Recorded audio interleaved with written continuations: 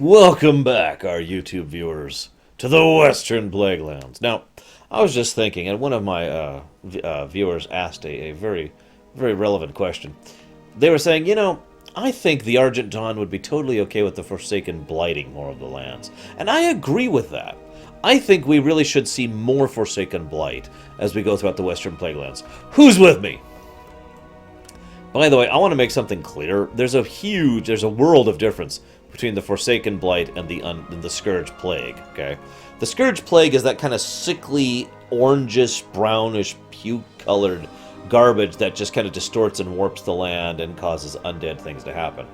The Forsaken Blight is the extremely caustic, green, violent, toxic death that just melts everything that it happens to come into contact with. So, pretty different things in comparison to each other. So, moving on. Farewell, Gnarlex. Welcome to the Western Plaguelands. When I was doing the Western Plaguelands back in Vanilla, this was the first time I started enjoying the game again. I'm kind of being serious when I say that, by the way. Leveling from 1 to about 20 was okay. 20 to 30 was, well, it was tolerable. And then 30 to 50 was basically one unending nightmare of horror and darkness that I only got through because I usually had something else to do while I was doing it. It was damn dull, is what I'm trying to say. And then I hit 50, and I could do all sorts of stuff. The first thing I always did was I went straight to the Western Plaguelands, because I like these quests. And like I said, Western Plaguelands and Eastern Plaguelands is pretty much when I start enjoying the game back in Vanilla. Nowadays, I of course enjoy it far more than that, because Kata, but yeah. Anyway, so... What can I do for you? I hail from Westfall, far to the south. Hang on. I'm trying to get a picture from Nicholas. We're farmers, nothing more. I'd been told Lorerun had been healed. Was ready for tilling. But this commander now tells me it's too dangerous to proceed. Says there's a war going on. And that the Plaguelands aren't healed. For anything else, I need some food in my men's stomach. Anything will do. Bears seem to be plentiful. So yeah, that's why there are farmers here. Because word had reached to the south that the land had been, well, that's horrifying, healed when it had not been. Or at least it had not finished. I really should clarify that statement.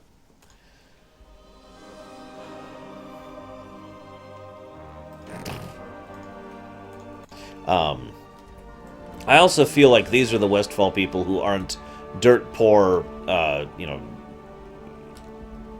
bums, for lack of a nicer way to put it. The transients is actually what they call them in-game. These are actual Westfall people, former settlers, trying to actually get themselves set up here as a part of the new Stormwind Empire. To which I say, get the hell out of my territory, you sons of...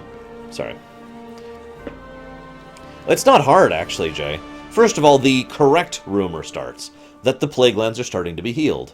And then you pass that down across an entire continent, and you get to people who are like, the Plaguelands are healed! As an aside, I know we've been over this point a few thousand times, but the fact that the humans just so automatically assume they can just walk in and claim this region because they're humans. Like, these aren't even Lordaeron humans, by the way. These are Westfall. These are Stormwind. And yet they're like, oh, well, we can go and settle and take that area for our own. Sweet! Stormwind for the win! Seriously? And of course, they drop everything to come up here and settle a place that is a war zone that is not fixed. Although, as you can see, it's already a little bit more fixed. We'll see a little bit more of the restoration the Druids have been doing when we get up there. Hey there. We must always prepare for battle. Whatever that battle is, against the Forsaken, against the Scourge, or some as yet unknown foe. What is known is what we must be ready. We're low on arrows. Okay, I'll help you out. See you later. Hey, it's the Argent Dawn. What's up? Hey there. I saw a strangest commotion going through the town the other day. A horse-drawn cart loaded with crates and chests, and a worgen woman at the reins, a blood elf at her side, and a dwarven paladin running behind, yelling some of the most creative obscenities I've heard in quite some time. They looked like they were heading to the East Plagues, though I'd imagine they can't be far by now. Be careful. Well, we'll do that quest much later, of course, because that's the go-to for the East Plagues. Gosh, I hope not, Dakota, but if they are, well, they just get to suck it, don't they?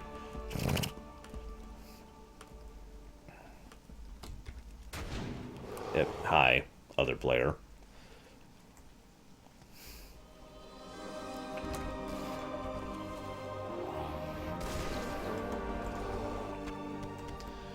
By the way, I am trying hard not to spoil, more plotty related stuff, so all I'm going to say is Koltira is in Legion, and let you think about the rest. These bears don't appear to be plagued, so that's a good sign. And there's Andorhal, of course. We all remember Andorhal, right? If you don't, it was a mission in Warcraft 3. The Grain of Andorhal, that whole thing. In fact, it was, I think, technically more than one mission in Andorhal.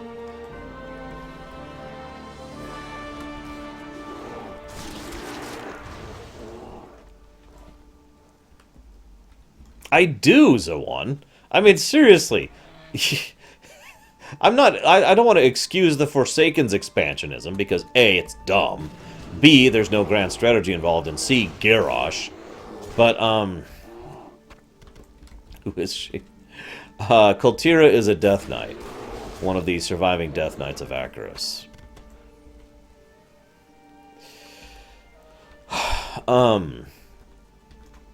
But at the same time, the Alliance arrogance... Excuse me, let me take that back. The Stormwind arrogance of literally just walking in and saying, no, this is our land now. And it's not even like claiming it, like there's that particular type of bullishness where they're like, oh, we know it's yours, but we're going to just say it's ours. You want to try and contest us? Huh? It's not even that kind of a thing. It's actually worse than that. It's the casual arrogance of actually genuinely believing that they actually have this land and that this is their land, and being confused when that does not appear to be the truth. I mean, seriously. Casual arrogance. Where's the... I think the other player's been getting all the feathers. Oh, there was one. Where is he? There's...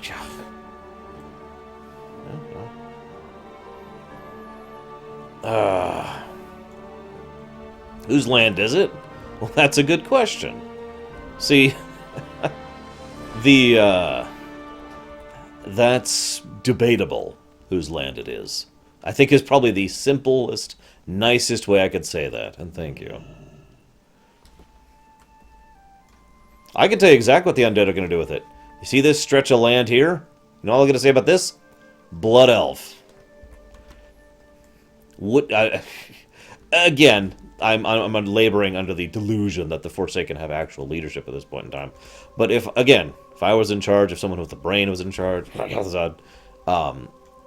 have the Forsaken help claim this area and the next area, help the Druids to reclaim the land, getting brownie points with the Circle and the world as a whole, and then offer the land to the Blood Elves to help them recover, because they still don't have much, try to remember. The Forsaken can keep, like, this. The Blood Elves can keep this, and we have one cohesive horde chunk up here. Let the humans get Arathi back. Let the dwarves take the hinterlands back. Except for the Raven Tusk area, because duh. And then, yeah, Fouja. But what Sylvanas is going to do with it... we both know what Sylvanas was doing here. She was expanding without thought or limit because she was so terrified she wasn't thinking more than 5 minutes in front of her face. She's like, oh god, I need more, I need more, I need more, I need more, I need more. I need more! Expand infinitely. There's actually a policy. I forget who started using it in real life. But the policy is called infinite expansion. In other words, the idea that the great empire of insert whatever particular empire it is will never stop expanding. It will literally always be seeking to conquer more territories. And that is the correct thing, that's what should happen. That's kind of what the Forsaken are doing right now. Policy of infinite expansion. And, by the way, for those not aware, policy of infinite expansion is dumb. I don't even think I need to go into the logistics of why the policy of infinite expansion is dumb. Anyways, so, I want to do if I can lead with the Forsaken. But I keep raising more to propagate my species. Yeah. As I think... Oh, crap, I'm sorry. I just stole that from... Oh, that was an alliance. Never mind. Sorry. Yeah. Sorry.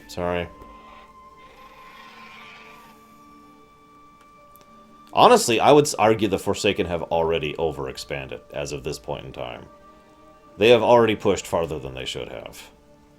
Geopolitically, as well as in terms of diplomacy, in terms of what they could tolerate, and of course in terms of their military holdings.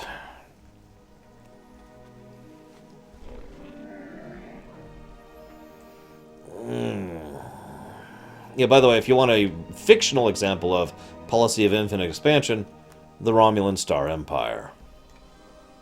Seriously. Explains a lot about them, really. And why the Romulan Star Empire collapsed and was effectively replaced by the Romulan Republic. Oh, that sounds really Roman, doesn't it? Oh my god, seriously, Jay? Summary mode! I would continue to raise, but I would try to do so a little bit less horrifically. For example, right now they're raising people en masse, like I already said. But we know that the Valkyr have the ability to reach out and speak to the people they're raising, right? So, or at least that we were fairly certain about that is true. Ergo, if that is true, they should reach out to the individual soul and say, do you want to get up?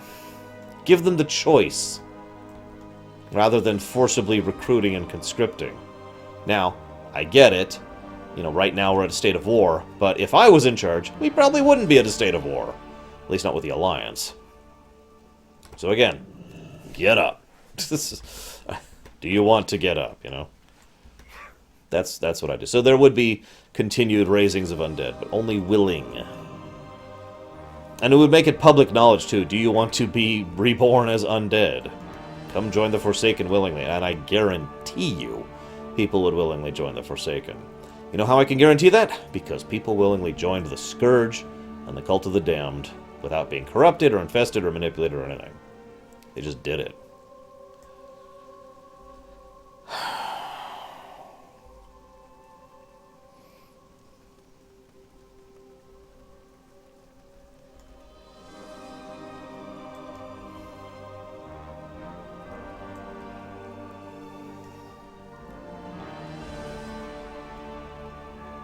I would also have a brain about my military strategy. I would also keep the nuclear option in check. But I would, and I mean that sincerely. I am one of those people who absolutely hates the idea of nukes, and anybody who's seen me doing anything ever knows that. But, yeah. If the Alliance... Basically, it's the situation like this. I would reach out to the Alliance and say, okay, truce. Truce, okay? No more war, no more violence. Peace. You know, slowly working my way up from peace and truce to actual alliance, right? But anyways, the point being, if they said no, I'd try a little bit more and be like, look, if you push us, we will push back. Peace? Okay, if you keep and if they kept pushing and kept pushing and kept pushing, I would eventually get to the point where I would like, look, we have the ability to blight your lands. We're not even to conquer them. We're just going to obliterate them. Now, the ideal would be to never actually do that, because that would be horrible, and would probably ensure no possibility of peace in the future. But you have to be willing to be strong when dealing with another nation. It's required. You can't just bow down to it, you know? I know, Takoida. That's why we need to break the Alliance in two. I've been saying that for years. Can I help you? Oh, we've traveled a long way. Anything you could spare would be appreciated. How did you even get here? You hunt like a true hunter. Even if we can't set up our homesteads, at least we can still eat. Be careful. You need something? Favorite 1 to 60 Kalimdor in Kata or in vanilla? Because those are very different questions.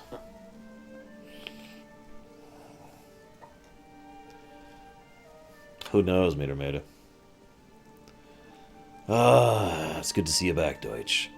I'll have my Fletchers get to work on these. Glad to see you being useful now. Maybe I'll have something more exciting for you later. Have a good one. In Kata? Oh, jeez, I don't know. There's a lot of extremely good ones. Light be with you. Sorrow Hill, the road up to the northeast, was one of the first places the Argent Crusaders and the Cenarian Circle were able to heal. The area is now free of the Scourge, but there are still many specters, which are, of course, type 2 undead.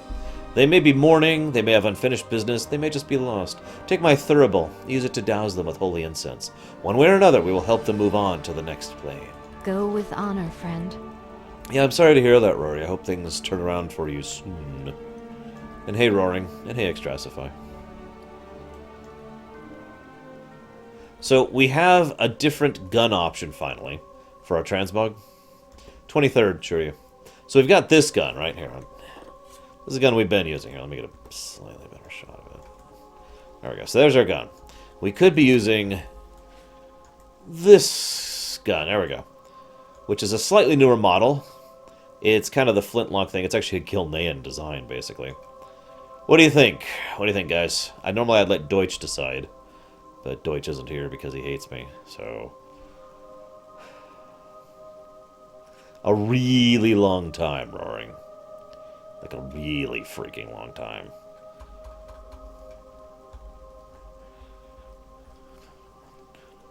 Uh, 9 hours, I want to say, something like that.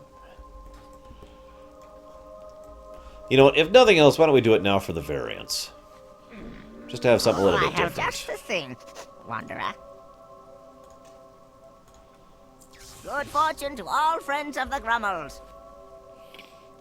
Well, Deutsch walked up to me one day and said, Ursh, I hate you, you're dumb, and you're stupid. So, I had to concede that he was correct. Oh my goodness. So for those of you who didn't play in the West Plagues back in the day, this is not what this graveyard used to look like. I mean, holy crap. Look at this.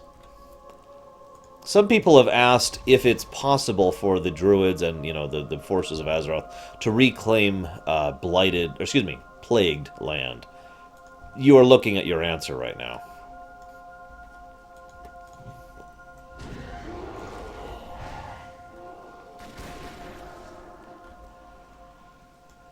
Hi, Deutsch. I don't know why you hate me so much, but it's okay. I accept it. I accept your hatred. I will endure your hatred, as a true Dalmascan, Arshengaean should. Sure, Type 1 Undead. Type 1 Undead and Type 2 Undead are actually kind of misnomers. Yeah, I know, Zoan. Normally I'd say it would be political suicide for the Forsaken to blight these lands again, but, well, we've already talked about their particular level of strategy. Anywho, don't worry, we'll be paying him a visit. I haven't forgotten.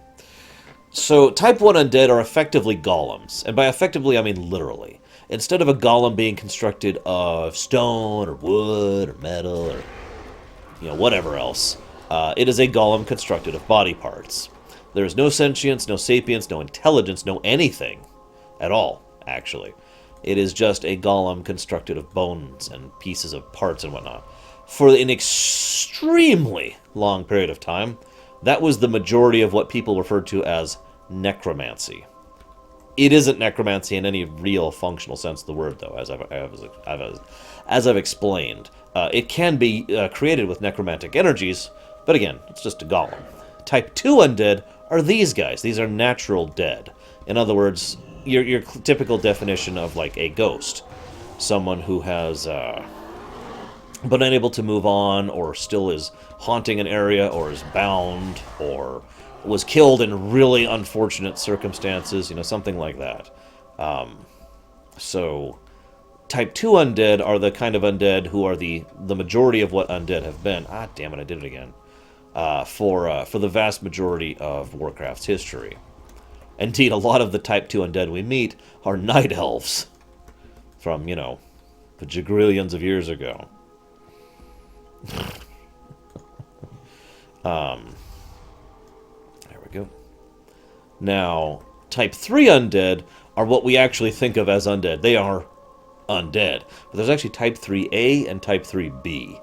Type 3A Undead is an undead body that has been basically brought up as undead, which is its soul has been deliberately detached from itself. In other words, in every way that matters, it is actually a different person than the original. Same memories, same intelligence, different personality, because it is lacking the soul of the original person, which is where the person actually is in this setting. So, for example, there's a reason I keep making the distinction between Arthas, the person, and Death Knight Arthas, which is his body minus his soul, doing all the things he did in Warcraft 3 and Frozen Throne. With me? Type 3B Undead is someone who is, undead, fully sentient, fully sapient, memories, intellect, etc., with the soul attached. So in every way, it is the same person that it was originally. If you are playing a Forsaken, you are by default playing a Type 3B Undead. Death Knights, when you start a Death Knight character, you are starting off as a Type 3A. During the course of the events, the Lich King pulls some weird stuff and reattaches your soul to you, and that becomes Type 3B Undead. Well met. Hopefully most of them passed peacefully. Thank you, Deutsch. Be careful. Bing. Yeah, by the time the Death Knights have left the Death Knight starting zone, Death Knights are Type 3B. That is correct. I guess I already said that. Look at all these stupid settlers. Aren't they ridiculous? Can I help you? The men and women here at Chillwind Camp have noble goals, but their ultimate purpose is war! I would offer you an opportunity to pursue more peaceful goals. Really? The Scarlet Crusade being peaceful? Ah! At the Mender's Steed, beyond the war-torn Andorhal to the north, the Scarlet Crusade has joined forces with the Cenarian Circle. Together we work on healing this land from the plague that used to reign here. Well, that's awesome. Farewell. I may not be doing that on this character, though. Let me go and put this over here so I don't lose it.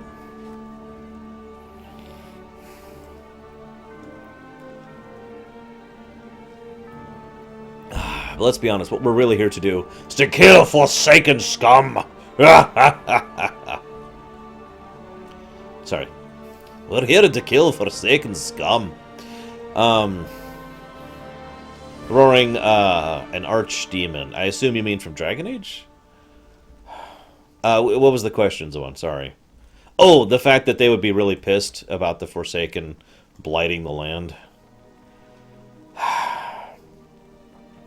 So this is another example. For those of you who don't remember what Andorhal used to look like, well, it didn't used to look like this. This is some significant progress that the Circle and the Dawn have made. This is impressive right here. And I can prove it to you because I can show you what the rest of Andorhal looks like over here. As you can see, well, it's a little bit of a difference between the two sides there. Yeah, I'm pretty sure I do too, Mind Blessed. I forget which ones, though. We might just barrel through a few of them. We're kind of... Hey, it's the Saurian! What? About time you arrived. Suffer well. Darkmaster Gandling of the Cult of the Damned leads the Scourge offensive in Andorhal. My old counterpart Koltira leads the Forsaken. For to win Andorhal, we have to defeat both. But we'll certainly fail if we take on both at once. I know Koltira well enough to know he will focus on the Scourge first. We will do the same.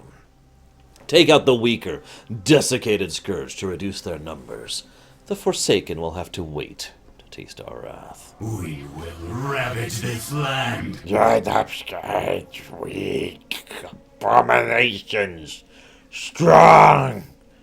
We defeat strong abominations. We eat war.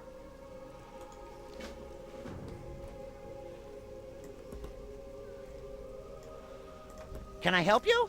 Eraz the Summoner is bolstering the Scourge defendants with simple skeletons. An army of weaklings that will overwhelm you before it overpowers you.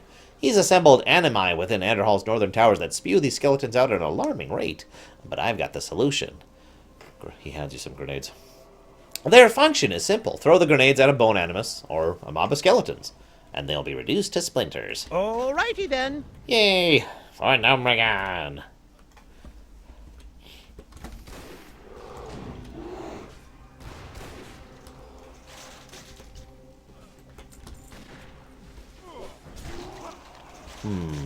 Greetings.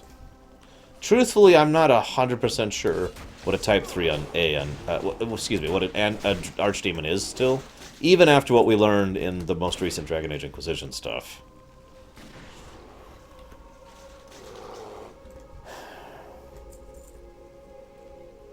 I mean, they're okay. Explosives, not the best, you know, but they're acceptable. They totally can't do things like create massive craters in the terrain or anything like that, so I wouldn't worry about it too much. You know, I do have to wonder at the logic of the Alliance here. Seriously, these are specifically forces of the Stormwind Alliance here to fight the Forsaken for Andorhal. Why? Like, of all the things you could do, why come here, go way out of your way in a place that is incredibly hard to maintain any kind of supply chain to, and is ridiculous amount of logistics to continue fighting, to establish this place? Now, I'm going to go and answer my own question, as I often do. The easy answer is actually really, really simple when you think about it. If they actually successfully took Andorhal and held it, this would be a huge boon in their war against the Forsaken, and then they could reclaim Lorerun, kill all the Forsaken, and win. And if I'm to leave my usual perspective for a moment and try to pretend that I'm some ridiculously evil, biased, racist bastard alliance for a second... Totally not biased. That tactic makes a lot of sense. Because their overall goal is not winning back, you know, Lordaeron. That's not really the point. Their overall goal is not to, you know, defeat the Horde here. Their goal is to wipe out the Forsaken, and then, once the Forsaken are all dead, because they're undead, and therefore they're no better than the Scourge, at that point, we could start worrying about other things. Maybe we could reclaim Lordaeron and sink bajillions of gold and time and effort into it, rather than trying to do anything like, say, fix Westfall, or Lakeshire, or Duskwood.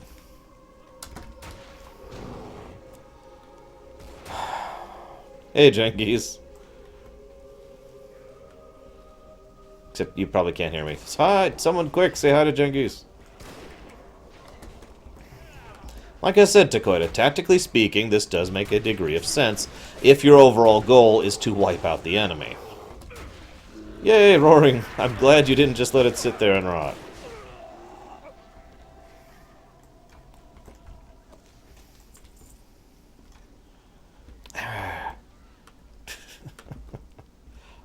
I mean, in all sincerity, am I the only person... This is a genuine question now for a second. In all sincerity, am I the only person who's actually bothered by how wasteful and neglectful... Hey, sorry, Roxas. And just everything the Alliance is being with regards to this war on the Eastern Kingdoms? Hell, technically they're being pretty bad in the Kalimdor too, but nowhere near this bad. They are literally neglecting their own problems at home. Like blind eye, like, nah, I'm not listening, not listening, not listening. And doing everything they can to expend massive amounts of energy, resources, and time in order to go after an enemy that's on the other side of the continent from them and isn't actively trying to... You get where I'm going with this. It's just...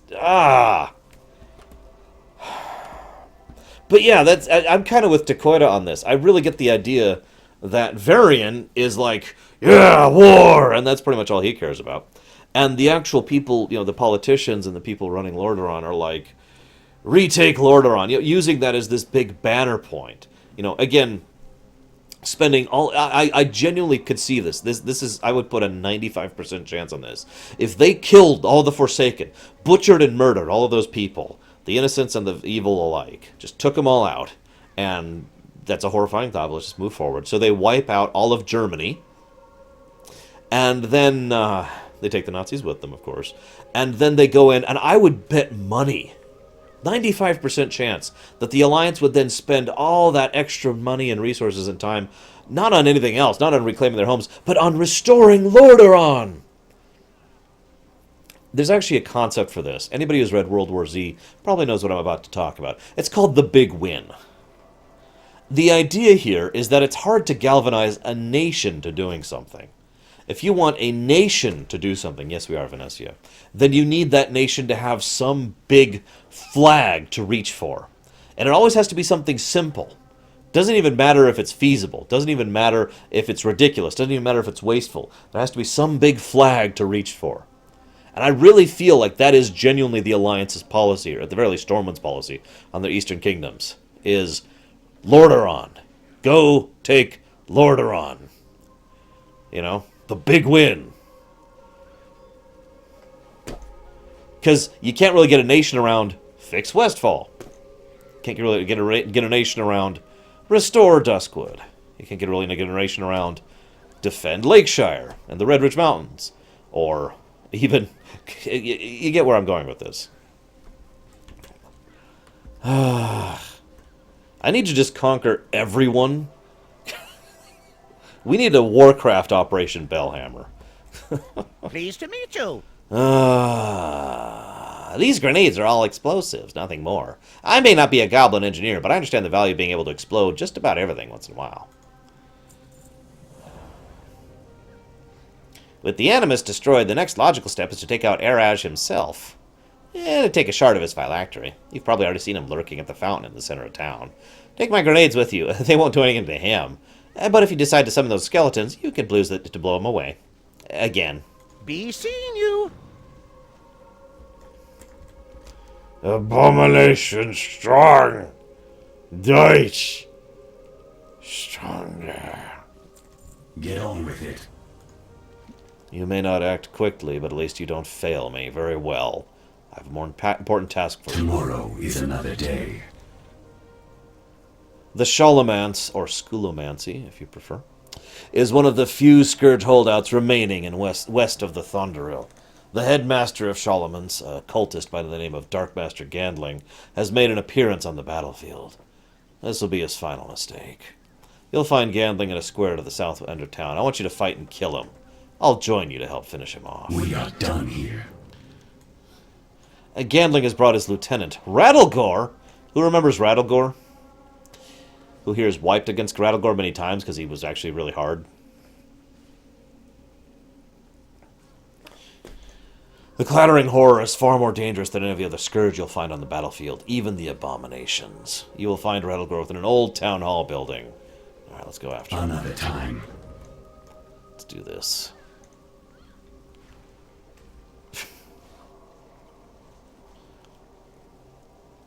I will agree that I will absolutely agree the Forsaken are not helping their case. And we've already discussed why. My overall point is that the Alliance are just as much to blame here as the Forsaken are for this entire mess. Now, if the Alliance held back, the Forsaken would probably still be evil. However, if the Forsaken held back, the Alliance would still probably be stupid. So, like I said, equal blame here.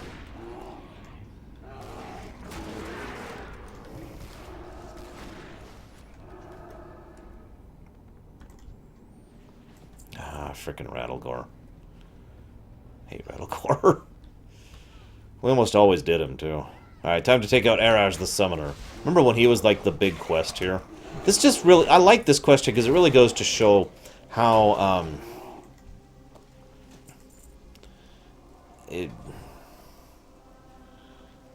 Thank you, War Widow. Oh, wait, hang on. I've got some terrible music I could pull up. Give me a second. Terrible music. Whatever. So, Eraj the Summoner, back in Vanilla, was like the big penultimate quest of Andorhal was to go after him. And there was this huge, well, I shouldn't say huge, but a fairly lengthy quest chain to go after him and take him out. In Cataclysm, the way they flip this on its head is, you go after Eraj almost immediately. Just, alright, go after him, crush him, done. Because the whole point is to emphasize how the Scourge, and I really do have to put that in quote-unquotes, isn't really the Scourge they used to be. This is just a random group of people who are still calling themselves the Scourge without the actual backing or support of the Lich King or anything that actually made them the Scourge. They might as well be the Scourge Light, for all intents and purposes. So, this quest really shows how insignificant they have become in the greater scheme of things, with the greater conflict here being all about going after the Alliance and the Horde, and trying to reclaim the Plaguelands. And yes, this is a Lich. This is what Liches look like in Warcraft. I'd just like to go on record as saying that this is, by a huge margin, my favorite Lich model in all of fiction ever. Whenever I picture someone being a Lich, this is what comes to mind. So, yeah.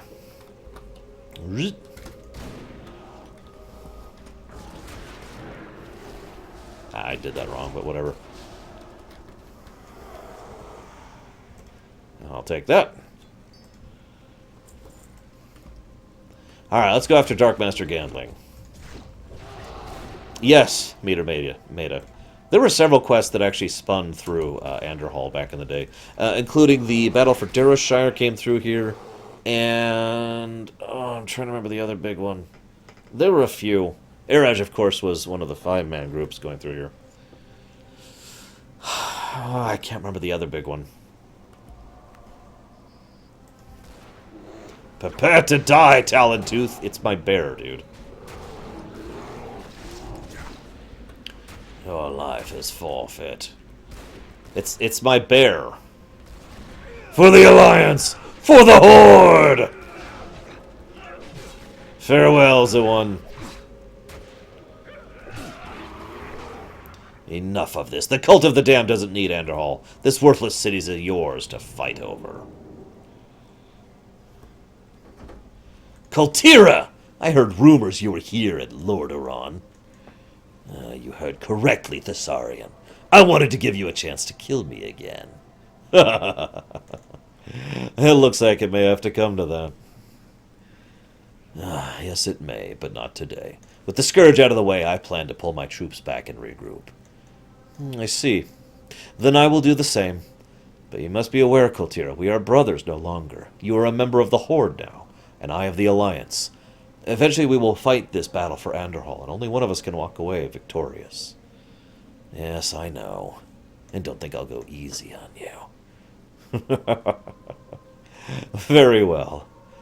I look forward to it.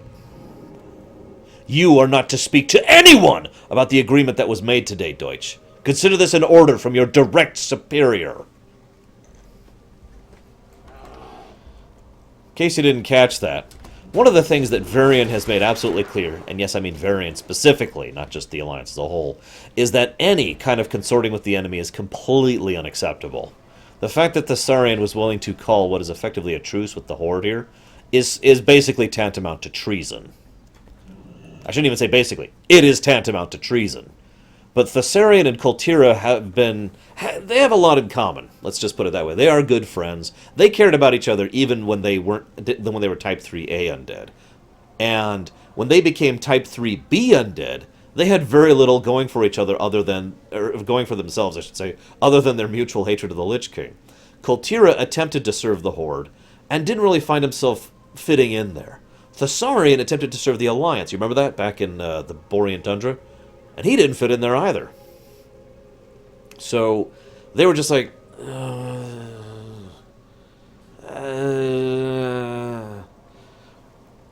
The funny thing is, since the Knights of the Ebon Blade effectively ceased to exist after Wrath, they both found themselves in the same position.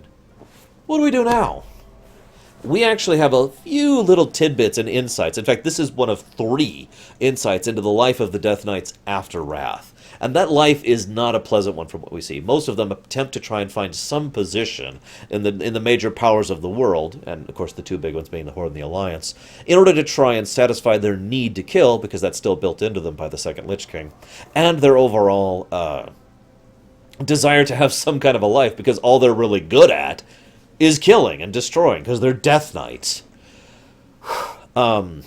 Not to spoil too much, but let's just say that Thessarian and Koltira are a lot closer to actually being friends/allies than they are anything else.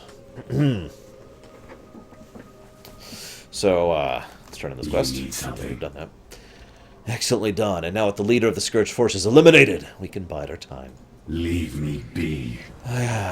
Suffer well. Oh yeah, he actually says, quick. well, I'll technically say, Eraj is a formidable opponent, be wary. Eraj is dead. This is good. The gnome has done his part in winning this war, as have you. The Alliance are victorious, and our forces are still strong. Military strategy dictates we attack the Forsaken now, while they are recovering and unaware. I made a deal, however. We will wait. We will attack Koltira and his troops when the time is right. In the meantime, speak with Ginny Goodwin and take a flight to Chillwind Camp. Tomorrow is I actually another day. technically did this out of order. I actually forgot about that. But that's okay, because we're not doing that right now anyways. We gotta see the other side of the story.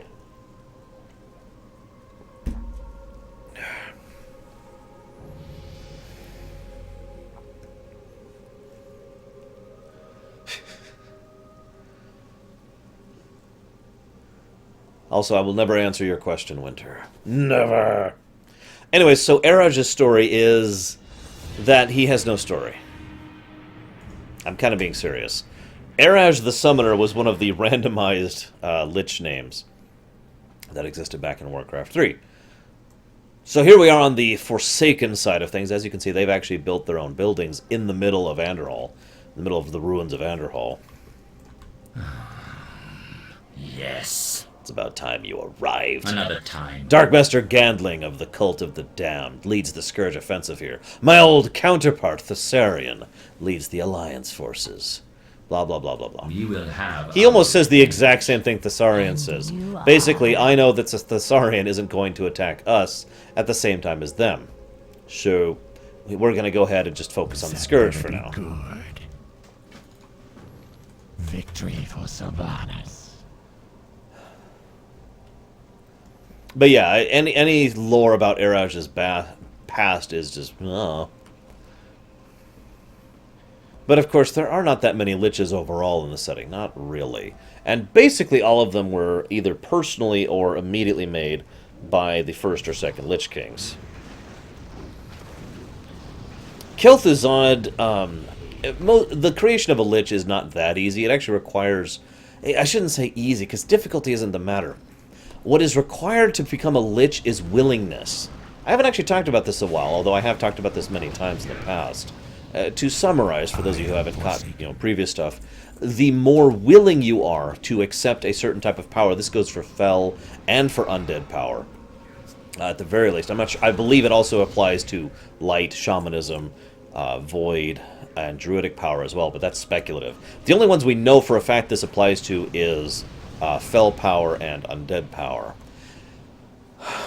So if you are more willing to accept that power, if you are genuinely more, yes, I will become your servant and I will become this undead slave, then you actually have more power. You are more powerful. There's a reason why most of the unwilling recruits to the Scourge became the lesser types of undead, if you follow that analogy.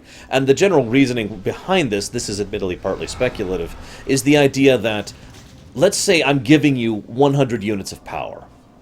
I know that's a weird comparison, just bear with me. And you are really unwilling to have this power. You do not want to be one of my undead minions. So, like, 90 of that 100 power is all going towards retaining your loyalty, forcing you to being this undead slave. What am I hearing? Hang on a second.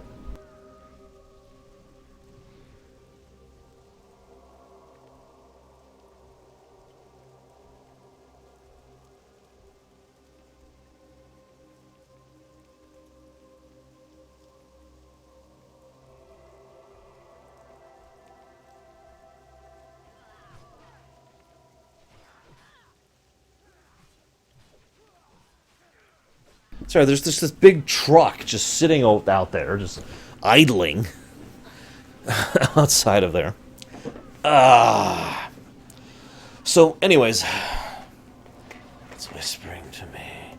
So yeah, the idea is that you have to be more willing to open yourself to their external power. Thus, if you are completely willing to receive this power I grant unto you, and completely willing to be my undead servant, you get 100 of that 100 units of power. With me? Now again, we know for a fact that this applies to both Fel power and Undead power. I suspect it applies to all of the forces of power that exist within this setting, because that makes a degree of sense. One of the things we know about the Light is that the more faith you have in the Light, the stronger you are in the Light. It's one of the reasons why Arthas and Uther, to name just two examples, were such incredibly powerful paladins, that in their martial skill and drive and etc. So, all of this explains one of the difficulties in crafting a Lich. You can't just make anybody into a Lich. You have to make someone who is willing to be a Lich. They have to want it. Like Eraj, like Ross, like, let me think about this. I used to be able to name all of them. Eraj, Ross, Kel'Thuzad, of course. I can't think of the guy's name in Razorfen, but whatever. Death Whisper. I can't think of the guy's name in underneath the human town in Dragonblight either. That's 6 liches so far total. And of course there's yeah, I used to be able to name all of them. Then there's the one who was at the Battle of Mount Hyjal. 7, by the way. There's more than just the 7, but like it's kind of like the Nethrezim.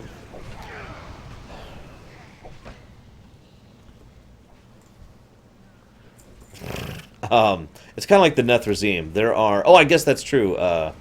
There's a Morgenfell now, too. Anyways, the thing with the Nethrezim is, of course, there are technically many different Nethrezim wandering around the setting. But the number of significant ones, there's only like 6 significant Nethrezim.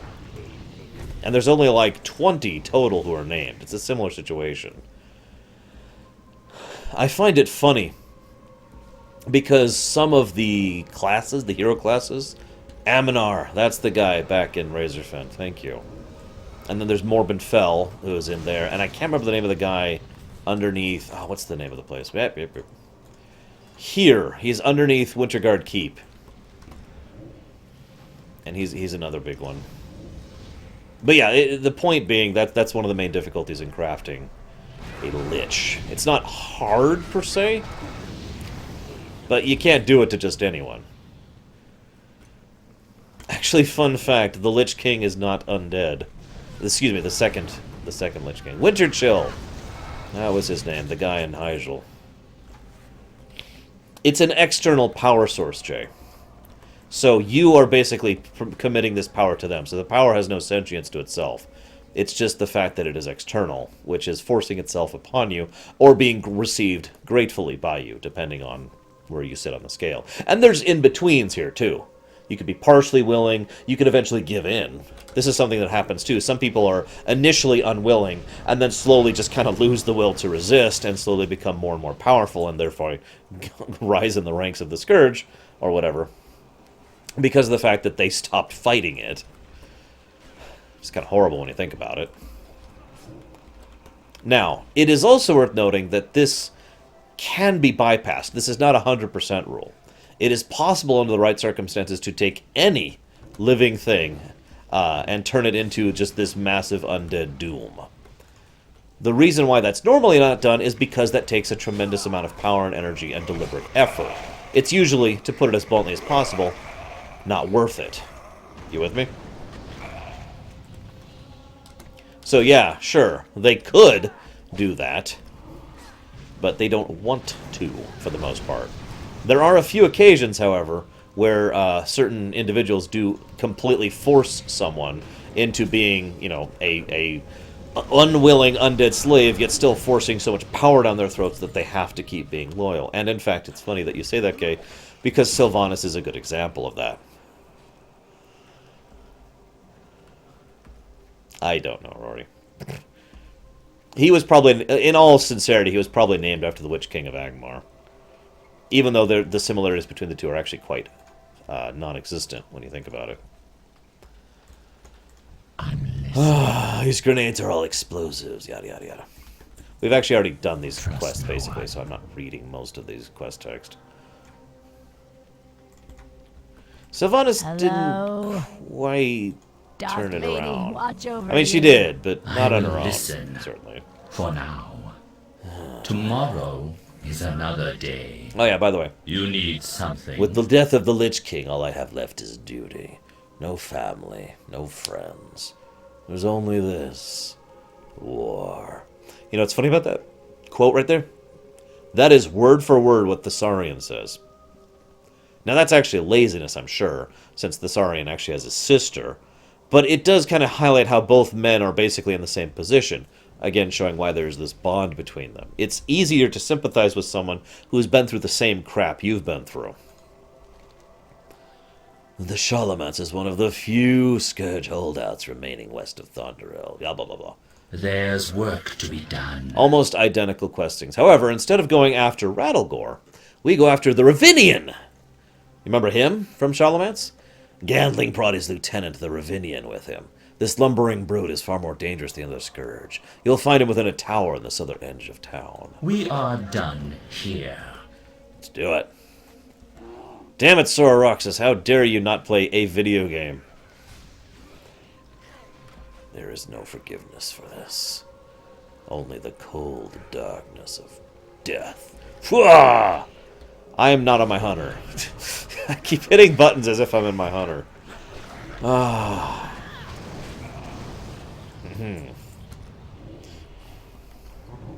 So this is actually a wight. You don't see wights that often. Wights are basically a step up from abominations, without actually requiring multiple people, which is why they're kind of unique. Basically, an individual person who is very willing to receive the power, and was altered and mutated to the point where he actually becomes this massive beast-like form, without actually becoming the other forms of undead you normally would by being willing to receive the power. Most willing recipients of that power tend to become more magically inclined. You know, Liches, of course, being the prime example there. Like, Arash, hey, what's up? Time to kill you again.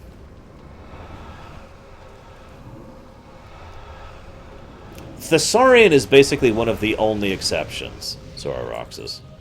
That's really what it boils down to. They don't tolerate undead in just about any circumstance.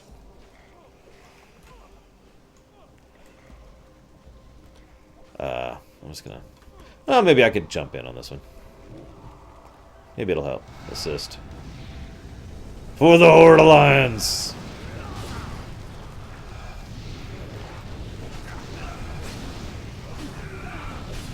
The monstrous wights and trolls, dire trolls have the same model, but there's no other similarity between the two that I'm aware of.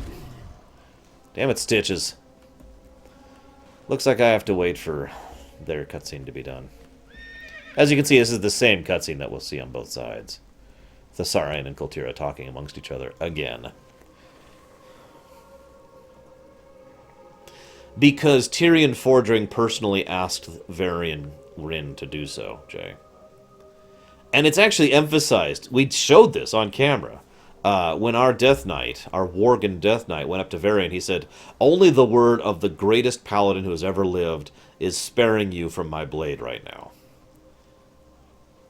Which is just... yeah.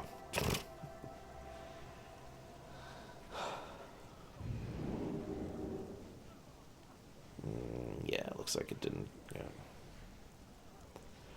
So yeah, Koltira and Thessarian make a deal. Thessarian orders the Alliance people who help, the Alliance adventurers who help them, to not mention anything about it. And Koltira orders the same thing of the Horde people. Let's make this clear. There really is no Cult of the Damned in any real functional sense of the word. However, in the simplest way to put it, I'll go ahead and go with the answer yes, Kazuka. Just because he is effectively all that's left of the Cult of the Damned at this point. There's a few shattered remnants that exist in the Eastern Plaguelands, and then there's his forces, which exist in Shalomance, and that's basically it. So yes, he is the leader of the Cult of the Damned. Technically, he's the leader of the Scourge in this area. And I keep putting this in quote and quotes, because this is what I talked about earlier. This is Scourge Light, you know. Cult of the Damned Light.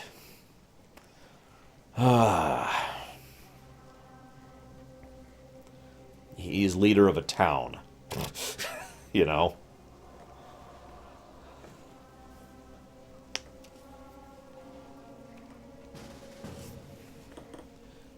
Oh yeah, sure, I'll take that. Share credit on the next one. I'm with it. For the Horde, as they say. The only good news about this is this guy respawns really fast. Now that I said that he's not going to. He respawned in like 3 seconds last time. Seriously. Up, yep. Bam.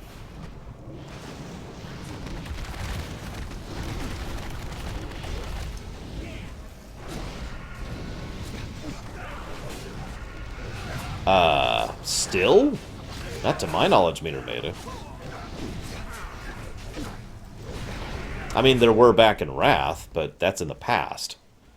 Those Cult of the Damned aren't really functional anymore.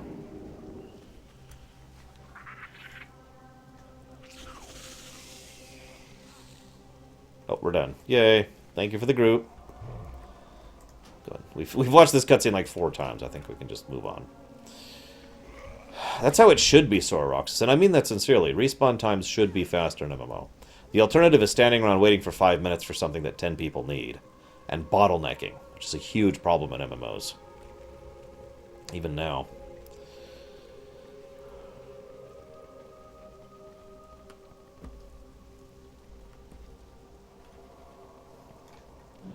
It's not...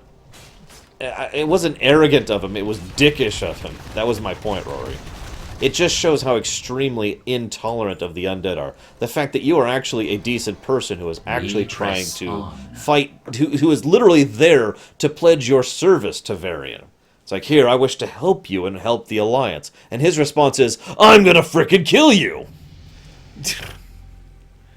Just... Anyways. Get on with it. So, yes. Ashes to ashes. Suffer well. The Forsaken are victorious, and our forces are strong. We must attack... Military strategy, it dictates we attack the Alliance, and now you kind of notice that this is, again, the same damn quest. We are done. Don't worry, it will branch later on. Trust me. Just, we're not there yet. Man, screw immersion.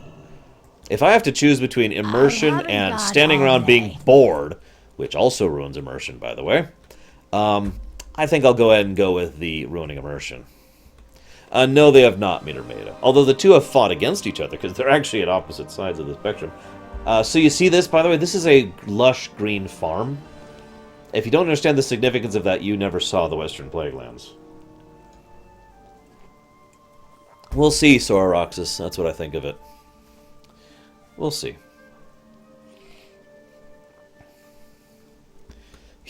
Damn it, Jaga.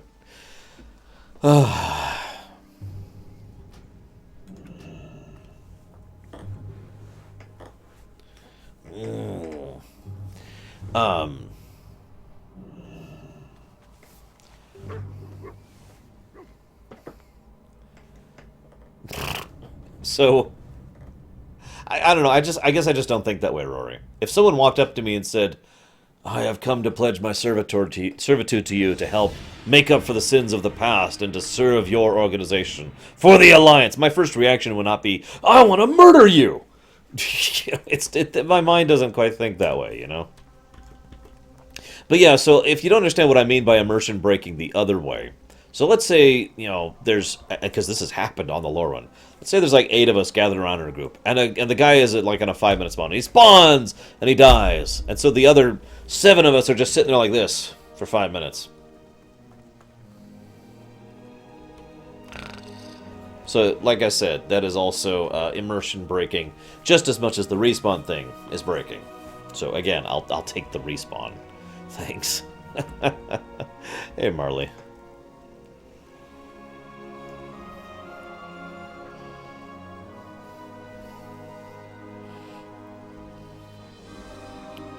Hey, there's this camp over here that I technically should have done second. It's okay, I've already done this stuff. We're cool, we're cool. Greetings. Hey, what's up? For the Alliance. So, I told you I wouldn't forget about this, and I haven't. These farmers from the south wish to take these lands, but I can't let them enter the Plaguelands unprepared. Even with the Scourge gone, danger still looms in the form of the Forsaken. No, we must be ready to fight, including our new visitors. We must turn these farmhands into soldiers and kill the... Before doing any of that, however, would you travel to Uther's tomb to the east, place this tribute before his statue, and ask for his blessing? Have a good one. You know how you can always tell? In fact, we're going to do something here.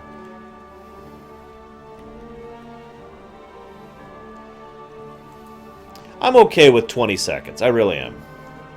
So, for those of you not aware, one of the best signs in Warcraft, especially in World of Warcraft, of respect, of a character that is well-liked, is the fact that even members of the other faction tend to have respect for that character. They still tend to look at that character and say, yes, that character is awesome. And that character is someone we totally revere and care about and blah, blah, blah. There are actually very few characters like that in Warcraft. Saurfang is one of them, and Uther is one of them. Uther is almost universally liked. In fact, for a brief period of time in WoW's history, only Alliance could do the quest that I'm doing right now, the vanilla version of this quest, and do this quest, and Karen was another good example, and pay homage to Uther. There's no quest exp, there's no big lore. You just go and you pay homage to Uther because Uther was awesome. And the Horde were like, why can't we do that? And I was one of them. Why can't we do that? You think we don't care about frickin' Uther Lightbringer? And so they changed it and added it so that even on the Horde, you could come here and pay homage to Uther the Lightbringer. In my opinion, the best paladin to ever exist in this setting. I do agree with that, Dakota. Yeah, Bronzebeard is another good example of a universally loved character. I shouldn't say universally, because that's too all-inclusive, but a widely loved character. Uther the Lightbringer was, see around Roxas, was a priest, actually, all the way back in the day of Warcraft 1, fairly young during Warcraft 1's era, but he was still there. And, well, technically that might have never happened to Meter Meta, if you're paying attention to the book. And, Uther was one of the original followers of Alonsus Fowl, who at the time was actually just a priest of the Clerics of the Light back down during the First War against the demonic horde. Alonsus Fowl, when I say he was a priest, I don't just mean religious. I mean he was the guy who cast heal spells, you know, the priest class, right? However, it turns out that the priests of the time were really not suited for the rigors of warfare. And that actually makes 100% sense. I keep praising it because of how much sense it makes. You go out into a battlefield in a robe, with no enchantments or protections on it, you are putting your life into a very, very slim chance of survival or success. So a huge number of those priests who fought in the First War died. Alonsus Fowl, when he came north to Lorerun, he took soldiers, knights, and the remaining priests and said, we're going to try and do better this time. And he trained warriors in the ways of the light and priests in the way of war. Thus was created, effectively for the first time in relative history, the Paladin. Now, Paladins have actually existed as a concept before this. You mean like this, Lily?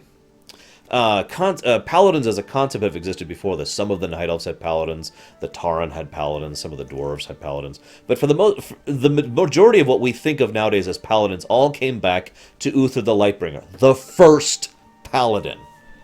He was voiced by Michael McConaughey. Yes, I'm listing that first, because he's a great voice actor, and he sold the role. He was voiced by Michael McConaughey. He was a great man who cared and had... He was a little bit too much of a goody two-shoes, as weird as that sounds. But that was the closest thing to a fault that he could have. He was unwilling to accept just how bad things had come. He was unwilling to accept the Kobayashi Maru. And he died at the hands of Death Knight Arthas. But, yeah, Uther is amazing, is what I'm trying to say. Here lies Uther the Lightbringer, first paladin, founder of the Order of the Silver Hand. Uther lived and died to defend the kingdom of Lorerun. Though he was betrayed by his most beloved student, we believe his spirit lives on. He continues to watch over us even as the shadows close around our ruined land. His light is the light of all humanity, and so long as we honor his example, it shall never fade.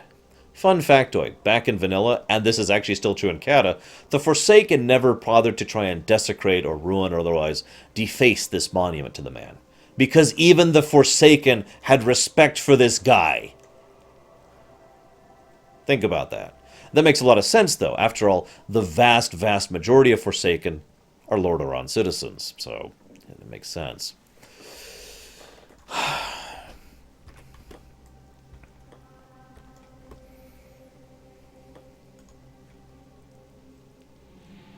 Oh, he was not perfect.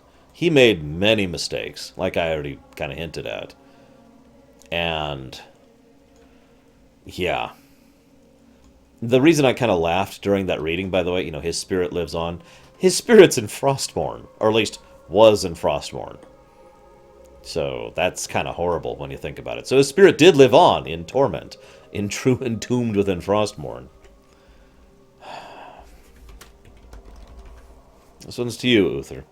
You were the best of us.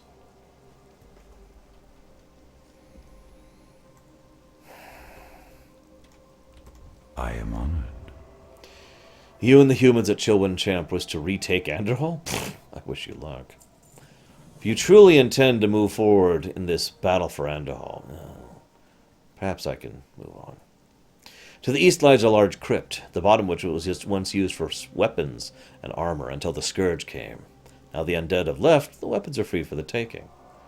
Go in peace. Sure. So we're going to go arm the farmers to go fight the Forsaken, because the Alliance are forcing them to, because I've already been over this whole situation. And no, Uther's spirit was freed from Frostborn just like everyone else's was when Frostborn died. I have absolutely no doubt, by the way, that Uther went on to the light. I should rephrase that. If he went on at all, he went on to the light.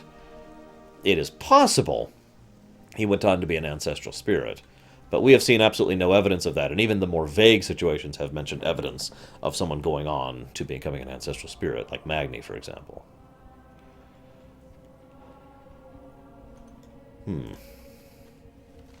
Scattered all over the bottom of the crypt, you find shattered crates that once held weapons and armor.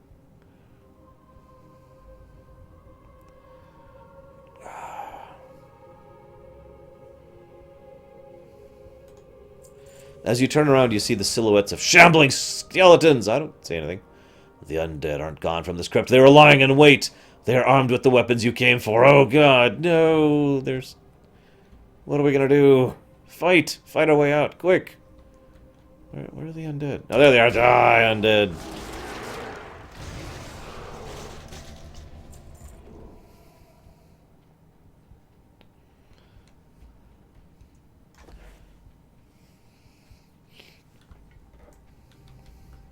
Yes, Dakota is referring to the Halls of Reflection. Not the Sylvanas one, which is kind of terrible. But the Jaina one, which was properly done.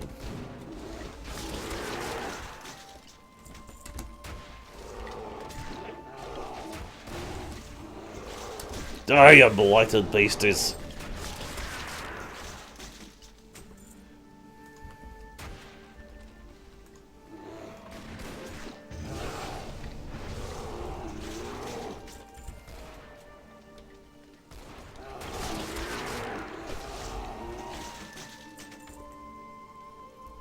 Who's left to take me on? Oh, I'll kill all the light of you and punch you in the jimmies. Hi. Damn it, I need like one more. Okay, Janine. I will keep aware of that. I've noticed WoW in general is acting a little bit off of what it normally is when I switch characters and whatnot. Fortunately, the first thing I did as soon as the server was up was hopped onto Dalaran, the server we're doing the Lorerun on. I shouldn't have just said that aloud. And I did everything I could to make sure I was in character on the right character, ready to go.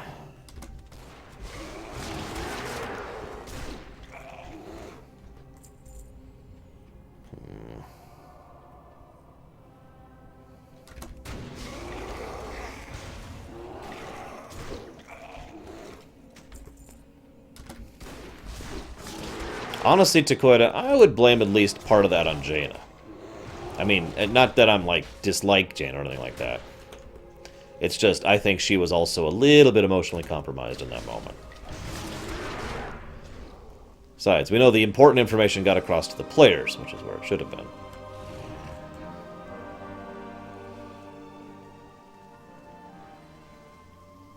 Farewell, Uther. Forever.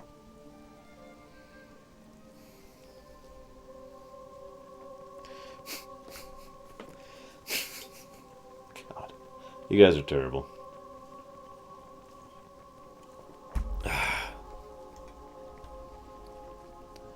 It's okay, I know how to report people for spamming or harassing now, so I'm good. I'm good.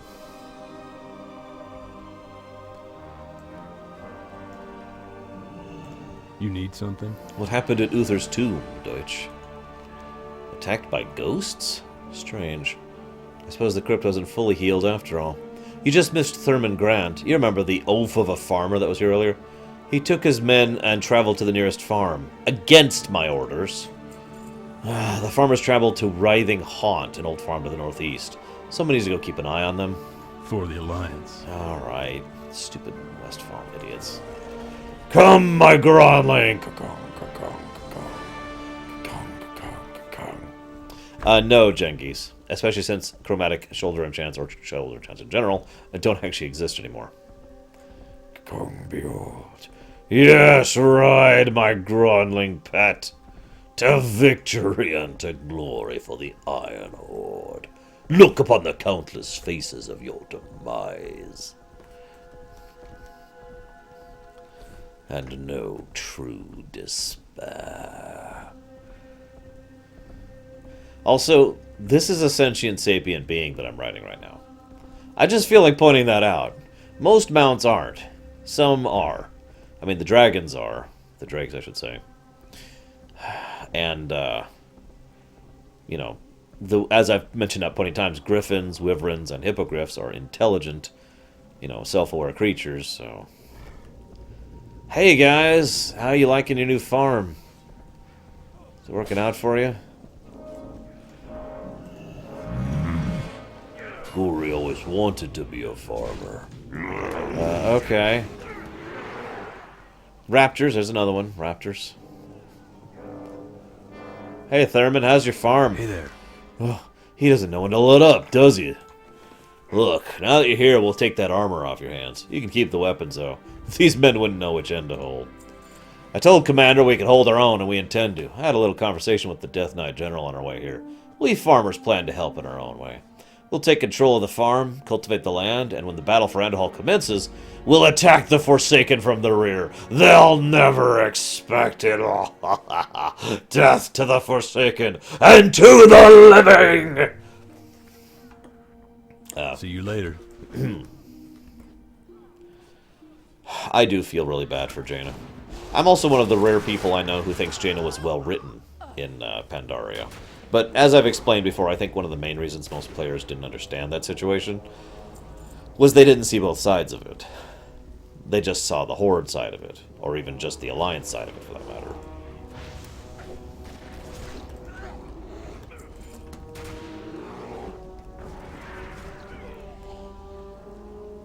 Death to the Forsaken. Death! This land... So I just want to make this clear.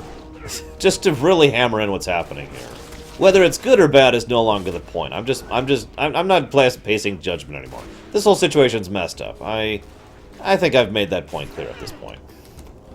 This is a farm which the Forsaken actually held, and they had started reclaiming. You notice how it's actually green, has actual growing crops. If you don't understand how significant that is, you don't remember what the West Plagues used to look like. It was called the Plaguelands for a reason, is your big hint. And yet, so the farmers from Westfall show up and say, this is our land now, and basically try to conquer it from the Forsaken. Again, I'm beyond passing judgment or anything like that. I just want you to understand what's happening here.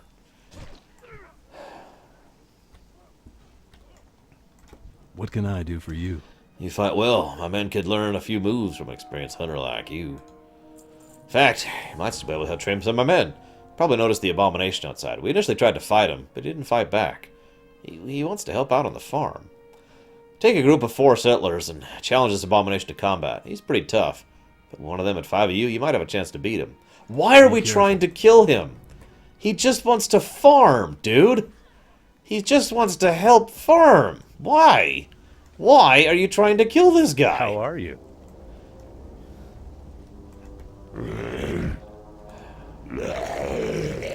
I mean, seriously.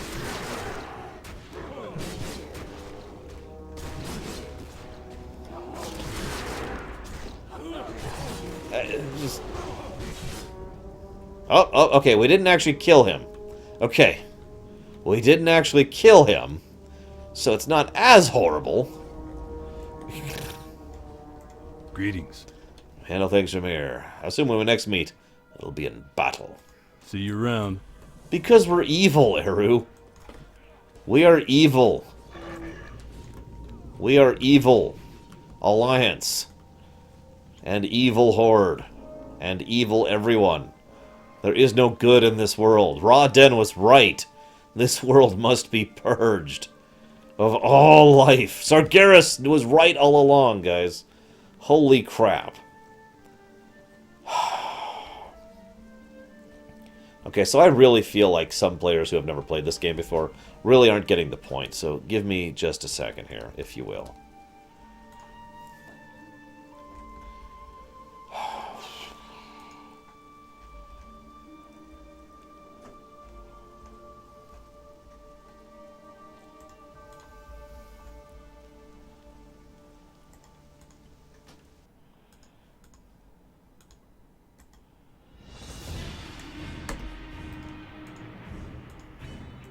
What do you mean, Nicholas?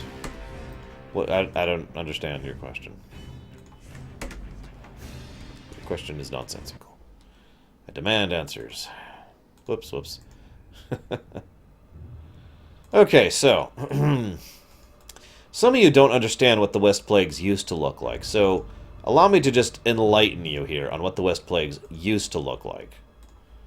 This is what the West Plagues used to look like. No? Doesn't get it across yet? You know that farm we were literally just at a minute ago? Well, why don't I show you what that farm looked like back in vanilla? It looked like this.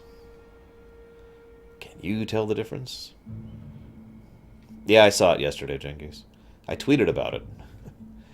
Yeah, so the Western Plaguelands used to be a mess. It used to be this horrible, degraded, dying land of death and plague. Literally, the mist of the plague was still in the air. In fact, one of the things that was happening was they had these things called plague cauldrons. And that was literally... they're pretty much exactly what they sound like. That's correct, Diesel. In fact, actually, right up on the screen right now, I just realized this picture right up on the screen right now, that thing on the leftish, that's a plague cauldron.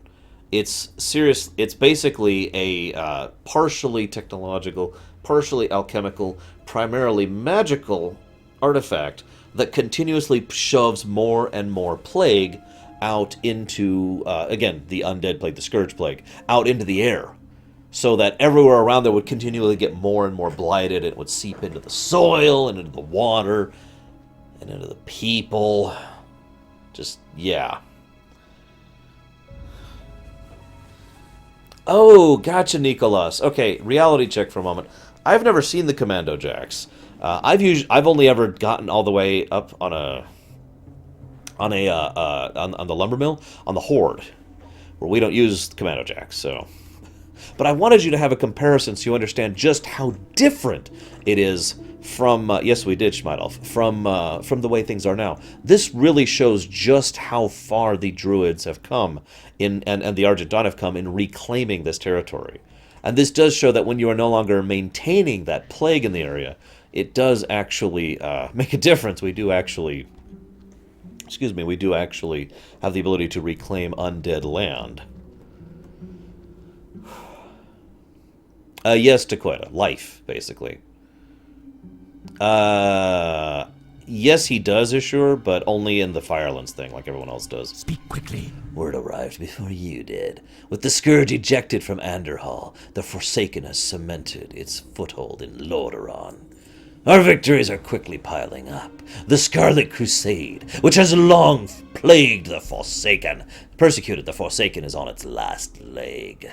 While they still hold the monastery here in Tearsfall, no they don't, they no longer occupy Hearthglen or Tear's Hand, and as recently as last week there have been reports of Scarlet activity at the small camp of Fellstone Field. Travel there and verify this information for me. Embrace the shadow. East Plagues is starting to get recovered. Just a little bit over here, and a couple of other spots that you'll see is starting to get reclaimed. Speak quickly. I need plagued grass for, an experiment of sorts. Those Argent Crusaders and those infernal Cenarian Druids have done too good a job of healing the Plaguelands, however, and I can't find proper reagents in walking distance. Some of the local wildlife retains the plague's touch, however. Kill a diseased bear and retrieve the grass that grows where its decayed body lies. It's not optimal, but it'll do. Goodbye. The Scarlet Crusade, the Scarlet Crusade doesn't actually exist anymore in any significant sense of the word, legally. They're gone. The ones who remained loyal to the concept of the Scarlet Crusade are dead. Some of the ones who fled, as you mentioned, fled to the Argent Dawn. I don't know if any fled to Stormwind. There's also one who's technically still alive, but only because they haven't changed the achievement for him. What will you require? The Alliance forces walk around the Plaguelands like they own the place. Well, they don't. This land rightfully belongs to the Dark Lady. As the battle for Andorhal draws to a close, the Alliance forces occupying the Plaguelands scattered. Several of them can be found east of here, hunting foxes. Prove to them that this is Forsaken territory. Kill the hunters, kill the hunting dogs, and kill the foxes they hunt for good measure. Victory for Sylvanas. Well, the Forsaken as an organization are not trying to replague the lands, nor. Plagued death may not affect them as much as it does others, but it still affects them. So they still want this place to be reclaimed, just like everyone else does. That one individual Forsaken and several of the apothecaries were upset because the plague was a good source of experimental materials that they could use to try and... that they could use to try... Oh, right, it's Mapster, sorry, Origin. They could use to try and improve their blight. And so they're upset that they no longer have a chance to, you know, to experiment with the blight. It's kind of a Forsaken first world problem sort of a situation. Damn, how dare they reclaim the land? You know, even though we want them to. Alright, death to the dogs! And to the living. Death to the dogs. Look at his dead body! Look at his corpse. It's a map add-on. The default map doesn't look anything like this. Well, I mean, it looks a little like this. And the red shows me where I haven't been. If you don't know, if you don't have this, you just see empty terrain here. So having the red is really useful, for example, pointing out where Arthur's Mill is, right there. Because otherwise I just have this blank map here. So it is exceptionally useful. It also allows me to, you know, move the map around and do all sorts of other fun stuff with it. Death to the dogs! Death to the dogs! Apparently Deutsch is being gotten to because I'm killing... Dude, they're just... They're hunting hounds, dude. What do you want from me? Nah, well.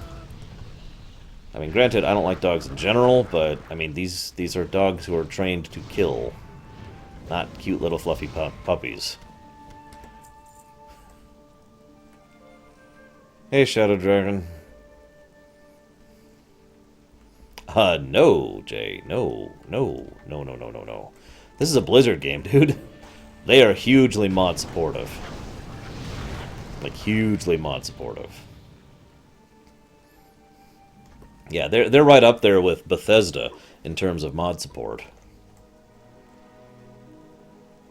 Yeah, anytime a mod comes out that's considered cheating, and there's really only 2 of them that have been that, they will go ahead and shut down those mods. Not mods in general, not the people who made the mods. They'll just say, this mod is no longer considered allowed. Well, that was weird.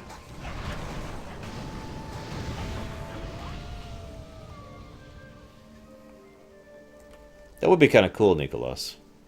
Alright, so here's that Scarlet Crusade camp. Huh. I think they're all dead. What do you guys think? Do you think they're dead? Hang on, let me check one. Excuse me, sir. Poke, poke, poke. Poke, poke. Well, she's ashen and on fire. Not the most definitive answer, but I'm going to go ahead and use my extensive amount of experience with killing people, and I'm going to assume these people are dead.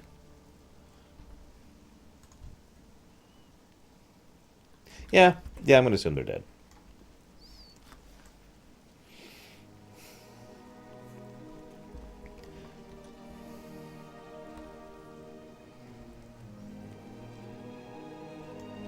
Yeah.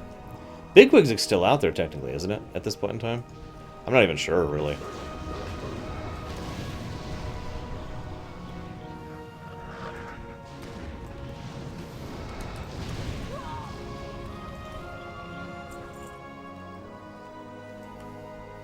Yeah, the good news is Blizzard is a lot more lax about what they allow you to do with the game than they used to be. Like I've said before, they used to be a little bit ban-happy back in the day. They have relaxed that a lot. Yeah, by the way, sorry, I probably should have explained that. For those of you not aware, that was Lillian Voss's work. Lillian Voss has been through there. As I mentioned, we kind of follow the trail of her adventures up until the culmination of this zone, which we'll be doing today, by the way.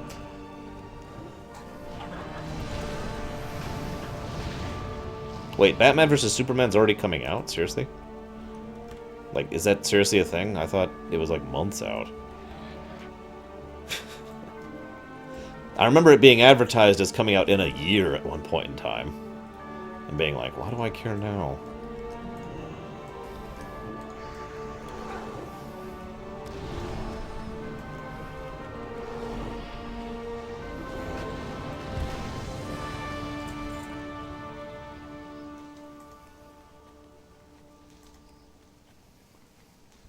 Some of my powers do glow purple.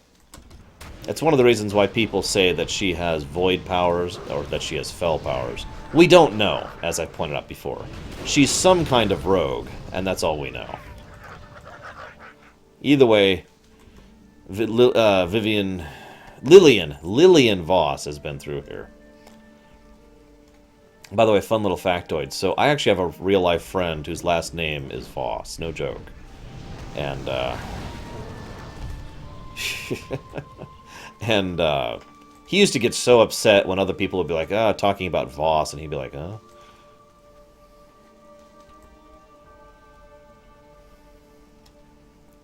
I have no idea, Dakota.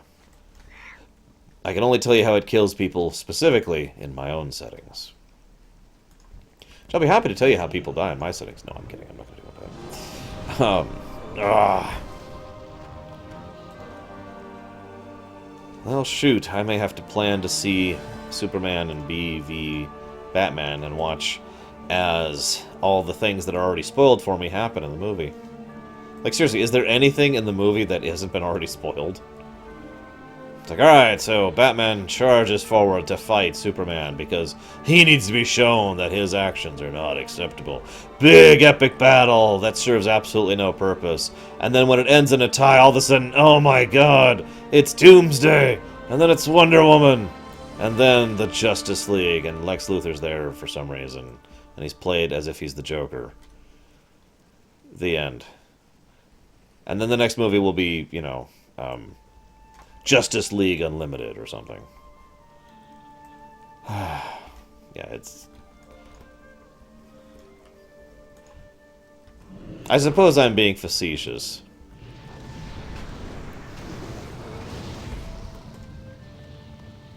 But whatever.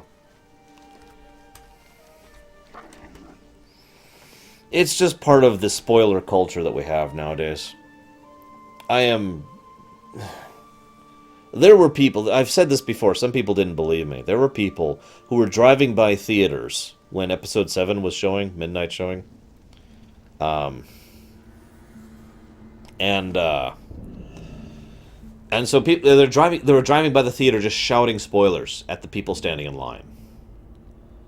That's the first problem with spoiler culture right now. The second problem with spoiler culture right now is the fact that trailers are goddamn stupid. I'm serious, by the way. Trailers shouldn't exist anymore, and I mean that sincerely. You know what trailers' purpose is? Trailers' purpose is so that when you have a few movies coming out in the theaters the next year, you understand which ones are about what. Because the only method you had at all to know what a movie was about, at all, was the trailer. I'm referring, of course, to the 70s and the 60s and the 80s. Nowadays, trailers are irrelevant. Nowadays, we can know what a film's about. We have information technology. We have the ability to dispense information other than using a trailer. We could have a film that's coming out called The Creeping Kid, starring you as the Creeping Kid. You related to Shaggy. But I'm serious. Trailers don't have a purpose anymore. We actually have, my friend and I actually had a theory that the only reason trailers are still a thing is because the people who make the trailers are trying to justify their jobs. And that's why trailers have been getting worse over the years. And I mean that sincerely. Have you looked at the way trailers are constructed over the years? There's two types of trailers anymore. Yes, we know exactly where she is, and no, she isn't, Meter Maida. There's two problems with trailers. The one is the obvious problem. They spoil every goddamn thing. Now, this is actually tied in with a secondary problem over here, okay? Here's the secondary problem. Trailers are not made by the people who made the movie. Some people don't understand that. The directors, the actors, the producers, they have nothing to do with the trailer. The people who actually make the trailers are the studio, who hire their trailer-making people. They have a whole separate staff of editors and whatnot who work on that. So the people who made the movie usually have little to no input on what actually goes into the trailer. It's not unless you actually have someone who is really influential or well-known or has a lot of political affluence within Hollywood who can say, no, no, no, no, no. You're going to put out this trailer. For the most part, the studio decides the trailer. And that's why Batman vs. Superman had spoilery trailers. That's why that new Terminator movie had spoilery trailers. That's why the latest Captain America Civil War had spoilery trailers. All of them have had super spoilery trailers and have given away way too much because the studio has only thinking about we need to get asses in seats for that very first opening weekend. That's all we care about. Because they either don't know, they either think the movie's going to fail, like with Terminator, they don't know if the movie's going to succeed or fail, and therefore are gambling on the initial releases to cover costs, or they no longer have the ability to tell a good movie from a bad movie, and therefore want to get that initial cost. All three of these situations mean they want to get as many people in the audience for that initial launch as possible before word of mouth and the information age we exist in gets word out about whether it's a good or a bad movie. And it's dumb. The second problem with trailers is they are incredibly formulaic. And I hate myself for saying that because I hate using that word. I hate being one of those people that says, oh, it's all the same thing. But it's true! It's true. Watch a trailer side by side with other trailers. It's gotten to the point where I can predict the exact next thing that's going to happen in any given trailer nowadays. And I have been so accurate about it that it depresses me. I went to see Zootopia recently. And I loved that film, by the way. Great film. But I'm sitting there watching the trailers and it's like, okay, so this is going to happen. And then it did. All right, now this is going to happen. Then it did. Pause for a moment. Yep. And then this happens. Yep. It's completely formulaic. There are basically three types of trailers when it comes to the formula, and they follow it almost to the letter. The Warcraft movie trailers are another excellent example of that. I mean, the Warcraft movie looks alright, and I'm going to go see it, but for God's sakes, they are the exact same formula as every other trailer in the universe of that type. So in my personal opinion, trailers should cease to exist. Kick those people out of their jobs. They're doing a terrible job anyway. Remove this stain from reality. Just get rid of it. And why don't we just rely on other sources of information to determine what a movie is and if we want to go see it, rather than watching it. It's rolling the dice when it comes to a trailer if it's going to be a misleading trailer or a spoilery trailer. That's the other thing. You don't see that as much anymore. But a misleading trailer is another good example of something that you'll see, especially in recent years. A trailer that's designed to basically lie to you about what the movie is. To make you think it's A when it's actually B. Deliberately designed to make you think, oh, it's going to be like this. Now, there are exceptions, of course. Deadpool, excuse me. But they need to go away. At the very minimum, the most I am willing to budge on this issue is that trailers as they exist should go away.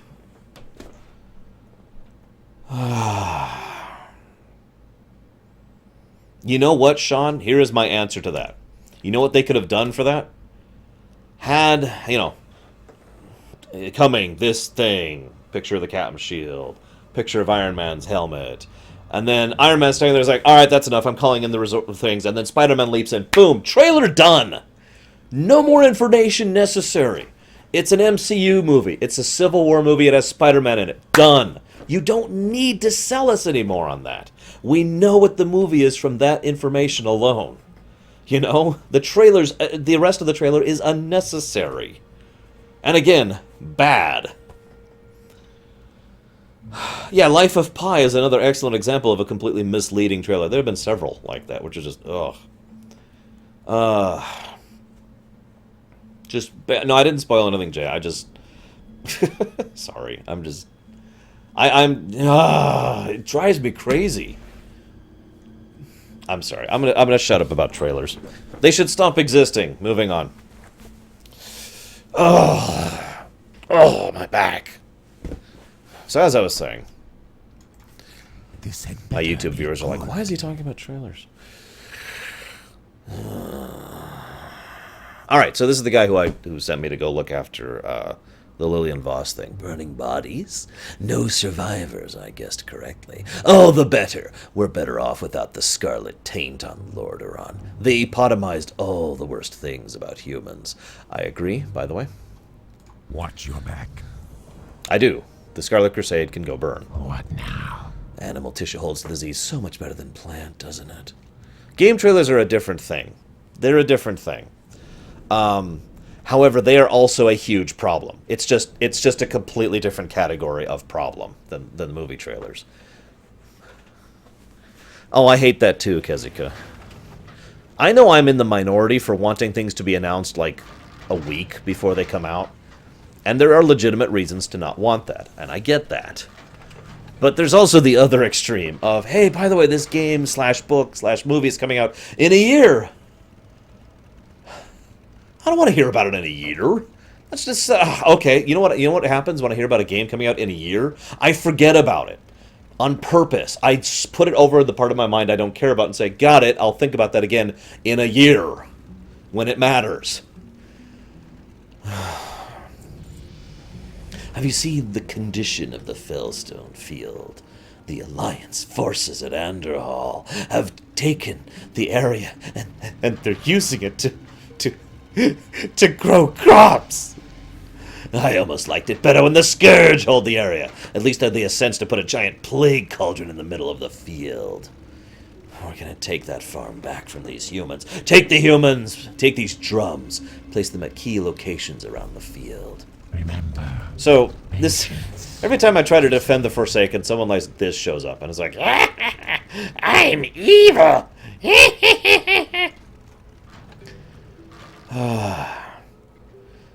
I guess that is an acceptable middle point, Darkrai. I'm with that. I really am the I want to hear about it next week kind of guy. Like, if you announce right now, the new Zelda game's coming out on the Wii U next week, my response will be freaking awesome. Pre-ordered, hyped, ready to go. Hang on, let me read this quest first. What now? It's a relief to have those hunters out of the way. We're not done killing the Alliance, however. The men who till Fellstone Field are no farmers. They're soldiers.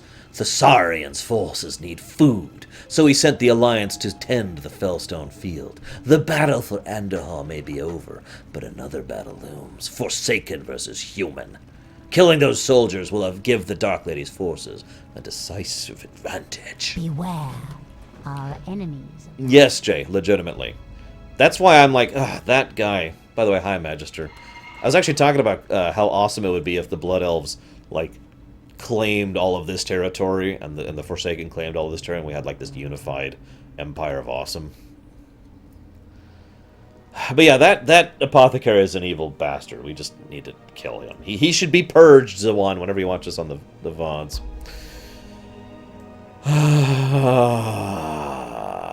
Anyways, to explain a little bit, I do understand the perspective of not wanting things to be announced, tomorrow, or it's coming out tomorrow kind of a thing. I get that. And for those of you not aware, the reason is actually very simple. Let's say you're not doing well financially, or you don't have a job, because you're young, you're a teenager or whatever. Let's say a game was announced that you're really interested in that's coming out tomorrow. Or that's an extreme. Let's go with next week. Because that's happened before. There's a game coming out next week, or in a month even. Setting aside money in your budget for $60 for a game isn't the easiest thing in the world to do, and I understand that. And having only 1 month of prep time, that's going to be a bite then, right? So that's the big argument against, initial release times. That's why I say the 3-month thing is probably a good in-between. It's quicker than the 1 year or the 2 year or whatever, but it's not as bad as the, and next week this awesome game comes out, that kind of a thing. So, I kind of like the 3-month idea. I think that's a nice,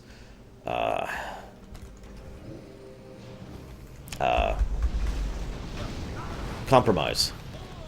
That's a good word for that. And yeah, what Fallout 4 did was brilliant in my opinion. Fallout 4 is coming out, and it's coming out right now. Go.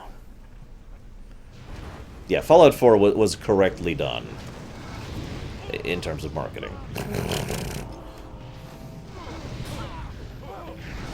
Also, Nintendo usually is pretty good about that. Usually, not always. They're not always perfect about that, but every now and again they're like, hey, here's this game coming out. By the way, it's coming out next month. That's like, oh, awesome. Or here's this game coming out. It's coming out in like 2 months. Awesome, you know. I'm with that. I actually wish they were a little more stringent to it than they currently are. I'm leaving... Okay, it said to leave drums. I thought it meant like war drums or magic drums, not frickin' blight. Oh my god. We're evil. Hashtag we're evil.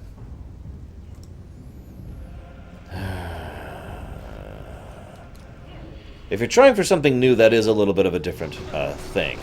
However, all I have to say about that is there is no definitive win method for marketing. So it's not like I can just tell you, you know, here's a brand new game called No Man's Sky that's coming out in 3 months. You know?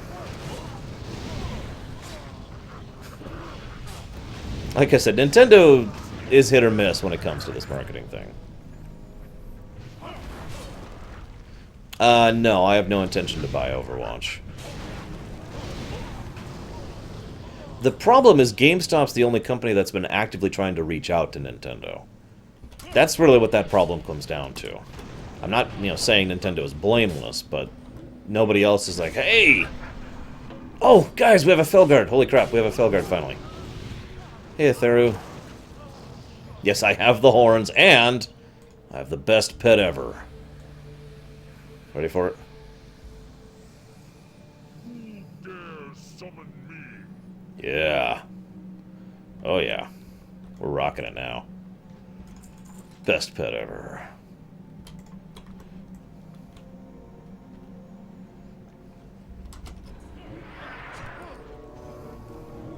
It is nice that Nintendo has finally started working with Amazon, though. I don't know if that's Amazon or Nintendo who have pushed that, but I don't care. It's good. Yeah, seriously, can we just get rid of the apothecaries? Can we just work through and, you know, deal with them? Well, we're binding them to our will, Jay, so they're not really happy about being here.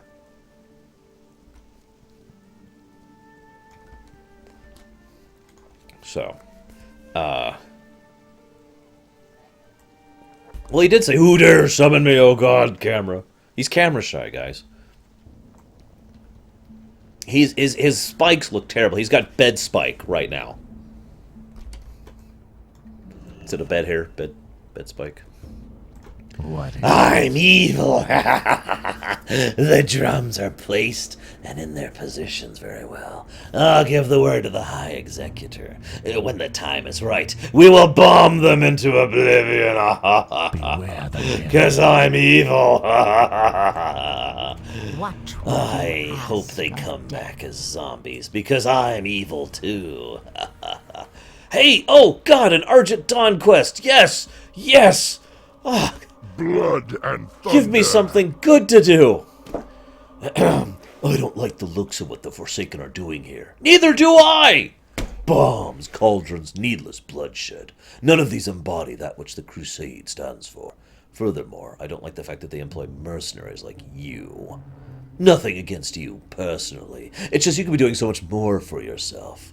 If you're interested in healing the Plaguelands, rather than re-plaguing them, report to Agent Cartfish at the Mender's Steed. For the Horde. For the Horde Crusade. Hey, Screenburn. What now? Oh, jeez. Remember.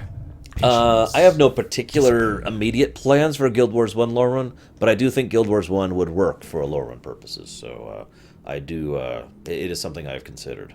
Ganon. What is it? Fellstone is cleared and the bombs are set. I hope you're covering your ears.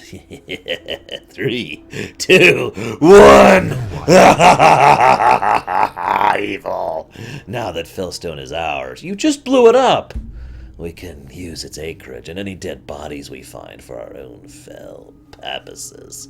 I've received orders from higher up. You're going to be helping out in this process. You may have met Lindsay Ravenson on the battlefield. I've never met her, but she has some friends in high places because she's taking over the operation at Fellstone. You're to meet her at the camp. You know, the one you scouted out earlier. Beware. Okay, I'll go be evil. While helping the Argent Crusade. I have to do this in order to show off the lore, Jay. That's what a lore run is. I'm showing off the lore. It's not like I can selectively say, okay, so this quest is evil, so I'm not going to show you this, or any of the quests that are unlocked by doing it. You know, I don't get that option. It's my job. It's like you went to your work and it's like, you know what, I don't feel like doing this work. This sucks. Yeah, it doesn't work that way.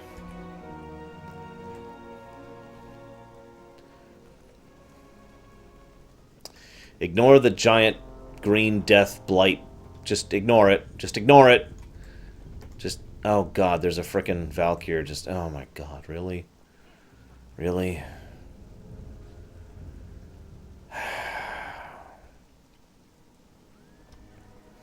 Which camera do I use? It's a Logitech. I don't know. And hey, Django. The other Django. What do you require? Spire, Dark Lady, watch over you. Darrington and his men don't know it, but it was I who ordered the plaguing of the field. We need this area for practice. If we're to win the war in Andorhal, we need to use our newest, most versatile weapons, the Valkyr. Take my enthralled Valkyr with you. Kill the simpering Alliance scum that remain in Fellstone, and once they're dead, bring them back to this world as one of us. Embrace the shadow. Okie dokie. Yes, we've been basically just doing West Plagues today. So they don't name this one, but this is one of the 9 Valkyr. See you around, Dakota. I want to stress how incredibly stupid this is, by the way. So, we are fighting for Andorhal. Okay. So, first of all, we've already got a bit of a problem there. Because, as I mentioned before, the Forsaken really don't have a lot of reason to be expanding their borders in this direction. But, whatever. We are so... Have fun, Screambird. Those are our... Joxy, those are our donation incentives that determines which suit we wear for our transmog. God, they are immediately rezzed back up as Forsaken. Look at that. Anywho, so in this war that the Forsaken may or may not have a proper stake in, and definitely does not have proper coordination in, and is definitely not fighting as they should be, in that war, we have decided now that we're committed to it, we have to win it. Even in the fight we shouldn't have been in to begin with. And now that we're committed to it and have to win it, we have to send our best weapons out, which means exposing ourselves. A little bit of a spoiler alert. The fact that we have fielded Valkyr in this battle for the West Plagues in Andorhal means we're going to lose one of the Valkyr, which are a very finite resource, if you're not aware. Again, we started off with 9. At this point in history, we're down to 5. Total. I am able to communicate to you through the Valkyr, Despire. You've done well. Remain on the field. We must teach these newly converted Forsaken to fight. As Valkyr's only purpose is to serve, and this one serves you, I'm giving you full control over her abilities. Roaming on the outskirts, you should find Forsaken you just created. I want you to use your Valkyr to gather them together, and once you've done so, bring them to the barn and kill the beast inside. Today they will learn what it means to fight for the Dog Lady. Correct, Venetia. The original one in Northrend, and the 3 that she lost during the battle at Gilneas, leaving these 5 remaining. Because she's stupid! Meter Maid. Madeira, excuse me, I keep saying her name wrong. The number up here somewhere is it's over here. There it is. That is our mortal counter. It hasn't been going up a lot because we haven't been doing dungeons and whatnot. But that is basically the number to indicate how many times NPCs or bosses are like, puny mortals, or you are nothing but a mortal, or whatever, you know, that kind of thing. Alright, so, oh my god. We must fight for the Forsaken, yay. Where's my pet? Why? Oh, right, I don't... Crap. Right, my pet was replaced by the Valkyr. Can I have my Felguard back? Is that a thing that can happen?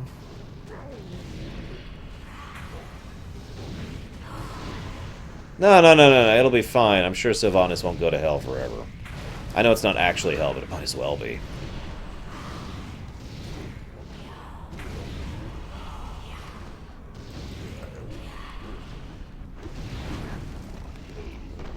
The real problem is the less Valkyr she has, the more crazy she's getting. And she's getting more and more terrified of, you know, of dying. Ugh. Join me. Join me. Now that I've already fought the boss, join me. Join me. For the Forsaken. The time has come to raise all as undead. Especially Brigwin. No, we'll let him grow up first. Then we'll raise him as undead. For the Forsaken.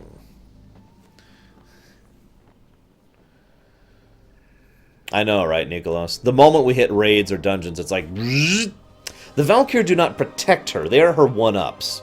I know that sounds crude, but it's true. Basically, if Sylvanas dies, a Valkyr can bring her back at the cost of the Valkyr. Meaning, those 5 are all she has. So, let's say she died right now. Ugh, she's dead. One of the Valkyr could, and would, sacrifice itself, raising Sylvanas back from the dead.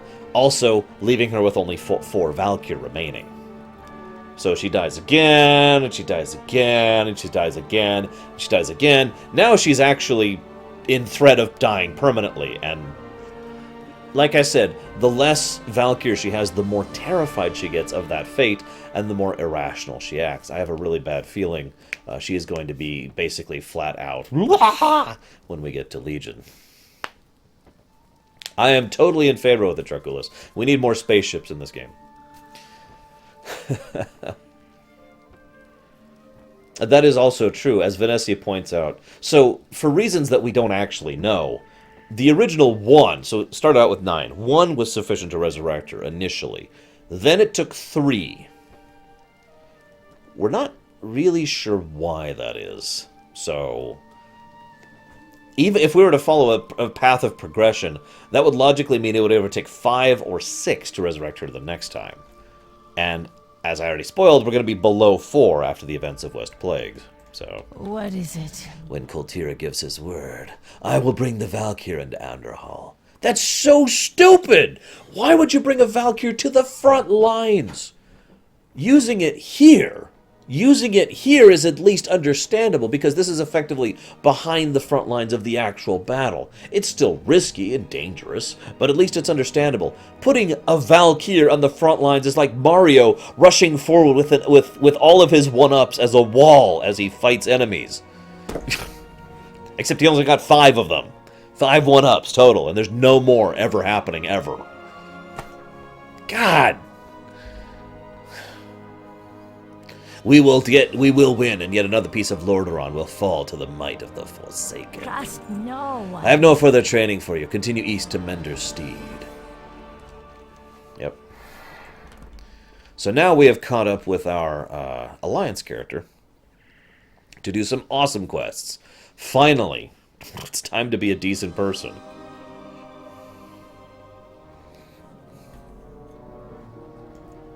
No, we know exactly why they did, Jay. After the death of the second Lich King, the third Lich King wanted nothing to do with them, right? So, that left the Valkyr basically bound at the Icecrown Citadel, game, and unable to do anything. Like at all. They were stuck there. And I don't know about you, but the idea of being stuck in one place for literally all of eternity, because they don't die normally, is not the most pleasant thought in the world. So they thought they were completely screwed because they couldn't even reach out to make a deal with anyone. Someone would have to come to them. By happenstance, Sylvanas went through there to commit suicide, where they were bound. And so she's like, oh, they're like, oh, thank God, someone please. And so they made a pact where they would bind themselves to her, agreeing to raise her back up in the ways previously described, if in being, well, that's it. They would resurrect her, and the binding would also go the other way. They would be free and able to go out and do their own thing and not be stuck there forever. So, you know, that's helpful. Hey, what's up? The Legion will Welcome, fall. Warlock. As you can see, our camp is a joint expedition between the Scarlet Crusade and the members of the Cenarian Circle. We all welcome those who wish to help heal the land. Do not lose faith. No longer do the Scourge hold this area. We, the living, are retaking Lorerun. We've taken great strides already, as you've already seen. The earth flowers, the trees grow tall and green, and the wildlife is beginning to return. Yet a few remnants of undeath remain. While the trees and grass prosper, the animals are struggling. Something is preventing them from healing, and I need to find out what. Bring me samples from the plagued wildlife so I may study them more closely. Remember the lessons of the past. Also, get your freaking Felguard out. Because damn it, man.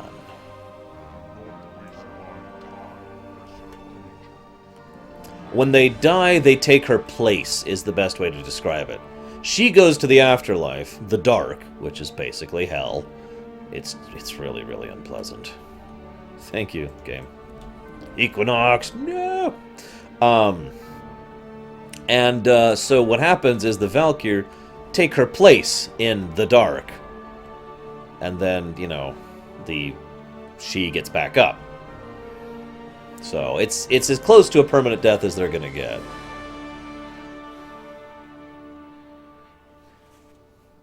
That's horrible, Deutsch. I'm sorry, dude. Why do they sacrifice? Because they made a pact. Okay, we already talked about this. They can't break the pact. What they get is freedom, Bitmonk. Their choices were being bound forever to the Ice-Crowned Citadel or following a new master. They chose following a new master. So. You need something? Oh, hey. So the battle for There's work Andorhal to be could continue right now. Fantastic. Why don't we go ahead and switch over to the Alliance really quick. I just want to make sure we're on the same page. You might think, Arsh, you're doing most of this on the Horde, you bastard. If that makes you feel any better, this is the last zone we're doing on the Horde. Seriously. Everything else we're doing in the Eastern Kingdoms is going to be Alliance. All the way through it.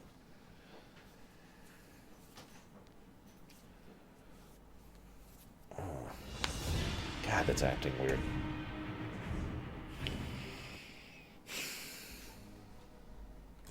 The Naru have not forgotten us. Good fortune. Same quest as good last health, time. Long life. Where's... You wish to speak? Ancestors. No, we don't need to do You've got fine Zen'Kiki. taste, I can tell. Don't need to do that one. You didn't know me anything, Deutsch, but thank you nonetheless.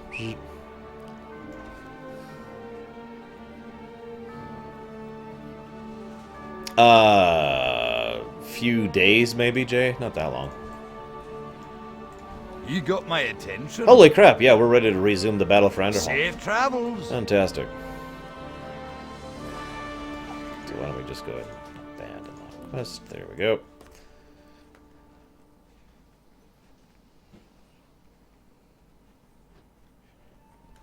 Sylvanas dies screaming.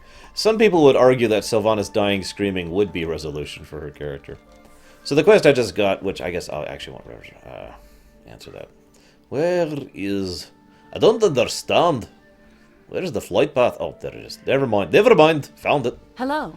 Hello. See you around. So as you can see, pretty much all of this is actually how this region used to look. Almost fully reclaimed. Now, the damage is further than skin deep, and as we'll see in a few more quests, this area is not completely healed, but it's doing way better than it was back into when the Scourge were plaguing the crap out of it.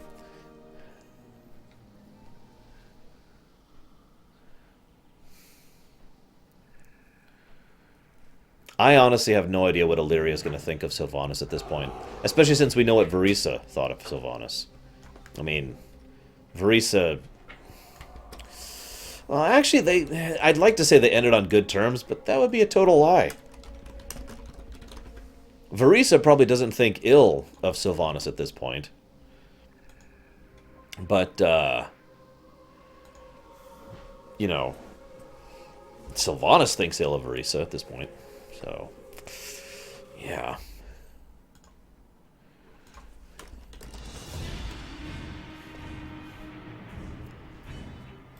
Okay. So now to do...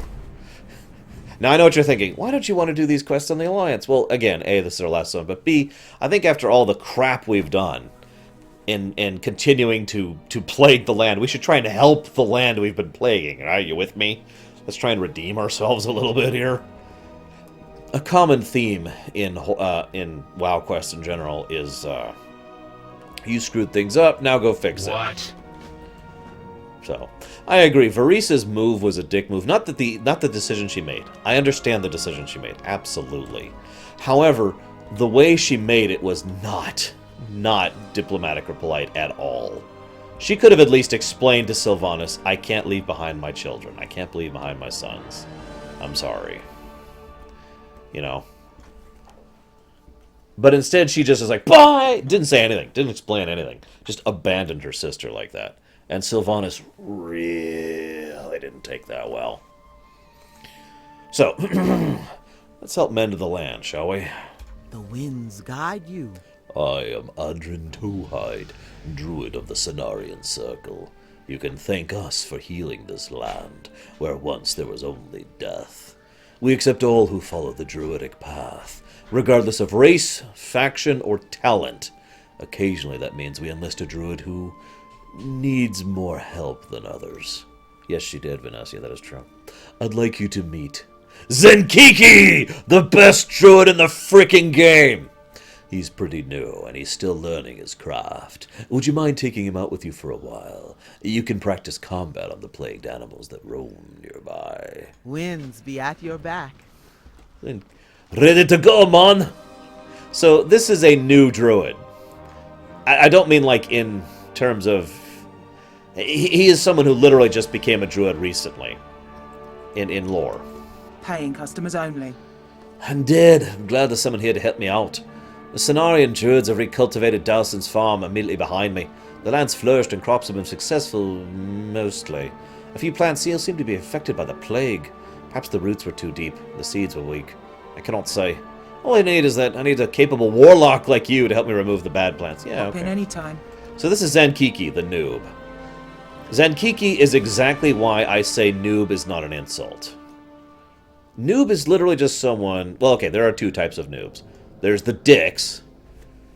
They're over there. And then there's the noobs. And a noob is just someone who doesn't know what they're doing yet. As I've said for years and years and years, a noob is someone to be cherished and nurtured so they can grow and become someone who is experienced at whatever it is they're good at, or whatever it is they're trying to work with. Zen'Kiki is a very noob druid. What was the Valkyr's deal with the first Lich King? He enslaved them, and they worked for him.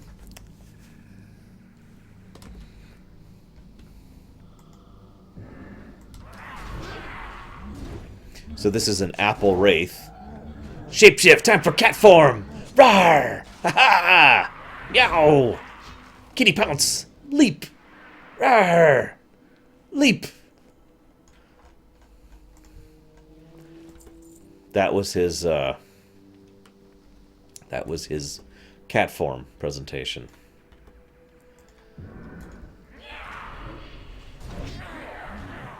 Oh, hey.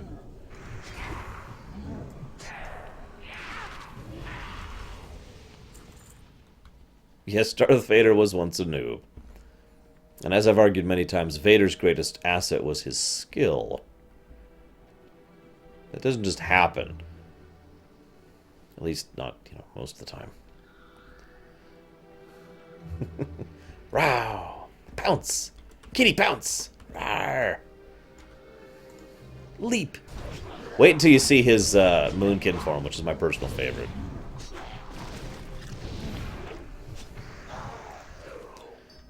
You know how he can tell he's a noob druid? He doesn't actually have a spec yet. He just goes between forums and does whatever. Come on, do some more forums for me, Zen'Kiki. Come on, man. Come on, Mon. You can do it, Mon.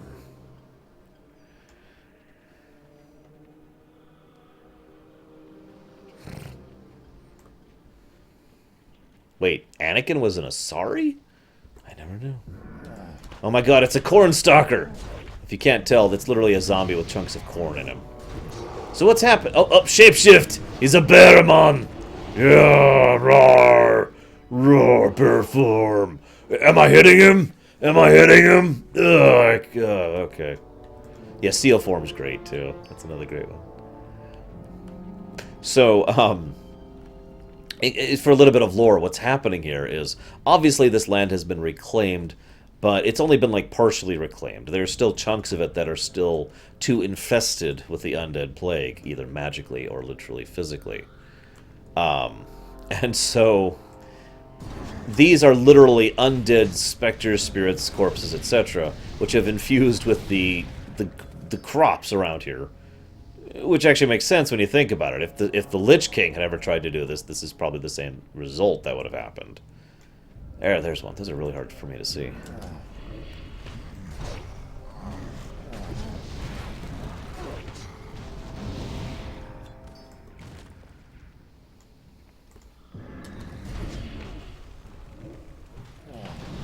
What I'm trying to say here is they probably should have waited a little bit longer before they started actually growing food on a land that used to be one of the most plagued locations in the entire world. So much so that it was actually called the Plaguelands. I mean, seriously. But whatever. I mean, credit to where credit is due. They've done a lot with this place, but seriously? From my point of view, the Reapers are evil. Wait. Not the Reapers. From my point of view, the Council's... That's a bad example. Alright, Moonfire Tvorm! Oh, ooh, ah, ooh, ouch! Ah, ooh, ah, deep burns! Ow, cut it out! Oh!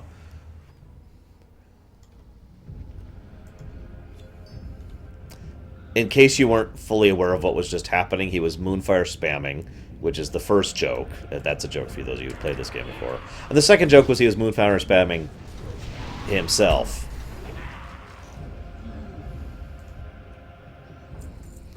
So,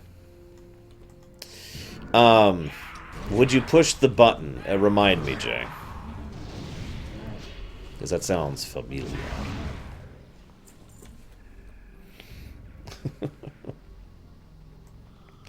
So yeah, that's why I like the boomkin form thing.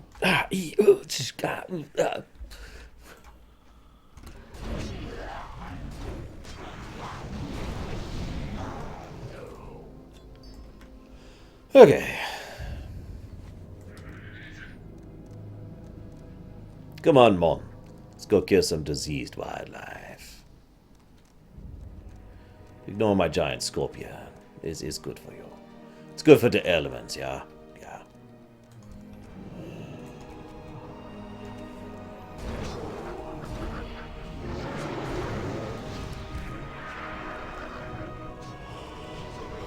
Ooh, cinnamon rolls. I like that idea. Ah, there's cat form again. Pounce! Get back over here, Mon! Attack! Meow! Meow!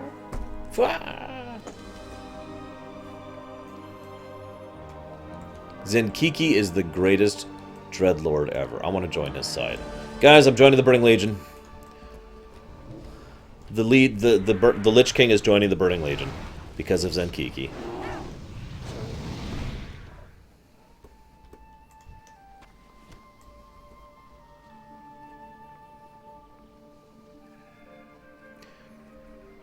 Gotcha, Jay.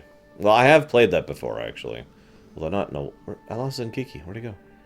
Up there, he's right there, he's right there. He was hiding with my Dreadlord. My Dreadlord, man. I lost my troll accent again.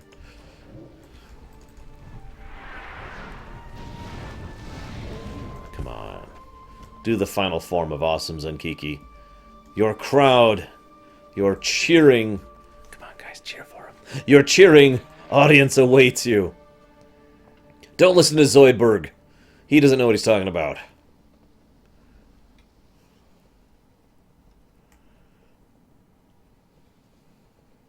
No, guys, Zen'Kiki's a Void Lord. It actually makes so much sense. And that's kind of sad, actually, when you think about it.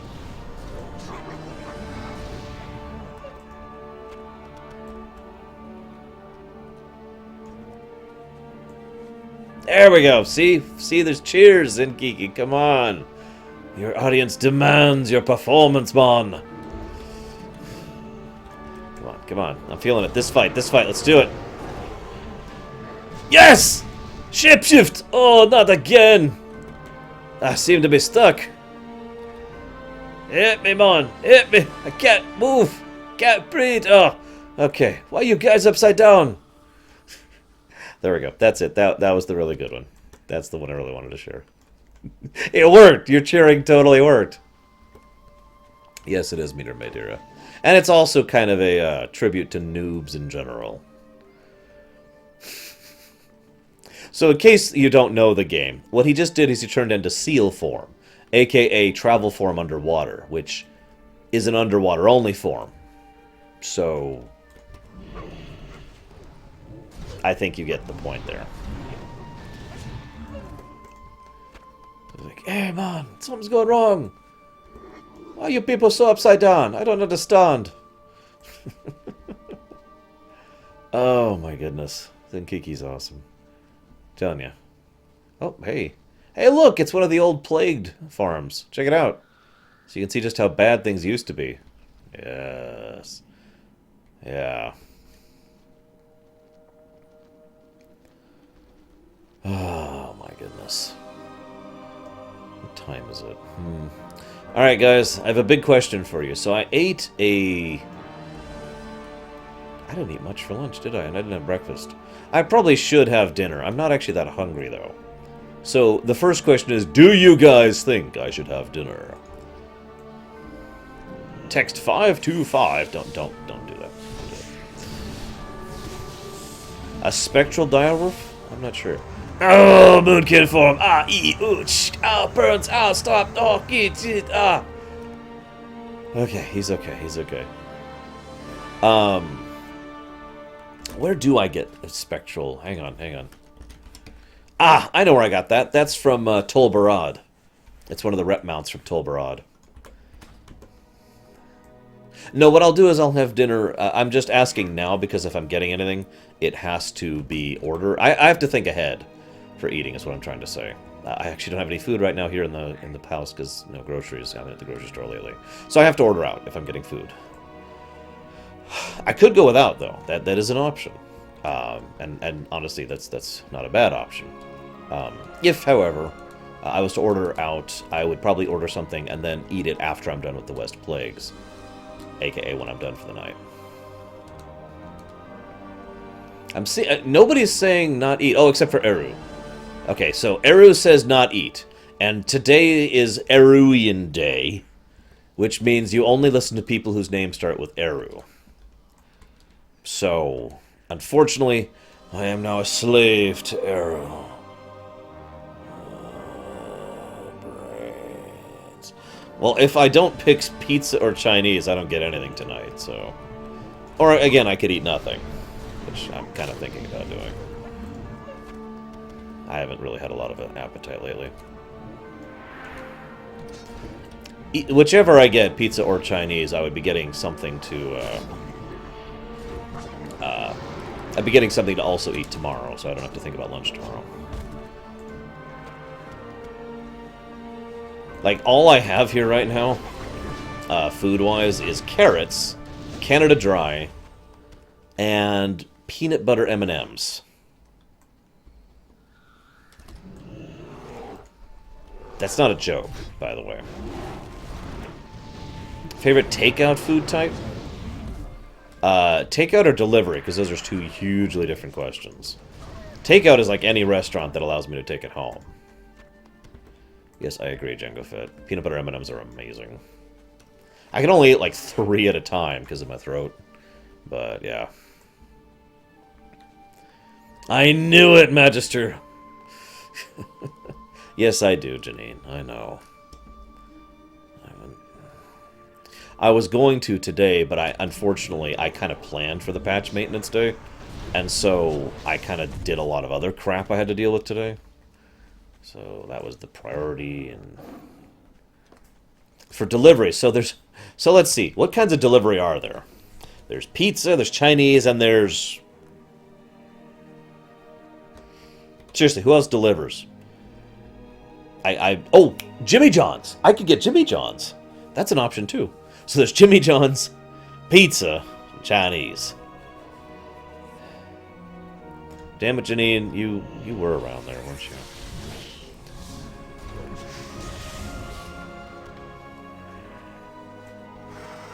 So yeah, there's like sandwiches, pizza, and Chinese. Like, I know some really good, like, Indian places, for example, but those are takeout, not delivery. Really, really few places that I have lived at in my life have actual delivery options. Jimmy John's is sandwiches. You know what? Believe it or not, Sonic, yes. I have forgotten how awesome this game is in some ways, so it's been nice replaying it. And it's been nice sharing it with you guys and meeting new people. How many of y'all are new to my channel as a result of this lore run? I know there's several of you who are on right now.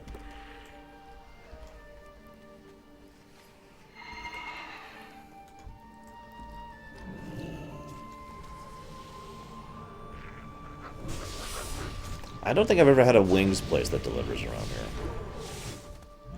Moonfire spam!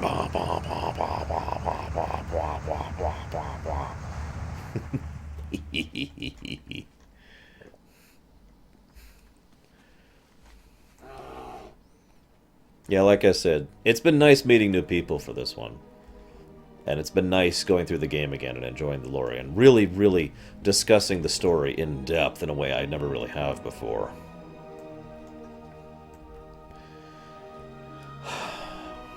If I could get Indian, I would, but I can't. Car's gone.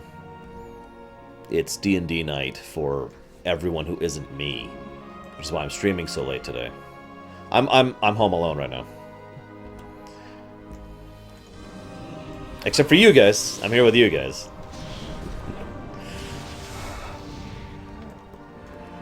For those of you who are new to my show, I stream all sorts of crap. I know you're not going to be interested in all of it, but I just feel like sharing that because some people are like, oh, you just stream WoW. It's like, well, no, I stream everything. I don't really limit the kind of games I stream, if you know what I mean. The DeLorean? Okay, really? Oh, just DeLorean. So in Spanish, I would be DeLorean. Damn it, Kay. Running around naked.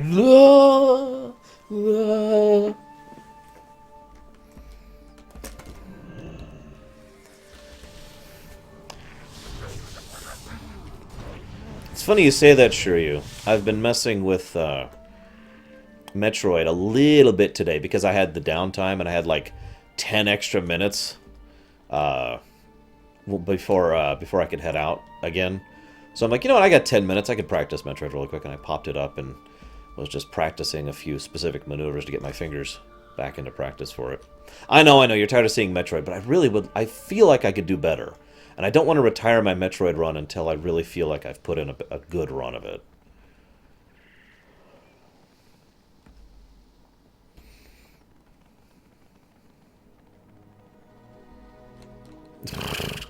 Yeah, Venecia, I mean no hyperbole when I say they worked me like crazy. 16-hour workdays were actually fairly common there. And, yeah. There's a reason my health degenerated so quickly and so rapidly back in the day. See you around, Jay.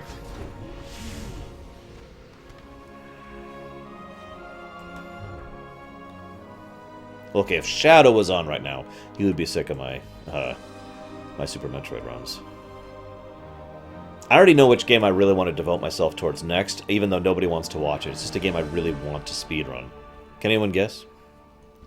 Federation Force. Alright. Super controversial opinion time. Ready? Okay. You ready for this? Okay. See this? There's a group of people back when Federation Force was first announced last year. Very good, Shiryu. I must have told you already. No, I didn't stream from work. I recorded from work, Magister. Big difference. So, there are people back when Federation Force was first announced that were like, this is disgusting and horrible and I hate it and I want this game to never come out. And they signed a petition about how they wanted that game to never come out.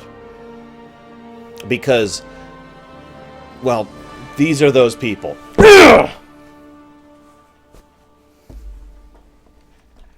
Any questions? Arcanon Poros. Once the animals are healed, our duties here will be nearly completed. Now this will be more than enough to spire. Now I'll need some time to perform my studies. We are not the only Argent Crusaders here in the Plaguelands. Our headquarters in Hearthglen lies to the north. Even nearer to the north is a small lumber mill, which we also control. Nathaniel Dumas is my main contact at the lumber mill. I encourage you to speak with him should you find yourself in that part of the woods. Remain vigilant. Seriously, Kay? Seriously? Oh my god, entitled jackasses. For those of you who don't get my aggravation and why that pissed me off so much, watch yesterday's stream when I just went off on a massive rant. Or was that earlier today? When did I do the big rant? It was yesterday, because we were going through... Oh no, it was yesterday, because we were going through Arathi Highlands when I just stopped and I needed to rage about it for a minute. Federation Force is a co-op game, multiplayer game, that has a single-player story-based campaign that is set as playing as one of the members of the Federation in the Metroid setting, kind of alongside Samus's adventures, happening just after the Metroid Prime series. So, yeah, sold. I mean, I'm already ready to pre-order that. Done. It's made by most of the team who actually made the original Metroid Prime, and they're showing a lot of real promise with it. They've wanted to do this kind of story for a long time, and I like the idea of showing a perspective other than Mario, for example. I like showing what's happening while Samus is off saving the galaxy. And the Federation has always been an organization that I really, really want to see more of in the Metroid setting. And the fact that self-entitled douche nozzles have been running around saying, no, we don't want this game to ever come out because we're elitist snobs, makes me want to, well, you saw what happened with the pillow. What brings you here? It looks like Zen'Kiki is still having a little trouble with his shape-shifting. Among other things, Zen'Kiki needs to work on his spell accuracy. You can see his wrath spells spiraling out of control even from here. In fact, I used them as markers to follow your progress throughout the wood. Maybe we can use Zen'Kiki another way. Take him up to the top of the hill. The diseased hawks that circle must be destroyed. Ask him to shoot at them. Even if he can't hit them, it will distract them so you can finish them off. Walk with the Earth Mother. No, it's just a pillow. Regular pillow. Your coin will go a long way here. Thank you for your help, Despar. I know that picking vegetables isn't the most heroic task imaginable, but even the humblest tasks have their rewards. Cheers, mate. God, that's terrible, Kay. That's just terrible, Kay.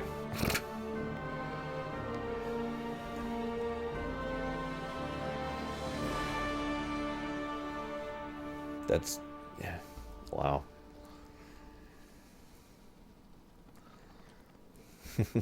Ready to go, man! Zen'Kiki's awesome. This quest's kind of funny if you do this when you have flying.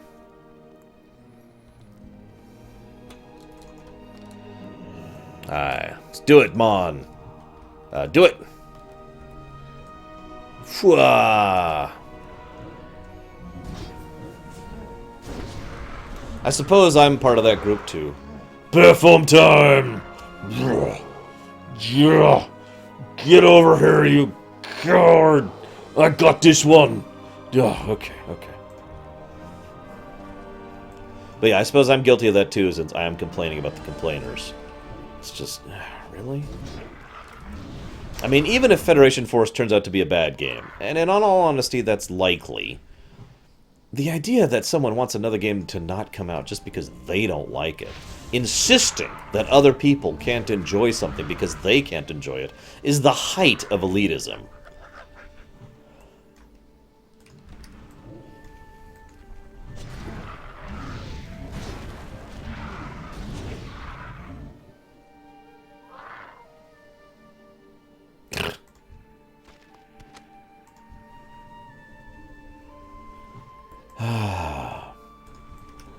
Now you know what you're thinking. Wait, why do I think Metroid Federation Force is going to be a bad game? 3 words. Triforce Heroes. I was actually excited about Triforce Heroes. And then I actually found out what kind of game it really was. And then my excitement went away. Like a flan in a cupboard. I have to admit, the... Oh, what's that called? The standard Mario 3 run is certainly a run I wouldn't mind getting better at. I mean, it's Mario 3, so I'll always like replaying it.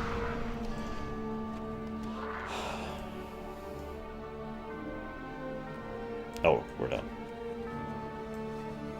Oh, right, Django. My bad. I apologize. You're right. Guys, Hearts of Iron 4 is the definitively superior Hearts of Iron game. And anyone who disagrees just doesn't have good taste in games.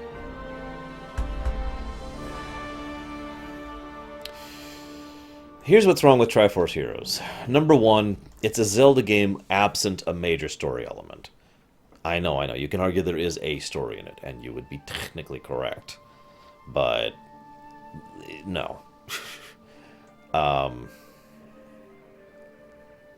Yeah, that's it. That's the main problem with it. Basically, it's just a game that I have no interest in. It reminds me of Final Fantasy Crystal Chronicles. It's like, okay, and... How may I was hoping it was a new 3DS Zelda. You know, and it wasn't.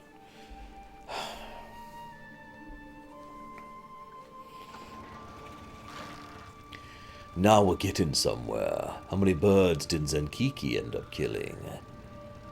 None? You killed them all yourself. Alright, I suppose we'll have to find another use for him then. I will let you know when the time is right. May the eternal sun shine upon Yeah, basically. Jay. Alright, to the north! We must help our argent brethren! Now, the gameplay looks alright. And if it ever gets to the point where it's on sale, and, you know, my friend Pax picks it up, or my friend Gary picks it up, yeah, I'll pick it up and I'll play it. It's just, my interest level went from New Zelda to... Oh. If you follow. Also, for the record, I liked Captain Toad quite a bit. Had a surprising amount of content. I was expecting it to be like a 2-hour game, not like a game I haven't actually finished yet. You know. Not a great game for streaming, but, you know. Northridge Lumber Camp. Memories. Hey, there's some Hearthglen recruits. And only one of them is Horde. For shame. Need help? Token Horde. Welcome to Northridge, Warlock. Or the Alliance.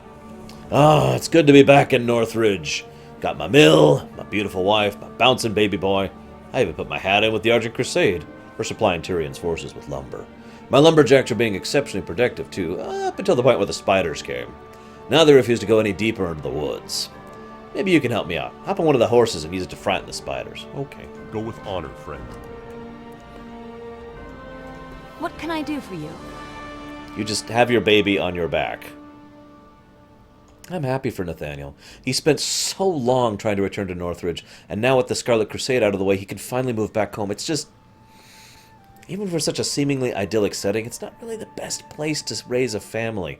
For example, along this valley's edge, you'll find foxes. Every once in a while, I catch one, a glimpse of one looking right at me. Please, remove some of these foxes. I won't feel safe with them near. Have a good one. So this gentleman here, Nathaniel Dumas, he actually had a series of quests where he basically sent you up here to screw this area over completely. Now what you're thinking, what do you mean? Well, this lumber mill was actually claimed by the Argent Crusade because the Argent Crusade are evil. Seriously, we've been over this 1,000 times. I don't know what else to add to that. So the Argent Crusade had walked in and said, this is ours, and we're going to take it for you for the light, blah, blah,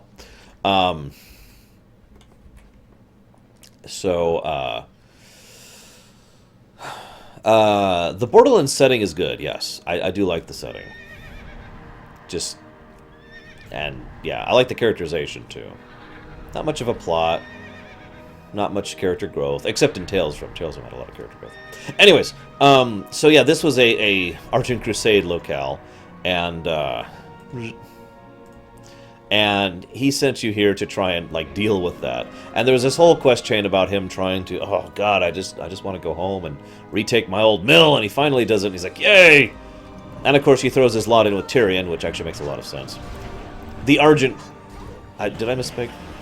There's the Argent Crusade and there's the Scarlet Crusade. The Scarlet Crusade are evil bastards. The Argent Crusade are awesome. They need to stop calling themselves Crusaders, I think. It's not helping. I don't know why I'm looting these. So, yeah, with the Scarlet Crusade driven out, he willingly joined the Argent Crusade in order to basically get mutual protection. He provides them lumber, they provide him defenses, he gets his life filled with trillions of spiders, and not a life I'd want to live. And yeah, it's actually a really great mutual beneficial circumstance between the two. It's funny how two groups, when they work together in cooperation, can accomplish so much more than if they're constantly killing each other. Huh. What a strange and alien concept. Oh well. Pay it no more mind.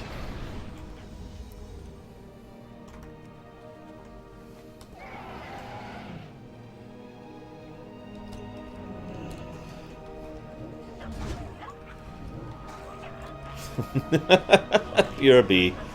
Taking Lich King. Guys, I'm totally the Lich King. Does anyone remember that question? That screenshot? Let's see if I can find it.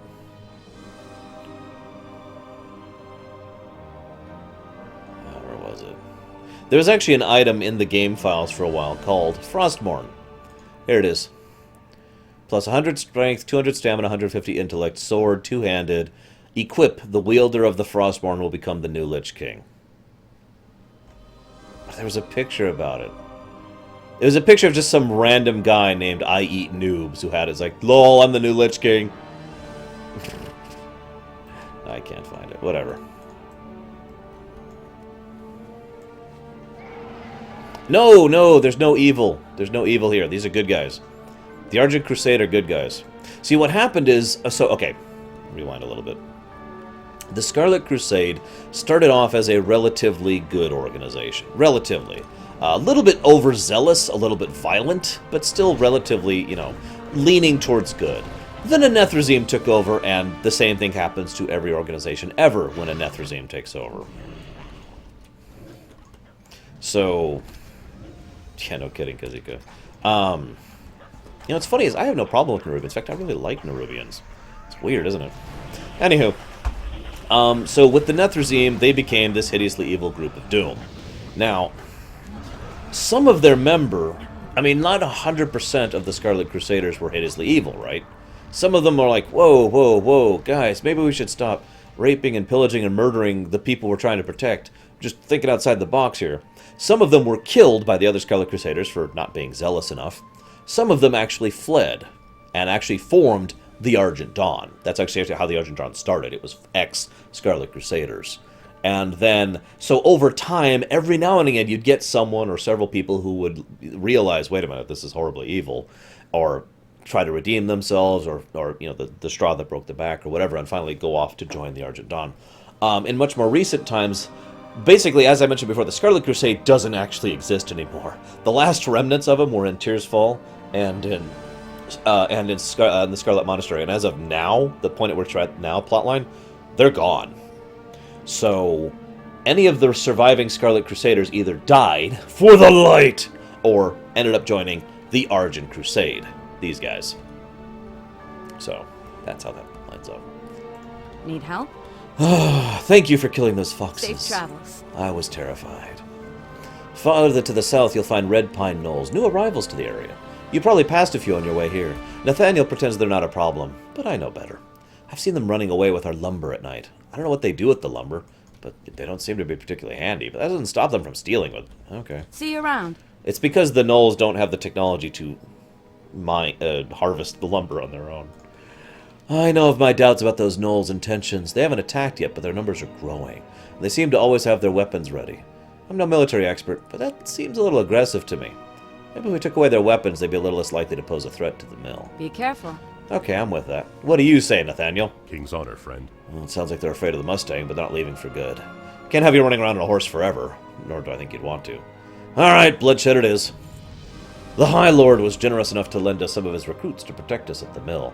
With your horsemanship skills and their martial prowess, we can do away with the spider problem easily. Hop back on the Mustang and scare them away, but this time, scare them up the hill. The Hearthglen recruits can deal with them from there. Be careful. So this quest kind of sucks. You have to actually guide the spiders here and get them killed by that. The good news is you notice it's sharing from another player who isn't in my group, who I'm not even sure is my same faction. It just, I happen to be here while this is happening. No, go back. I want to get my picture with the Hearthglen recruits. There we go. Hearthglen recruits. Okay. Gnolls are everywhere. It's not really that big of a deal. Most gnolls are nomadic anyways. Here, I'll go and help out and not just leech. Don't be a leecher in any game. MOBAs, Diablo games, MMOs, don't be a leecher. Contribute. Flee this way. Flee. No, continue to flee. Continue to flee. There you go. There you go. Death to the spiders! Can you say the rest, Deutsch?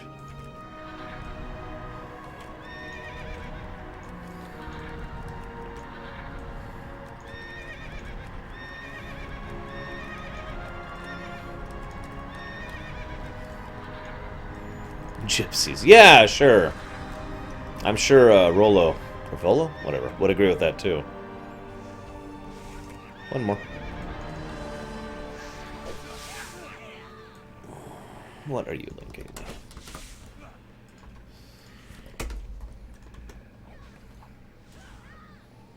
Light be with you. That's more like it. Now my lumberjacks can get back to work again. Nice riding out there. You got a pretty impressive silhouette on that Mustang. Oh, before you go, I have a message for you. There's someone in Hearthglen who'd like to meet you. He said he'd heard your name pop up a few times. Consider yourself lucky. Everyone gets a personal audience with High Lord Tyrion Fordring. Oh, and use one of my Mustangs to get up there. They're the fastest money can buy. Light bless you. Really? I want to bet you my actual mount is faster than that. And it's a chocobo. That's actually really cool, sure you.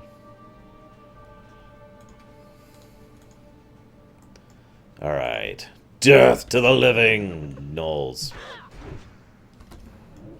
I'm just gonna aggro a whole bunch. Screw it, screw it. Death to the living. Death to the living. Sometimes I wonder how much of a threat the gnolls would be if they really united. And then I remember that they nearly destroyed Stormwind. Not a joke. They really did. Nearly destroy Stormwind. I mean, they brought it to its knees, at least. That's got to count for something.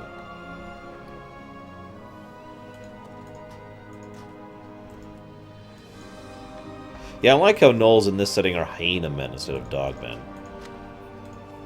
They change traditions with a few fantasy races in Azeroth. Not all of them, just a few. Kobolds are another good example. Kobolds have nothing to do with dragons in this setting at all. Or even lizards, for that matter. They're little rat men.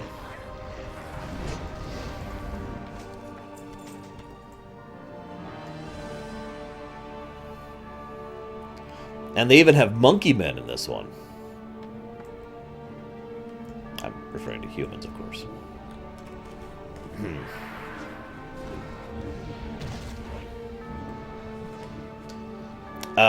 Eru, are you still there? If so, I completely forgot what your decision was for what I eat, if I eat.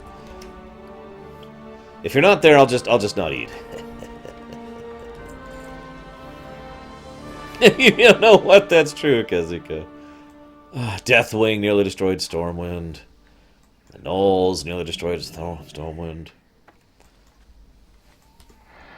The Demonic Horde did destroy Stormwind. Stormwind nearly destroyed Stormwind.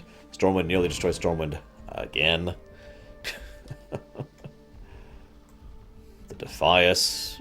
I don't think they would have destroyed Stormwind. There's no Indian places that deliver around here. My choices are sandwiches, Chinese, or pizza. Those are my only options. I do not live in the life of luxury where I could have Indian food every day, because that would be so good. Oh. Nom, nom. Ultra spicy, of course.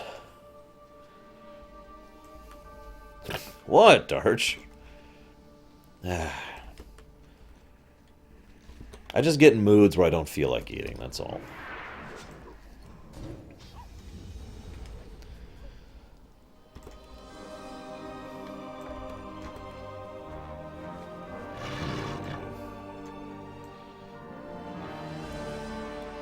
Oh, that's a good idea. I should eat Onyxia.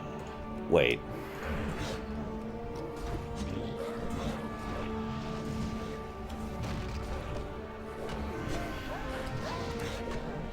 Alright, so Chinese it is.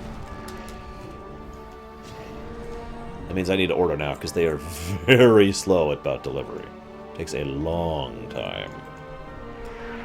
What should I get?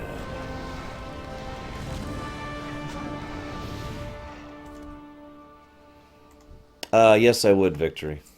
But you know what I'd want even more than that? The ability to never have to sleep again.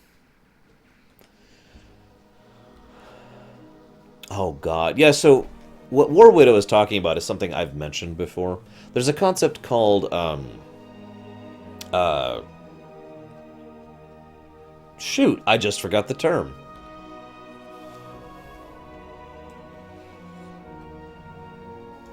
Black Dragon Omelet? Bleh. Leash radius. Leash radius is actually kind of a new thing. Here's how it works. If a mob, nowadays, if a mob goes a certain distance, they evade and go back, right? Now it's possible to kite, so, good night, Grey Biotic. So if you go this distance and then hit them, they'll go a little bit farther. But basically, the amount they'll go gets to the point where you have to be hitting them constantly, because every few feet they'll evade, and there's also a finite leash limit that they will not be kited past. They'll go back, no matter what. Back in vanilla, that wasn't true. Back in vanilla, their leash radius could be reset if they got into aggro with something else. So if you got a massive, Demon Lord into one of the nexus points of the entire game, it would never leave combat. It would always have someone to kill. And it would just stay there forever. Vanilla, ladies and gentlemen. Well met. Some of the older lumberjacks tell me that the Red Pine lived in the area several years ago. But that was when the plague arrived. But they left when the plague arrived. Doesn't make it okay for them to steal, though. I'll just put this back in the lumber stores outside. Nathaniel probably won't even notice it was missing. Safe travels. Notice how the woman's the only one keeping this freaking lumber mill running, by the way. What can I do for you? So true. I don't want to order some sort of mass Gnoll genocide because of my mother's worries. I just want to feel safe in my own home. Thank you. I'll be throwing these in the fire. We don't want the Gnolls sneaking in and stealing them back. Farewell.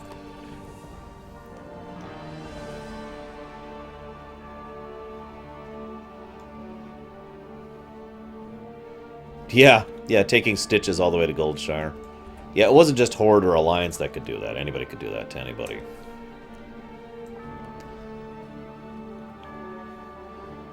I've only seen Kazakh and Ironforge once. That was quite an extensive effort. It was almost admirable in its own weird way. Good day to you. Because it doesn't just happen. For those of you not aware, Kazakh was down here. Ironforge is up here, and the only on-land route would be to go up through the swamp, west through here, west, north, east, through here, through the level 50 zone, literally through the only path going through Black Rock there, into the Steering Gorge, then further east, over to the Badlands, or if you're Alliance, you could go straight to Loch Modan, then up to Loch Modan, then drag him west into Dún Marog, and then finally, into Ironforge. It was an effort.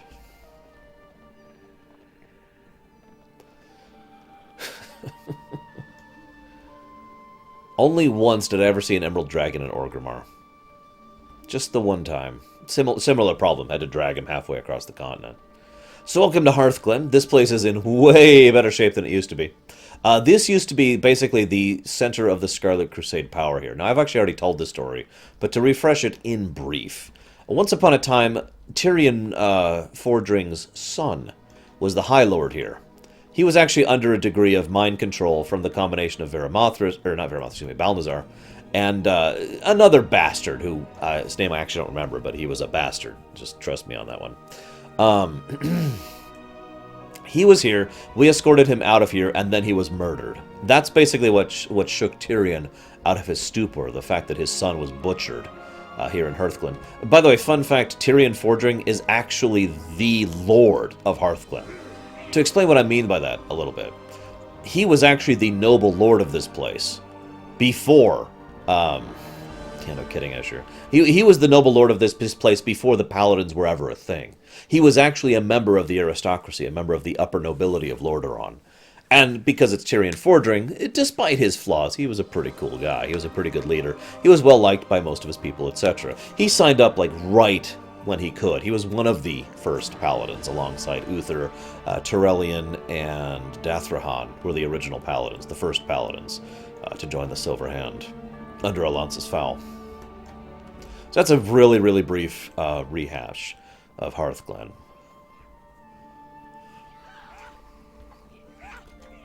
Right, I'm not on a mount.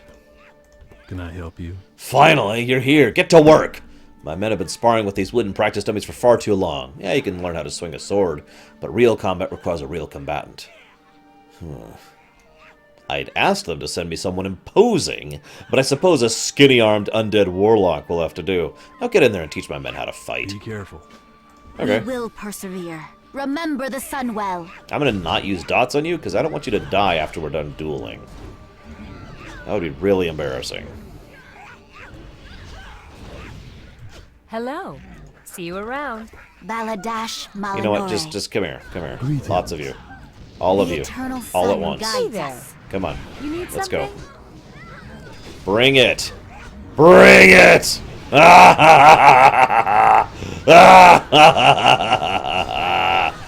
Okay, I may have bit off a little bit too much with this one. Let's find out if this is going to work out for me.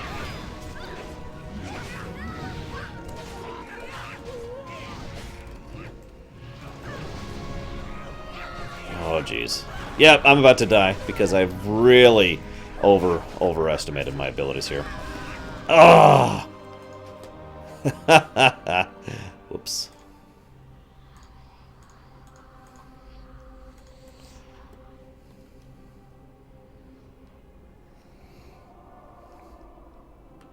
No, Jay.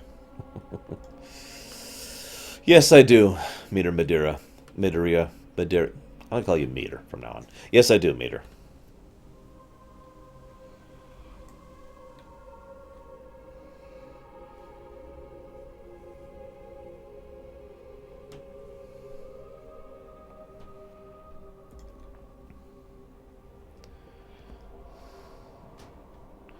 So, let's try that again without aggroing the entire group.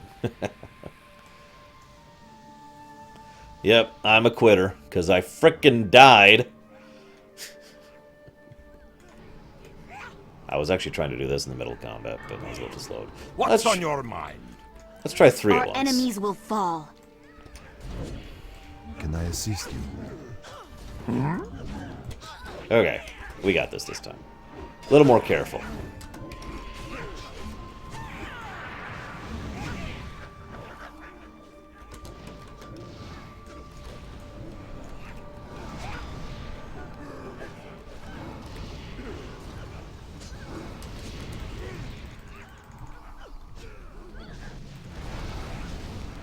I shouldn't have even tried to AoE. I have like no AoE potential right now. You need something? Yes, I did, Sonic Doctor. It brought a tear to my eye. I'm just looking over my paperwork here. It says we're expecting a male undead warlock, and you're not. He looks at you awkwardly. Never mind. It would appear that you're not the person I originally hired, but you did a good job, so I'm going to pay you anyways. Yeah, ignore the death. Say, I never got your name. Despire? Oh, pleased to meet you, Despire. I've got one more problem that needs fixing, and you have that sort of look about you that just screams, I'm a problem fixer. There's a small mine to the northern edge of Hearthclan where we get most of our ore that the town needs, and my drudges who work the mine normally do a decent job, but unfortunately it seems that there's this giant spider who's been eating them. I'm not paying them to be afraid of spiders. I'm paying them to work. Have a good one. It does have feels. It was pretty cool. And kind of heartwarming. And horrifying at the same time. Especially if you know the backstory of Reaper. Don't go in there. Yeah, I got this. Don't worry. It's safe. It's safe. It's just a giant flesh-eating spider. Look here. Look. Look. It's not an issue. Whoosh. Ignore the poison it's spitting at you. It's just trying to dissolve you before you go into its mouth. Okay? Jeez. Come on. Get back to work. You know, I gotta be honest. So, I've been talking about the idea, yeah, no kidding, Vanessa, about being part of this third faction for forever, the Have a Brain faction. I've literally been talking about that since Vanilla. However, back in Vanilla, I didn't call it the Army of Light. You know what I called it? The Argent Dawn. Because really, the Argent Dawn in many ways was the Have a Brain faction. They don't care what your race is. They don't care about your background. They don't care what your political affiliation was. They care if you're willing to try and do things to help people. And they tried to help people. I know, it was just so weird that they were like the only faction in Vanilla that were actually interested in helping. What can I do for you? In retrospect, I'm glad that other undead warlock never showed up. You've proven to be all the help you need. See you later. Of course, we'll end up running the Argent Dawn and Legion, so that's nice.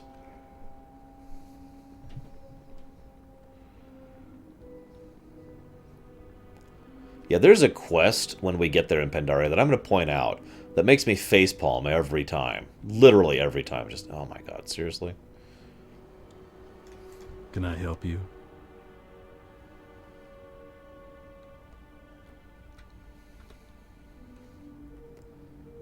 Is this what I think it is? Hang on, I gotta look up this guy's name real quick. What is...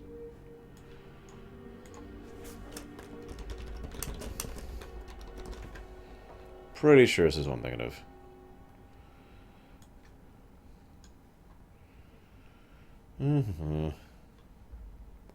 Oh, I'm wrong. This is... I have no idea who this guy is. Oh, right, okay. Yep. I've been many places in my life, good warlock. I fought the battle for Ahn'Qiraj, passed through the Dark Portal into Outland, joined the Argent Crusade to beat down the Scourge in coldest Northrend. But before it all, I was a farmer here in Lorerun. Now I find myself here in Hearthclan, scant few miles from home. It's time I paid my respects. I'm heading to Menger's Stead before I return home. I wouldn't mind meeting up with you again once I get there. For the Alliance. Sure thing, buddy. Hey, Tyrion. What's going on, buddy? Put your faith in the light, and all is possible. I'm not sure that's true. Despire, it's truly a pleasure. I know you're young, still in training, but I've had my eye on you. We among the Argent Crusade are always looking for promising recruits, and you have indeed shown great promise. I have no immediate task for you, but merely wish to meet you in person and see for myself what type of undead you really were. For the time being, the amenities of Hearthclan are yours to enjoy. I look forward to our next meeting, Despire. Dismissed! Courage is our greatest weapon. And these two people want to talk to me. Especially this really coolly armored... I like that armor. Night Elf. I am honored. Greetings, how do you do? My name is Daria. I am one of the priests in charge of preserving the peace in Hearthclan. One of my duties involves maintaining the tower down the trail southeast of Hearthclan. This particular tower is of personal importance to the High Lord. It's the place where his son was murdered. With the recent incursion of gnolls, however, maintenance of the tower has grown difficult. Will you help me rid the trail of these gnome vandals? Of course. Asha Fela. For the light. You know, Darch Monster, that is so disturbingly true. Why is it impossible to resurrect the Forsaken? So it isn't, is the first answer. But, yeah. Hang on. Who does play Tyrion Forging? What's his name? It's hard to find the name of Warcraft voice actors. They almost never share their actual voice actor cast list. Bernard Hill. Yeah, that's who I thought it was. Yeah, he's pretty awesome. He does a good job of it. If you don't recognize him, I will simply say, "Where are the horse and the rider? The days have gone down in the west. How did it come to this?" IBDM, whatever it is actually not a complete list and sometimes inaccurate. It's been getting better over the last few years, but back in the day, finding out who voiced acted characters in WoW was really hard to do. Seriously. Although, speaking of which, did you know Troy Baker's in WoW?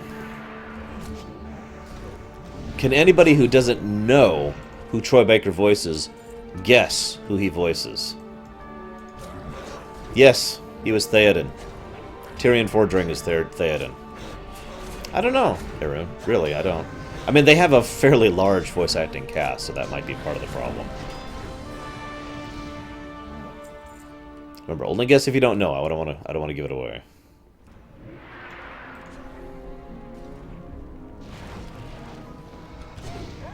Damn it, Timza. I said only if you don't know. So for those of you not aware, Troy Baker voices Gul'dan. Gul'dan! I never recognized that. Ever. I was just like, yep, their Gul'dan voice is awesome.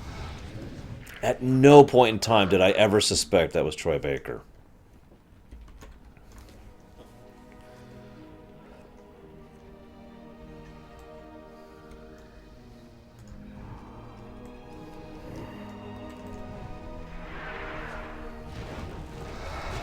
For those of you not aware of why I'm so disturbed by that, let me go ahead and share with you Gul'dan's voice acting, I guess I should say, really quick.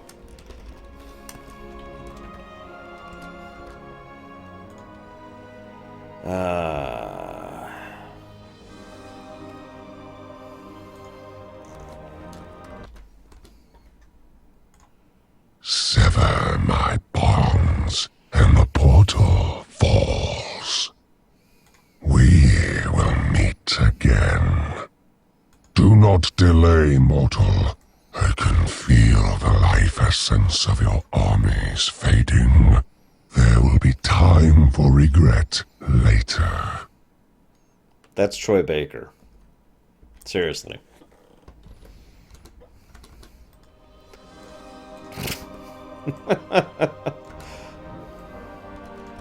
I have to admit, I like Troy Baker as an actor, and I like him as a person too, but I really had no idea he had that kind of range.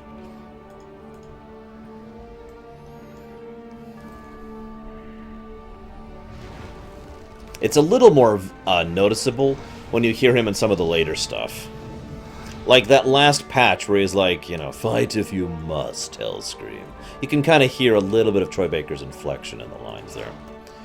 "I must admit to Spire, I've been using my mind vision spell to keep tab on you, and the number of gnolls you found in the trail is truly staggering. Allow me to concentrate for a moment." You feel the mind vision travel away and then return to you. Some nice gameplay and story integration there, by the way. Further down the trail, south of Talon's Tower, the gnolls have carved out a small meeting area. Something's happening there. I'm not certain what. We should investigate. So, yes, the sound design of Blizzard games has always been top-notch. So, yeah, there's definitely some kind of voice editing going on there.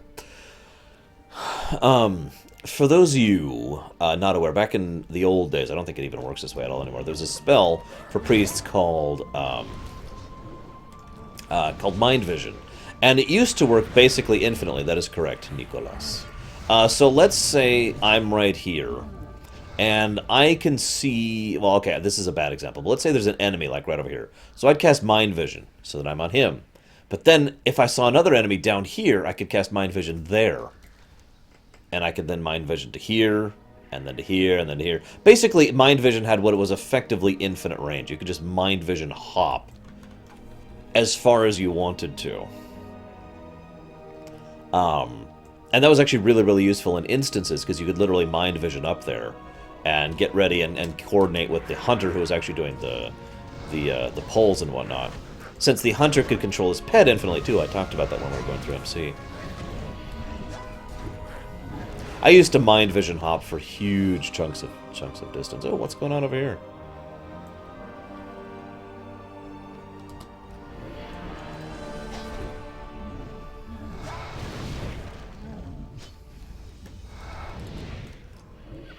Muldfair, strong. You've missed everything, Jay. Everything.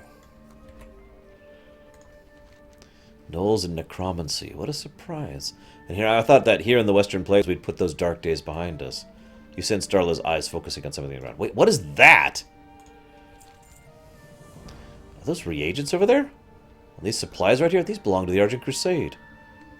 Gnolls are known for thievery, but as far as I know, Hearthglen hasn't had any incursions since the Red Pine came. Very suspicious. I know a few helpful folks in Hearthglen. These people can be trusted. Go question them. Okay, sure. Hey, Permius. We were talking about you yesterday during Primus. Vasmora has been becoming more and more of a significant force. I'm curious how loyal you are to House Vasmora, Tavern. Or do you hold any loyalty to your fallen friends?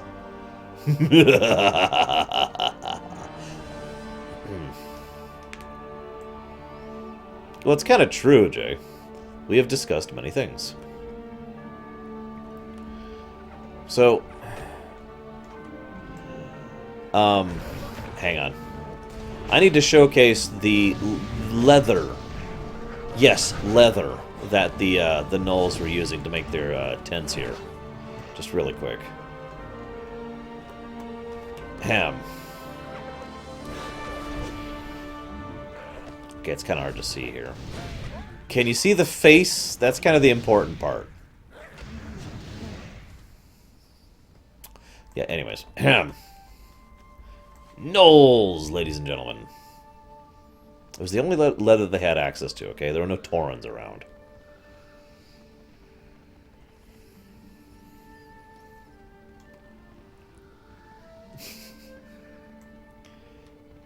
Hey, human flesh makes excellent leather if you tan it properly.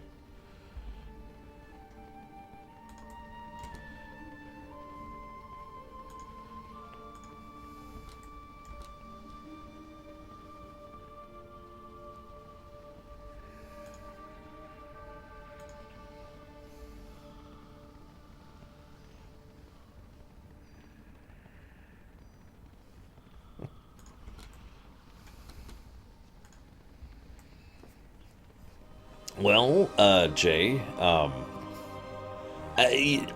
Zeko, so there's, look over there! I don't know anything. I don't know anything.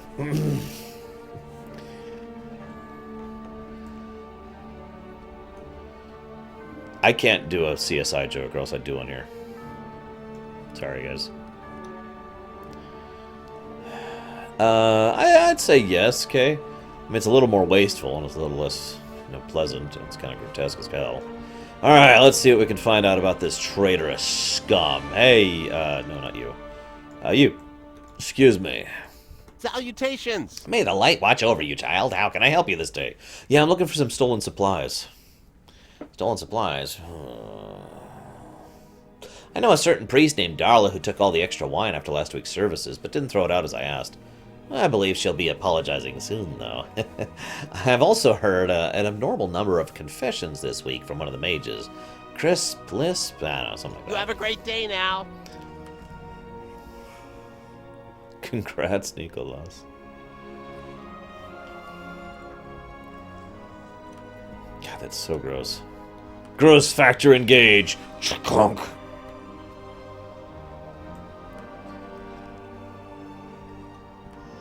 Here's me, Bree. What's on your mind? Hello. Let's see. You see anything on... Let's see. I heard the Magus Beast been spending his time cooped up on top of his tower, working on some kind of new spell or something.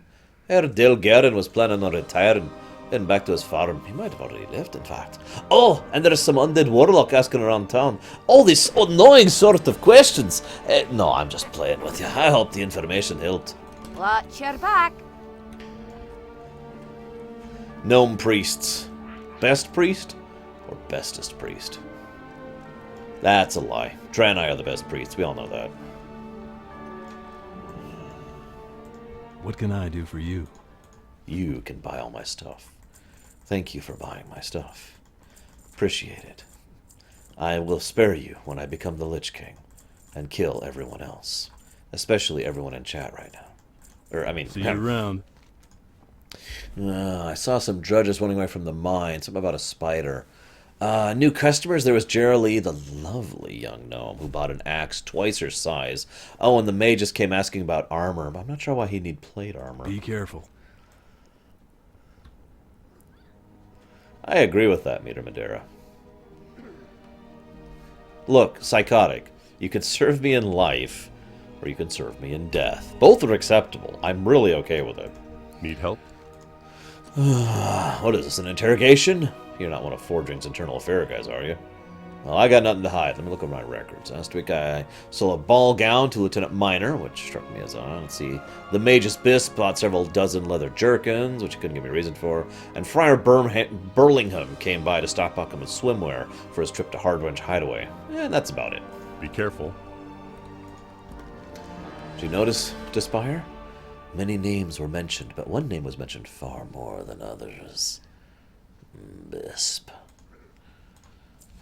Mage's Bisp is one of Hearthglen's most prominent arcanists.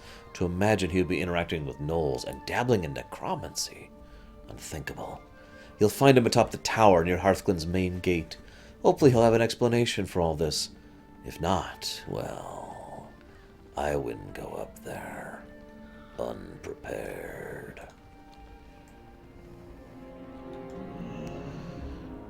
I gotta be honest, I'm not sure I would turn any of my minions into an abomination unless they actually asked me to, because that's just kind of messed up.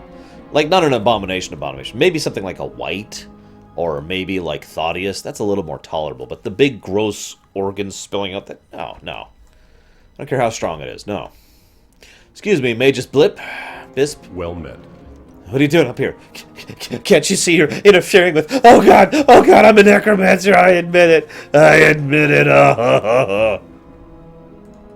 Light bless you. You'll pay for your life. You'll pay for your life for interfering with my plans, you miserable little scum. The new Scourge. That's actually kind of pathetic. So this is so sad. This guy is loyal to no one. He's not being manipulated by the Lich King.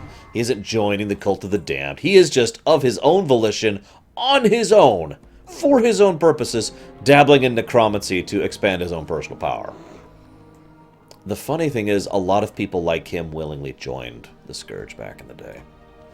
Suppose we can take that aggression as an admission of guilt. You alright? So, you killed a member of the Scarlet Crusade inside Hearthglen. Usually that's not smiled upon, even in self-defense. I reckon you go turn yourself into High Lord Fordring. Fordring's gonna kill us. That is true, Psychotic. He might be ex-cult. We shall triumph. I'm already aware of your actions, Despire. I welcome you into my town, give you my blessing, and what do? You slay the traitor we've been hunting down for weeks. Well done.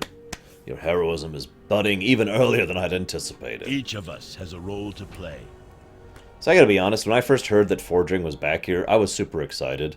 And then I did this quest chain, and I was excited about it. And then I was sad. Because that's it. That's all Fordring does until Legion. Forgive me for the spoilers, but that's it. He will not be seen at all in the rest of Cata, in Pandaria, or in Warlords. Just, he's gone, basically.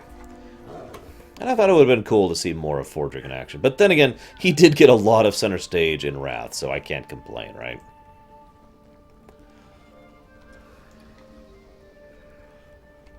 You know, the funny thing is, I'm not sure if Undeath energy corrupts in the setting of Warcraft. Fel does, we know that. Void does, we know that. Not sure if Undeath does. There's not really a lot of evidence for it to corrupt. Most of the corruption that happens is because a very powerful necromancer was deliberately using the powers of undeath to force you into becoming, this evil person. Like I said, the type 3A undead, ripping your soul out so you're this horribly evil person. So I'm not actually sure necromantic power is a naturally corruptive thing. It may be like darkness or the dark side, aka something that's difficult to use, but is not innately evil. I'm not sure, though. Legitimately, I'm not. Yeah, it would probably be pretty bad. Psychotic. Oh no, I'll be fine, I'll be fine. Oh.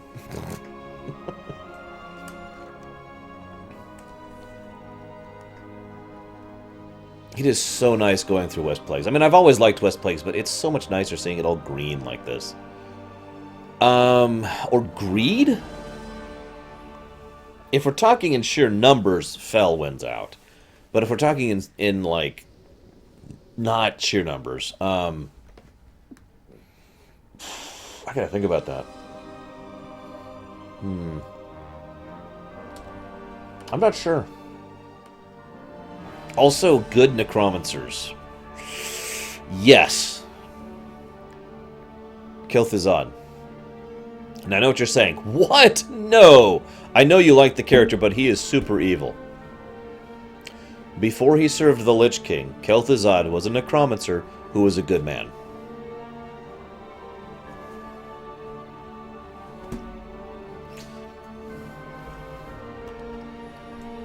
Whether or not you could agree if he was a decent person after he started serving the Lich King, that's a lot more debatable. But you cannot deny he was a good person before.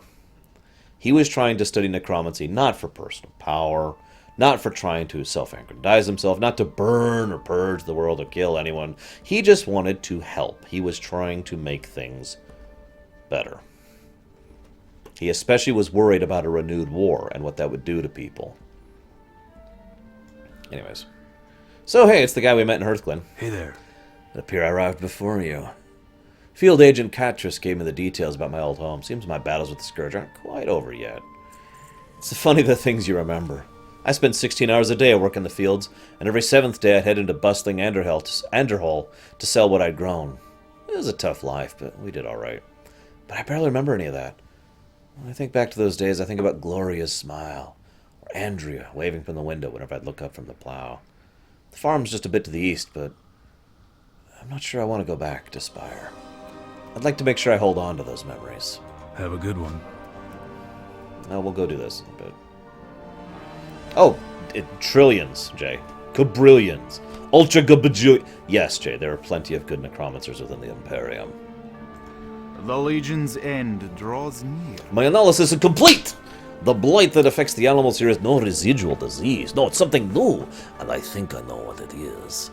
The cult of the damned maintains a plague cauldron in a farm called Garen's Withering.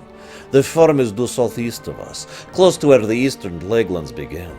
I need a sample from the cauldron to certify my suspicions. Eliminate the cauldron lord. Oh, God, we're going after a cauldron lord to get to a key to a cauldron. Talk about a nostalgia trip, huh? 100 gabillion quadrillion, Jay? Is that a good answer? You gotta type faster, man. Let's see, a specific necromancer. Other than the Lich King, the 4th Lich King. Let me think about that for a minute. Yes. Okay. I can name some characters from the Primus setting. I'm not going to, because it's actually kind of spoilery. But suffice it to say, there are good necromancers in the Primus setting. There's the Ebon Lich. He's definitely he's a good person, rather maligned, but good nonetheless. Trying to think what else.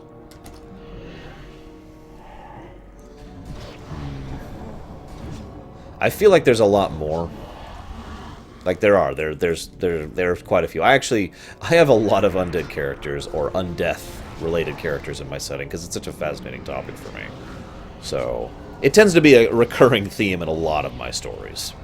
So I'm just going to go ahead and say yes, there are several. At least a dozen.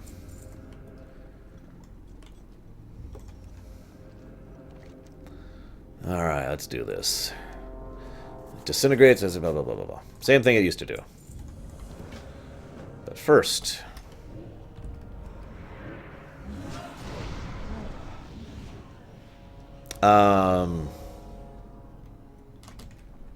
yeah, I think I'd say yes with that. As long as they're not doing it as like a hustle or a scam. You know, they're not doing it to be like, oh, give me $50 and you can talk to your dead relatives. As a, you know, a more of a genuine, I want to help you because, you know, your brother died and your brother is still, you know, wants to talk to you and comfort you in his death. Or the flip would be true too. A necromancer helping the dead come to grips with their death, you know. I could see that happening too.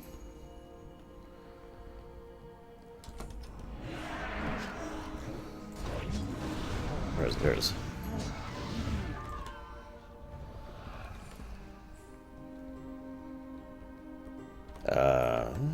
there it is. A prayer book and a finger painting. Ah, yeah, that hits in the feels. Ow.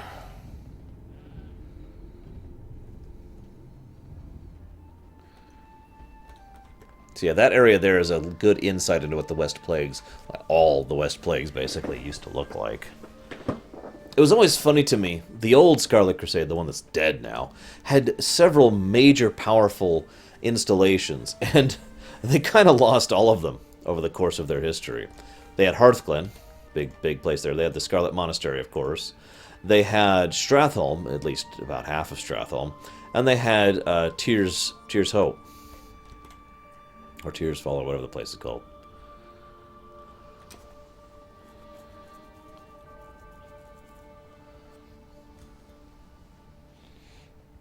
It is possible to charge money for something and still be doing it primarily for helping someone else as opposed to doing it for the money. Like me, for example. If I wanted a job that was I was just interested in money, I'd go back into network engineering right now. In fact, I've been offered a help. Tears hand, thank you. I've been offered a job in that, and I said no. Chronokai Christo. Garen's withering houses of a viciously potent plague cauldron. Once we have a sample of the plague it spews forth, we'll be able to determine whether the cult of the damned is truly responsible for continuing to poison the land. Good work. One moment, please. Yes, this appears to be the same corruption that is affecting the wildlife. With this knowledge and with your combat expertise, we have the power to stop this. The cult of the damned's instructor Militia, remember her? A small camp to the east it was where they used to field training outside of the Sholomons. We may have allowed them to proceed unchecked for too long. If the cultists are truly using this plague to inoculate the wildlife, Militia must be where the inoculation's occurring. Find her, slay her. Figure out who is giving her orders. Blessings upon your family. This is my job, Jay. You're looking at it right now. I stream, I do YouTube videos. And I have awesome people who support me. Through donations and through Patreon. Greetings. I wouldn't expect you to indulge the whims of a nostalgic old man, Despire. Still, if you're in the area. This... Gloria used to read from this prayer book every night. Had I forgotten? She was so devout, Despire. Oh, this painting. My daughter, Andrea. She loved to paint. See you around.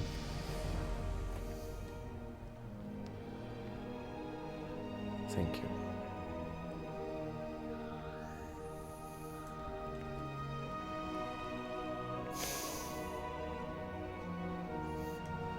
It's okay, Jay. I'm very used to people saying I don't have a real job. It's another one of those prejudices.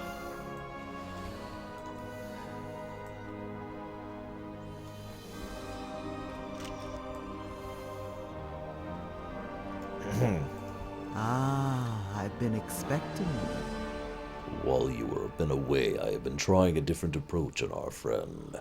I believe he may have a future as a healer. This is mainly because healing spells never miss.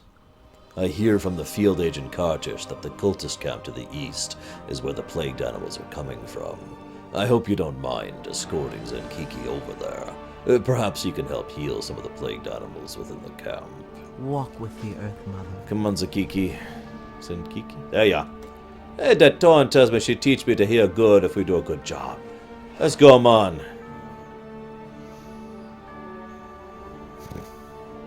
No kidding, Trickster.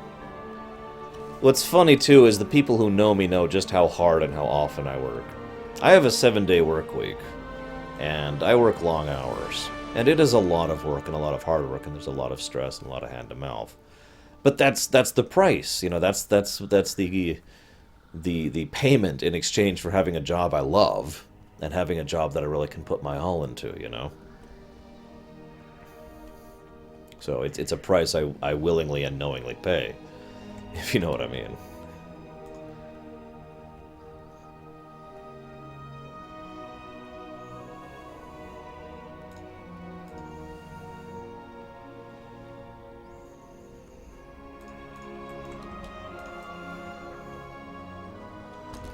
Yeah, I also like the fact that after all of these failures with this noob, Druid, we find basically all we needed to do was find his particular niche. Find something he was good at, and cultivate it.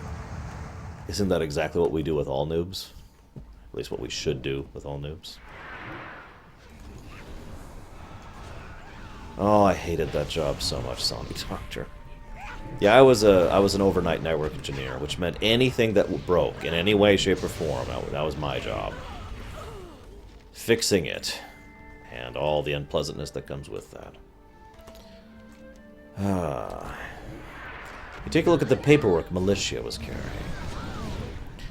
The orders in Militia's possession incriminate Dark Master Gandling as of the Shalamans, but they also conceal another important bit of information. The cult states that the plague from the cauldron at Gathersworthing is in fact being used for two purposes. The first is the practice of spreading disease throughout the animals of the Plaguelands, which you already knew about, of course. The remainder of the plague is being shipped to the Weeping Cave, a cavern north of Militia's outpost, for use in some kind of experiment.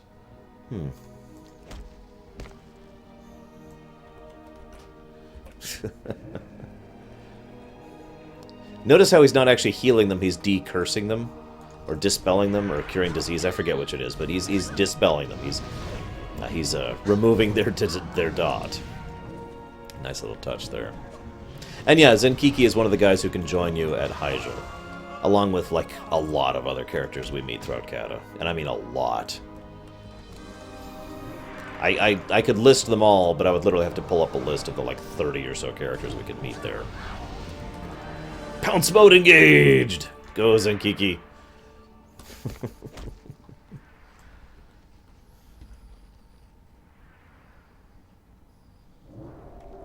Basically, yeah, the idea here is that this guy was more talented at healing than anything else. Like so.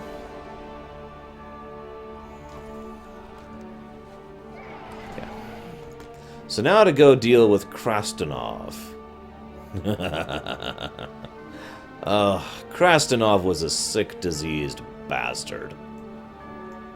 You'll see what I mean when we get there. By the way, these things are called corpsicles. I'll just let you think about that word for a minute. As I say, quite a few people can join you there. Pretty much all of the named NPCs in all of the Kata quests can join you there, along with a couple others.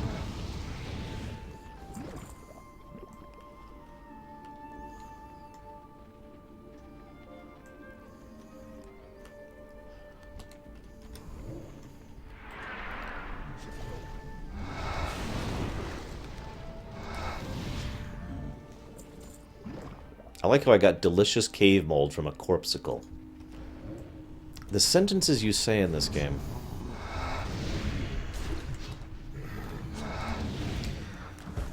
I tried to swim away now, man. Little help here. Zen'Kiki, sorry about this. I need to be right back. I'm sorry. I've really needed a drink for like 30 minutes, and I keep resisting because I keep talking. I'll be right back.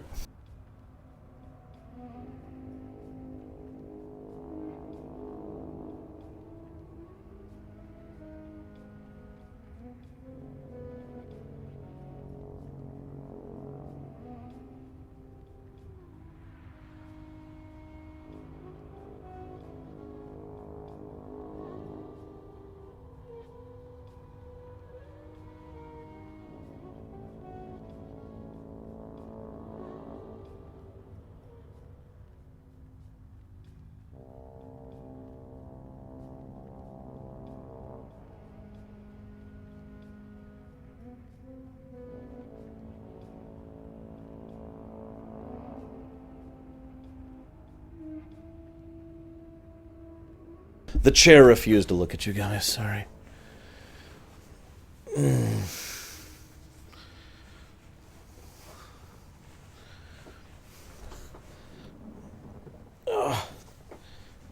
Oh, God.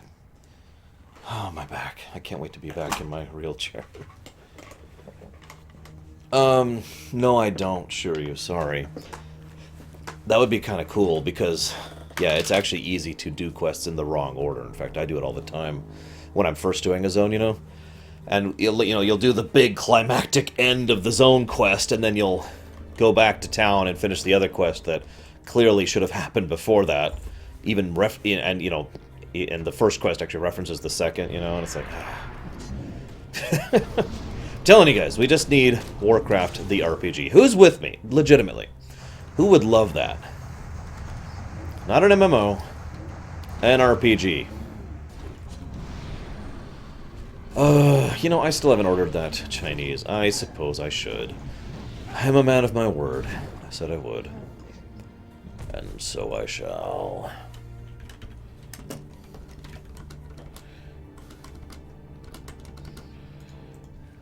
Oh yeah, it would be great for this setting, I think. Absolutely. Even Janine agrees. Guys, Janine agrees. Vote over. You don't understand. She is like the definitive word. What the? Are these Krastanovian disciples? So yeah, Krastonov was a sick, twisted man who was obsessed with blood and gore.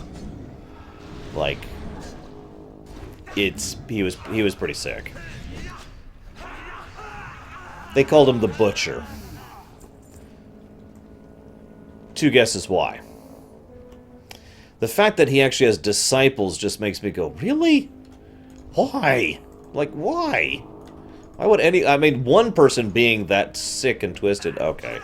A whole group of people following in that line set? A video game RPG, K, if I wanted a tabletop, I would have already invented it, like I already did. Also, there is an actual tabletop RPG, although it doesn't follow the canon. So there's that. No, fresh meat. No, the other Butcher, Origin. Not the Butcher of Taraho. Just the Butcher. Alright, so what do we got here? Is this it? Here we go. Order online. Order now. Hopefully they're still open for delivery. If they're not, then my options have just shrunk.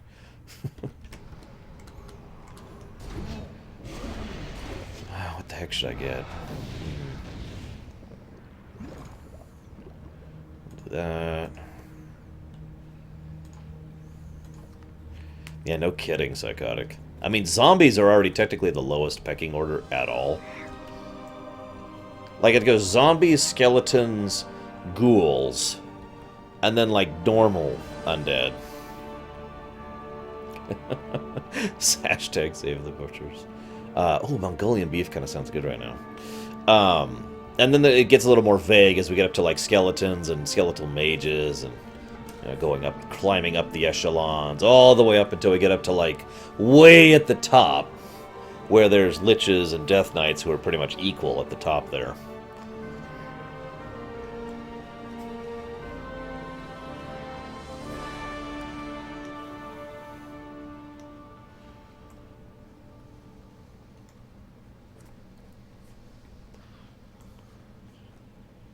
Anyone want some city walk? Chinese? Sorry. Bad joke, I know, bad joke. Okay, Mongolian beef, where is that? Mongolian, that's Mongolian chicken. Mongolian pork, Mongolian beef, there it is, bamf. Whoop, whoop.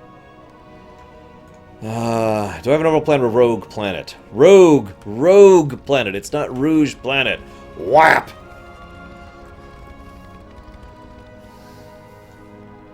Yeah, they've got city chicken, city beef, it's great.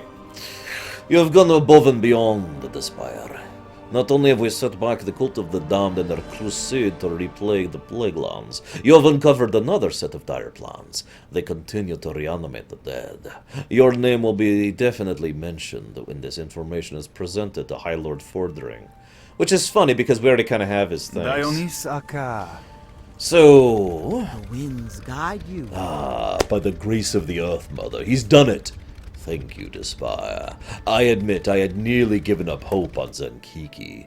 It is only due to your patience and diligence he has come into his own as a druid and a member of the Cenarian Circle. And that's without even mentioning the good you've done for nature. You have my admiration and respect. And thus we see the great, bizarre schizophrenia of World of Warcraft. On the one hand, we are bloodthirsty, blind, stupid idiots who run around doing horrifically evil acts because someone will give us 20 silver to do it. And on the other hand, we are incredibly patient, kind, understanding, tolerant, good people who go way out of our way to help others, even without any benefit to ourselves. The same characters, just different quests. Oh no, I have the plot line. My sister and I have actually already written the entire plot line, Jay. We have gone very well. Hey, Zen'Kiki! Oh, look! It's Zen'Kiki! Thanks for helping me out, man. No more shape-shifting for me. I'm gonna work on my healing. Look at it! Oh, dude, he's even got a Koltira form. High five, man. Anyways. But yes, I do have an overarching plot, it's just, you know, I know, okay, right? But, we're deliberately leaving some of the in-between stuff, vague, because we want the random element to be there. You know, so it's like we have a plot, but we are also being dynamically adaptive as stuff happens.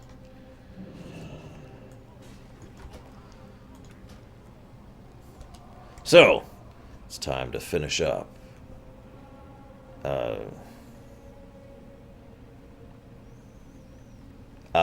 The battle for Andorhal.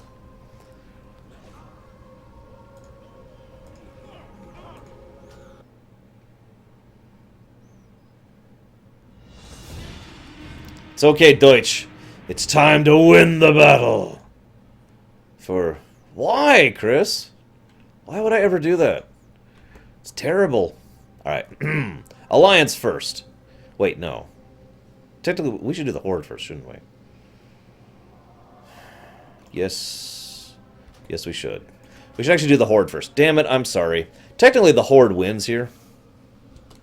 But, like, the Alliance quests kind of follow the Horde quest a little more linearly. You'll see what I mean. You'll see what I mean.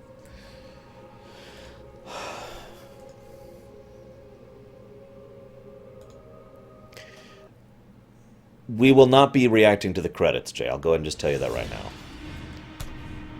A, because I think they're pretentious garbage, and B, because it doesn't fit the story. Oh my god, it's oh my god, it's the frickin' farmers. It's the freaking farmers who conquered the Forsaken Territory.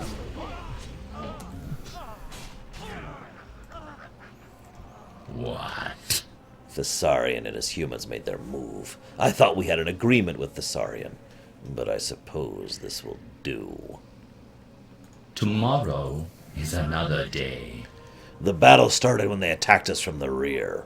I let my guard down, and a group of poorly armed farmers and militiamen swung onto our flank from the writhing haunt.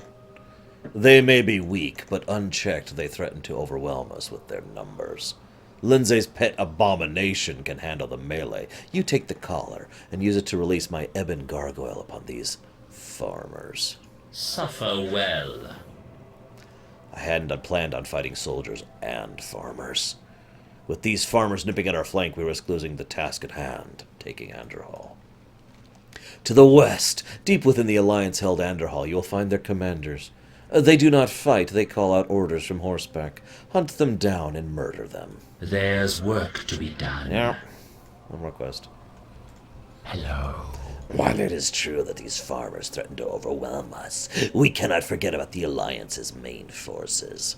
Travel west into Andorhal and slay the humans. We need all the help we can get. Our time will come. They were rogues. You know, I just realized... Oh, no, I did answer that question. Probably, Jay. I mean, I'm sure it was deliberate.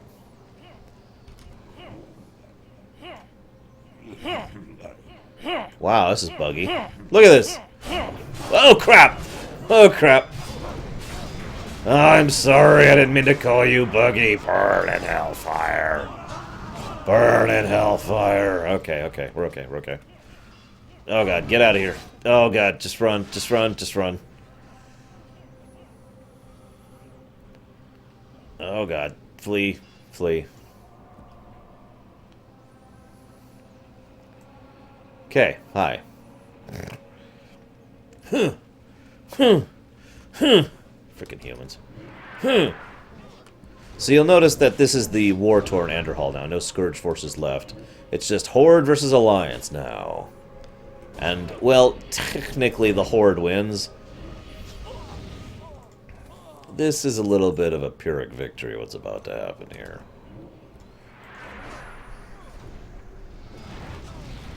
But at least we finally got rid of the Alliance dogs. Am I right? Horde for life? No? Okay.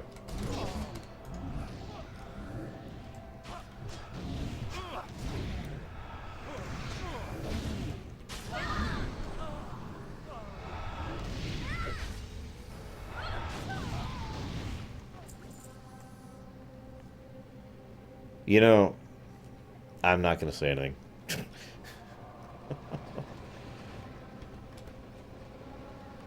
I'm not going to say anything about the blob. I could talk about the blob. I'm not going to.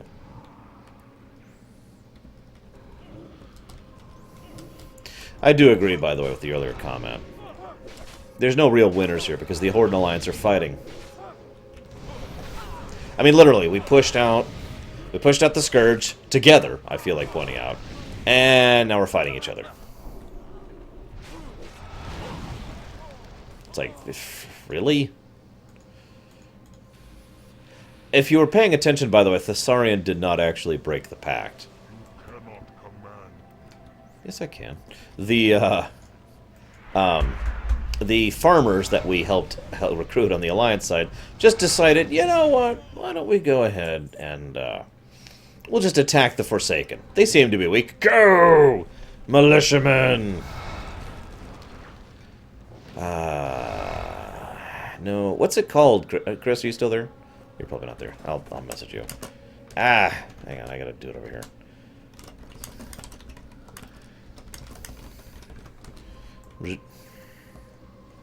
For the Alliance. For the Horde.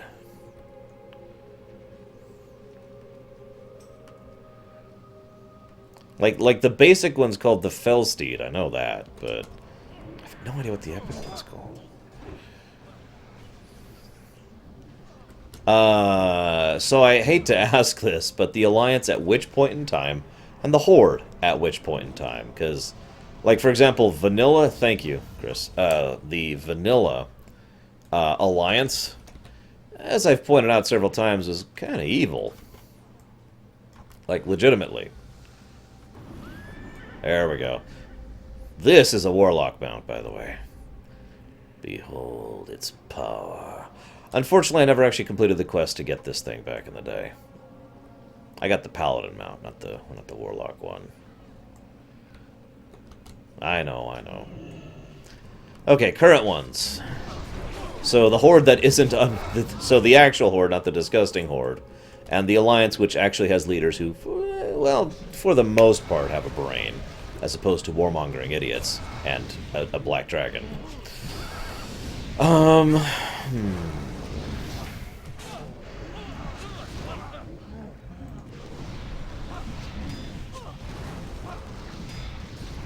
Honestly, okay, so after Warcraft 2, the Alliance unified and they won! And then they proved how the Alliance was only being held together by a common foe. They degenerated into fairly horrible things. I've actually talked about this before when I talked about the Cult of the Damned, and I explained why the Cult of the Damned had so many willing volunteers. Basically, the Alliance at the time descended into politicking and wastefulness and Game of Thronesiness. Let's just put it how it is, shall we? I'm pretty sure that's what would happen to the modern Alliance if they won. They'd win, and there would be this brief era of peace and prosperity, and then things would start to go bad because they lack an actual unifying force to keep them together. Me too, Permeus. Hey, Toby. Toby, Toby, King of the Wild Frontier. What'd you do, Chris? What'd you do?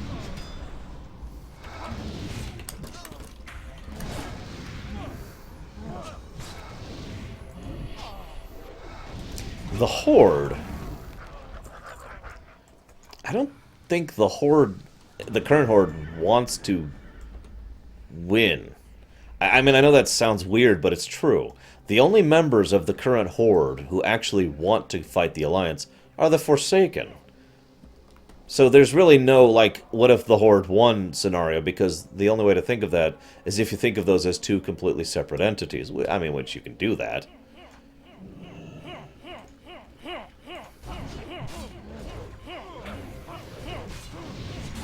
But, yeah, it's kind of weird. Just live for a minute, guys.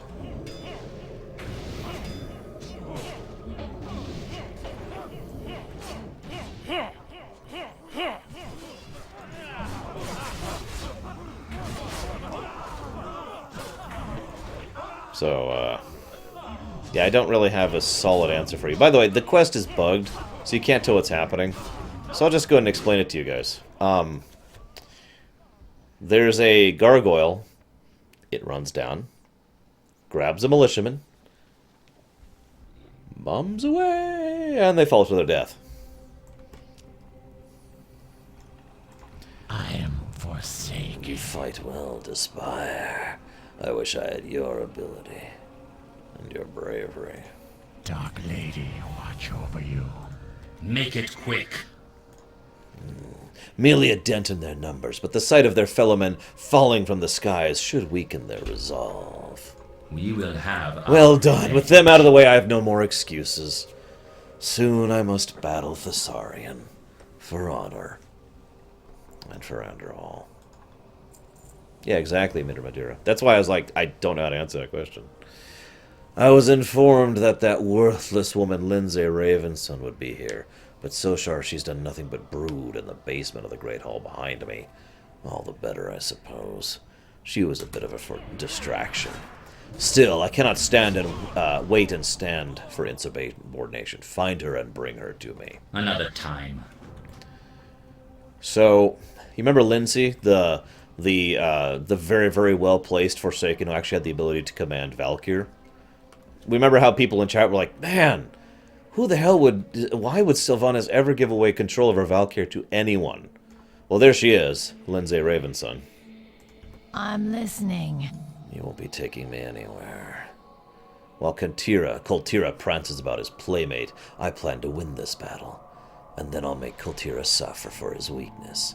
Don't believe me? Fine. I'll let you in on a little secret. Goodbye. She's really Sylvanas.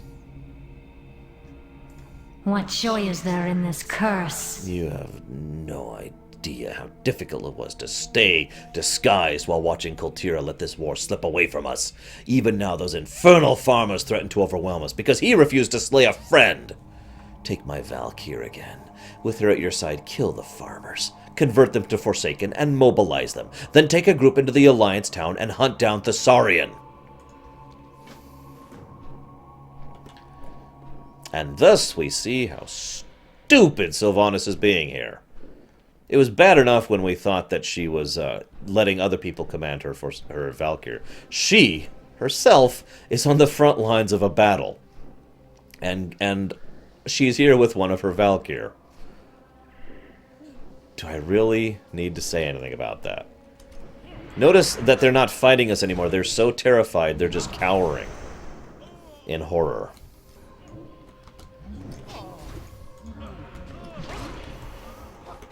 So we're going to murder them. And then we're going to convert them into Scourge. Excuse me. Forsaken.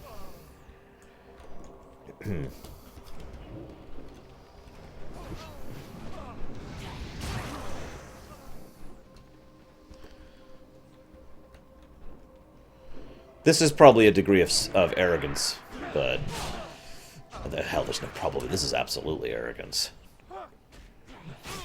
This is huge arrogance.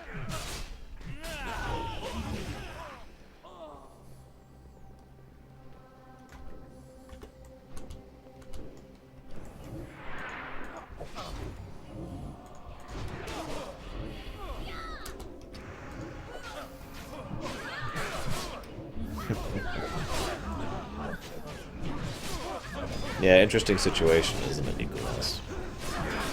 It is also kind of indicative of Sylvanas' leadership style at this point in time. She is so... I don't even know what word to use here, that she refuses to actually lead openly. That she literally had to disguise herself in order to secretly command the battle for Andorhal. I mean, seriously.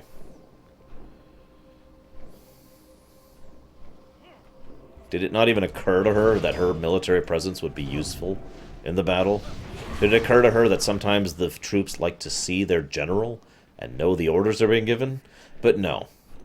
She was hiding herself, A, out of fear, but B, and this is actually also important, because she didn't trust Koltira. Now, the funny thing is, Koltira hasn't actually betrayed her. Kind of. He kind of has. Kind of. That's a big technically there. But, yeah. What's happening? What's this? Okay, there's Lurid. That's a Thessarian skeleton from earlier. This is the body of Lurid, his trusted knight. With Thessarian nowhere to be found, it would seem the Alliance have withdrawn. Oh, the Forsaken have won! Yay! Sylvanas want to know about Thessarian's departure. Okay. We could do that.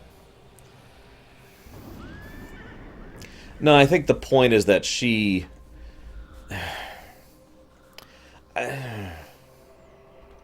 That is true, Psychotic. I'll agree with that. But the overall point, at least from my perspective, is that she was hiding herself because she wanted to prove that Koltira was weak by having things like sympathy, friendship, and kindness, and then prove that he was weak, and then do something about that. Oh, speaking of which, that leads us to this particular event.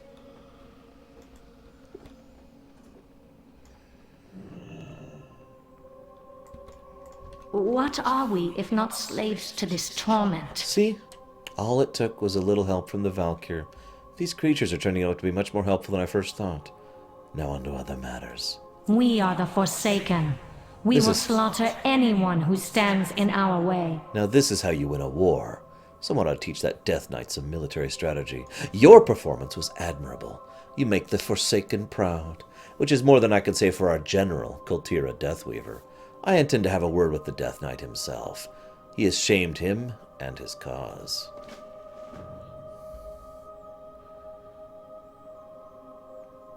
Koltira, your queen summons you.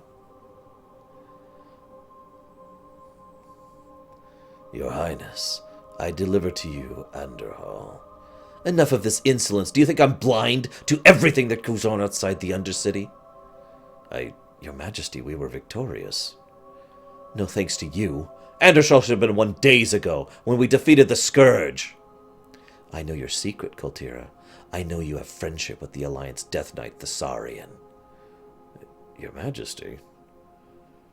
Arthas clearly failed when he created his Death Knights. You are still weak.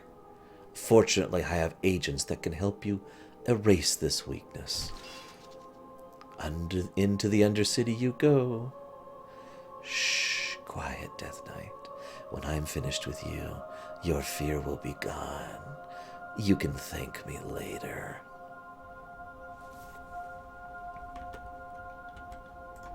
have no time for games. I have nothing against the Knights of the Ebon Blade, but Koltira needs to be reminded for who he works for now. His loyalty must lie with the Horde, or more specifically, for the Forsaken. I wouldn't plan on seeing Koltira anytime soon. Now that I have him, you can rest assured any bonds he may have had with the Alliance scum will be thoroughly broken.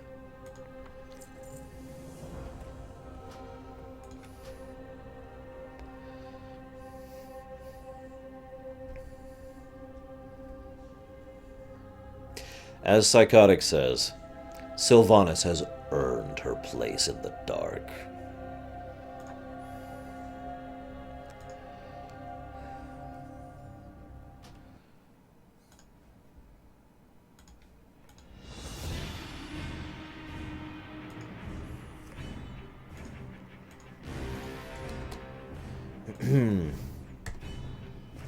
Yeah, no kidding, Jay. Let's see the other side of things here. Word has it that you helped those farmers arm themselves. Well, now they've initiated the attack without my order. They forced my hand. The battle's resumed. This time we fight the Forsaken. And I fight Koltira, my old brother of the Ebon Blade. Another time. To the east, deep within the Forsaken-held Andorhal, you'll find the commanders. They do not fight, but call out orders. Kill them, slay them, yada yada. We are done Same here. basic quests, but there's going to be one quest that's different. Need assistance? So, You have a great day now. let's go ahead and work on that, shall we?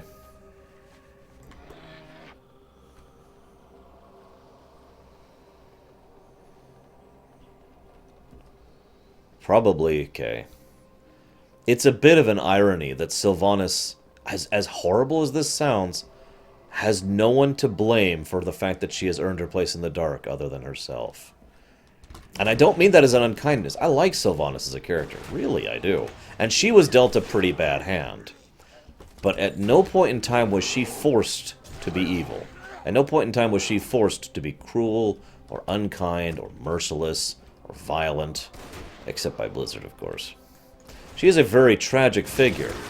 But the sad reality is that some people, when faced with the most horrible, terrible things ever to happen in their lives, will rise above it and become greater, stronger people as a result of it. And some people will be broken by it. Some people will take that horrifying tragedy and descend into even further depths of depravity and darkness. Because not everyone can be a hero, and not everyone can be redeemed.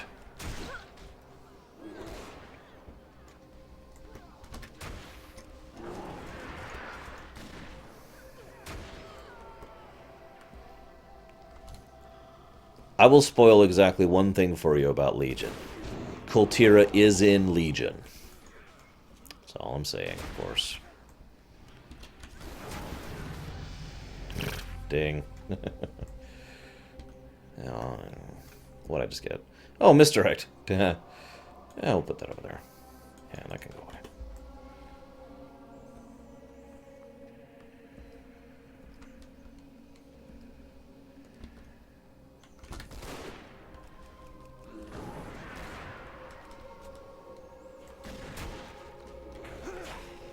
Yeah, honestly, Koltira joining the Forsaken makes a lot of sense.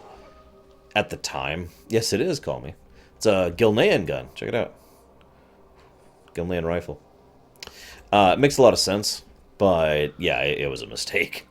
It was a mistake. Yeah, what's a good place to take a selfie? I'm trying to think. I'm trying to think what would be a good picture around here. There's so many options. I'm torn. Why don't we do this? There we go. I like how my viewers remind me about the selfies. Early on, people were complaining about the selfies. For the first time, Sylvanas did many unpleasant things. She was more than willing to kill, maim, torture, destroy. Not as horribly as she is now, obviously. Nowhere near as bad. But she was, at best, a villain who happened to have the same goals as the good guys. Prior to, from WoW Vanilla up to Wrath.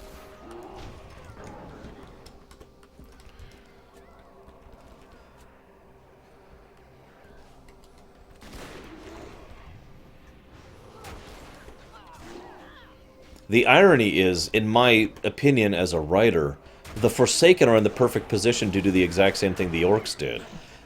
Which is a problem, because at that point you're literally repeating yourself. They just did that story with the Orcs, across 2 expansions, actually. Technically 3. The whole Garrosh's Horde thing, and the Disgusting Horde, that started in Wrath, went through Cata, and then concluded in Pandaria. You don't really want to repeat that story with the Forsaken, but all the pieces are there for the exact same style, you know what I mean?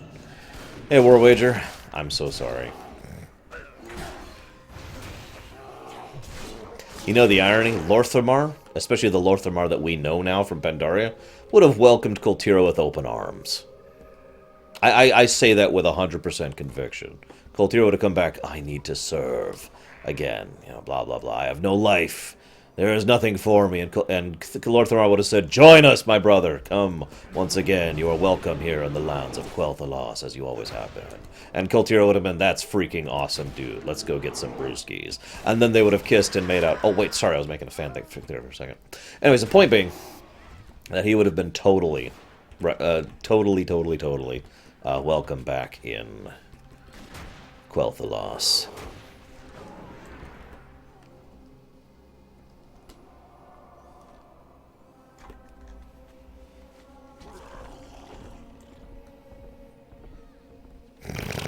Come on, Permeus, come on, do Normergon. Okay, unless they're lying, yes we will, Just Quests, with regards to Illyria and Tyrillian. Do I think Illyria could bring Sylvanas back to good? All of that hinges on how Illyria reacts to Sylvanas. And I don't know what the answer to that question is going to be. Remember, Varisa was initially like, ugh! But once they started talking, Varisa realized that this was actually her sister, and they started actually connecting. And, you know, then they kind of started warming to each other, right?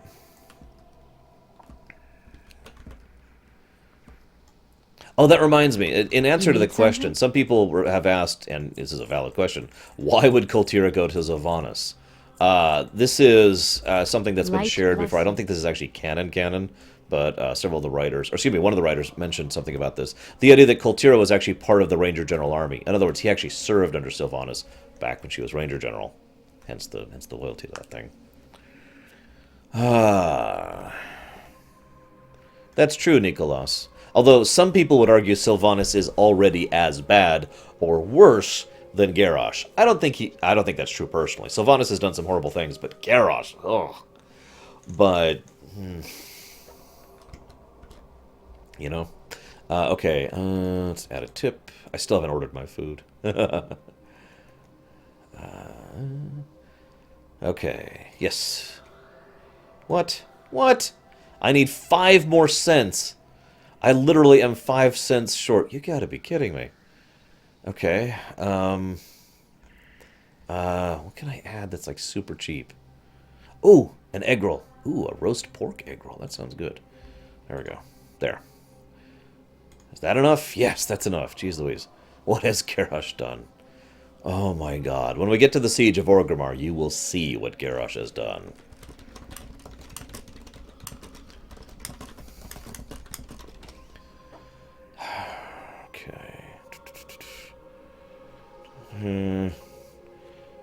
Hang on. We're gonna do something real quick. Hey, Azura, the other Azura. Sorry, we had Azure Rain on earlier, so I'm like, ah. Nope, that's...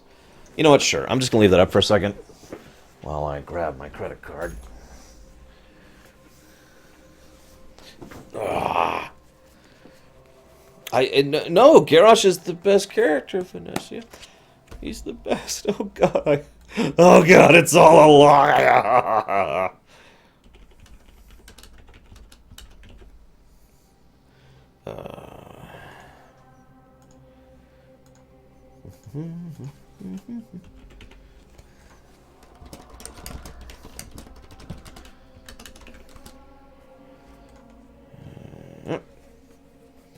There we go. Order successful.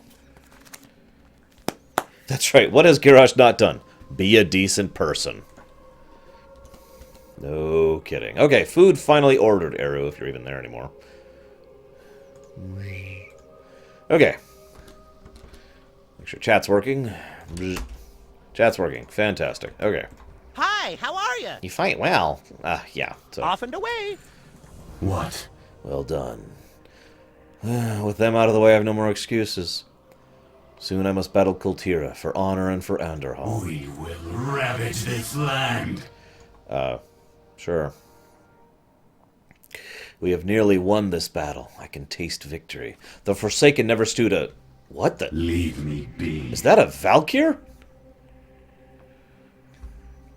No, I don't, Jay. I stopped being interested. So I kind of gave up on it.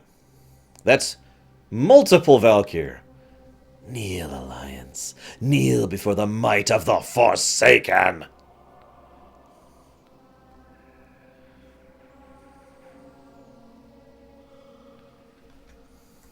Well, crap.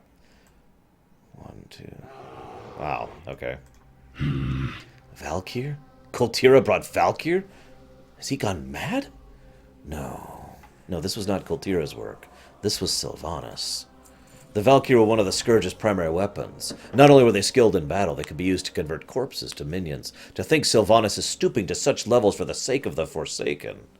We need to stop the Valkyr before they wipe us out and turn our army against us. Slay as many as you can. And bring some of the Minutemen with you. If they survive this long, they must still have some battle skills. Suffer well. What? You need something? Hey, it's the Westfall farmer from earlier. Our militia's nearly been wiped out. Only I and a few farmers remain. Those winged creatures, they took the bodies of our men and turned them into walking corpses. With every one of our men they took, they bolstered their own ranks. It pains me to admit it, but we'll need to fight them too, along with the Death Guards and the Valkyr. As they did in life, they hunt in packs, so take some of my Minutemen with you. For the Alliance. Alright, let's do this. So, this is a little bit of gameplay story segregation. You see these? These are lesser Valkyr. Technically, there really should be no such thing in lore. Any Valkyr should be capable of doing what the Valkyr can do. But these are not the kind of... these are not the 9, is what I'm trying to say. These are not the ones attached to the 9 1-ups that I keep referencing with regards to Sylvanas' Valkyr. These are just foot soldier Valkyr. However, it is still worth noting that even ignoring that, even adding to the fact that that these things apparently exist, this is still incredibly stupid using these forces here. Although, as we've seen, Sylvanas has got that arrogance problem going for her, so, you know.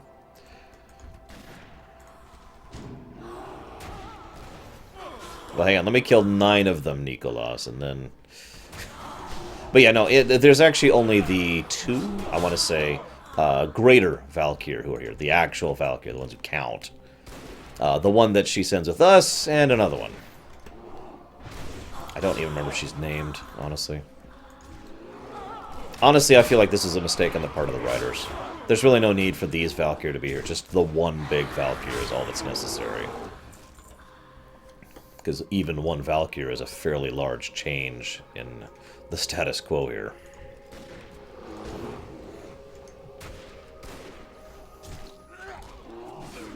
I keep wanting to hit G. I know what you're thinking. What button is that supposed to be? You see this ability right here? It's called Barrage. Enough said, really. As of this moment in time, Sylvanas could die 6 more times and be fine. As of the modern era, she could die 4 more times and be fine. Apparently, farmers are the best army. And that's also not the first time human militia have been a significant force in a fight, which I once again find funny for the same reasons I always have, namely Warcraft 3. For those of you who have not played Warcraft 3, there was an ability which you could ring the town bell and have all the peasants run into the town hall and become militia to defend the town. And it was actually a fairly decent strategy in the early game. And in some cases in late game with regards to harassment and whatnot, so... Can the Valkyr res themselves? No. Yeah, exactly, Permeus. Barrage is an amazing skill. I used to use Glaive Toss because technically it was better damage on a single target. And then I realized the sheer utility of Barrage. I was like, okay.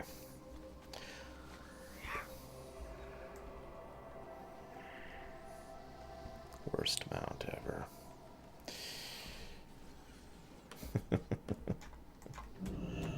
What can I do for you? You fought valiantly, but we're getting nowhere. Everybody that falls just fuels their forces. See you later.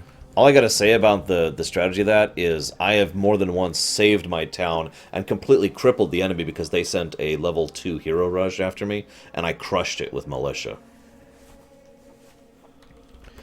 Well, yeah. You need something. For every Valkyr you slay, you save a dozen of our men. Still they press on. We may not win this battle after all.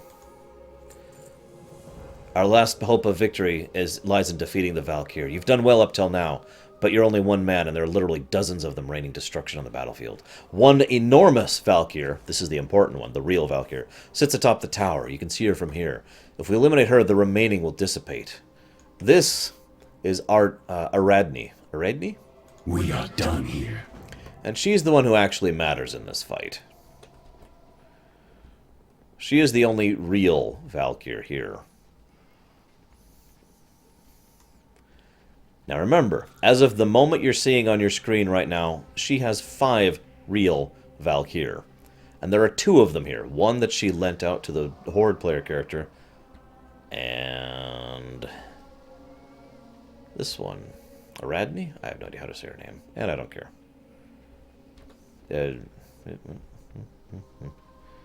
Should she be like right here?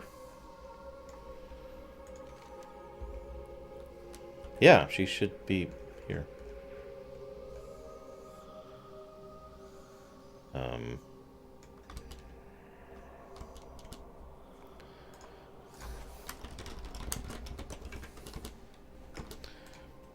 Probably, Jay. That would make a degree of sense. Oh, there she is.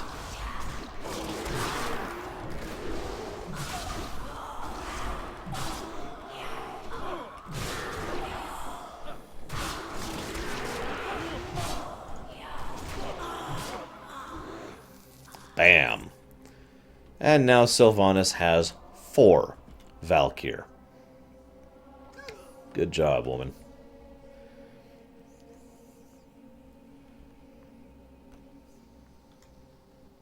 Get on with it. I watched your victory from below. Why didn't you join me? Well fought. But ultimately it was for naught. The Valkyr and the Forsaken press on. Soon they will overtake us. We have lost Andorhal. Head south to Chillwind Camp. Tell the commander everything that happened here. Me? Oh, I'm going into Tearsfall. My battle isn't over yet. I've got an appointment with that harpy that calls herself a Banshee Queen. And I'm finding out what she did to Koltira. Leave me be. So that's, for some time, effectively the last time that we see Thessarian as well. People were literally, every single lore panel, every lore question thing, every BlizzCon, someone would ask the question, what's happening with Thessarian and Koltira? What's happening with Thessarian and Koltira? Yeah, exactly, Jay. People have been asking that every single time since then. The good news is Blizzard has acknowledged that, players are interested in the continuation of the storyline, and as I mentioned, it will continue in Legion. It's been a little bit of a delay. Seriously? No? Okay. That's fine. And remember, Death Knights in lore are not a small deal. In fact, Death Knights in lore are a frickin' huge deal. Probably 3rd in overall power amongst the races.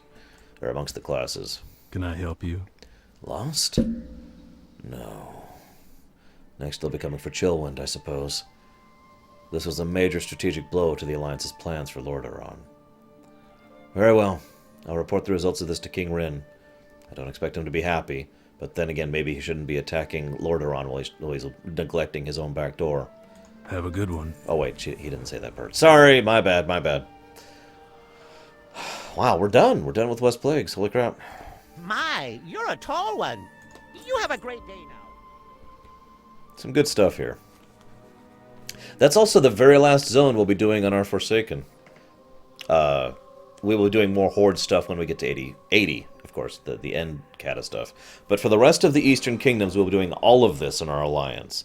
which will be starting with the Eastern Plagues, which, I know this sounds weird, but trust me when I say it will actually segue smoothly into the Badlands. From the Badlands, we will move forward to the Syrian Gorge, then to the Burning Steppes. We'll go south to the Swamp of Sorrows, and we'll finish up the Eastern Kingdoms, well, I mean, in the best place possible, the Blasted Lands. I hope you guys have enjoyed. I'm going to go try and recoup a little bit. I'm sorry for the kind of truncated day, but you may blame maintenance service to it. Tomorrow, we'll be starting up with the Eastern Kingdoms. And by the Eastern Kingdoms, I mean the Eastern Plaguelands. The other Eastern thing! You know, they're all Eastern. What do you want from me? I'll see you around, guys.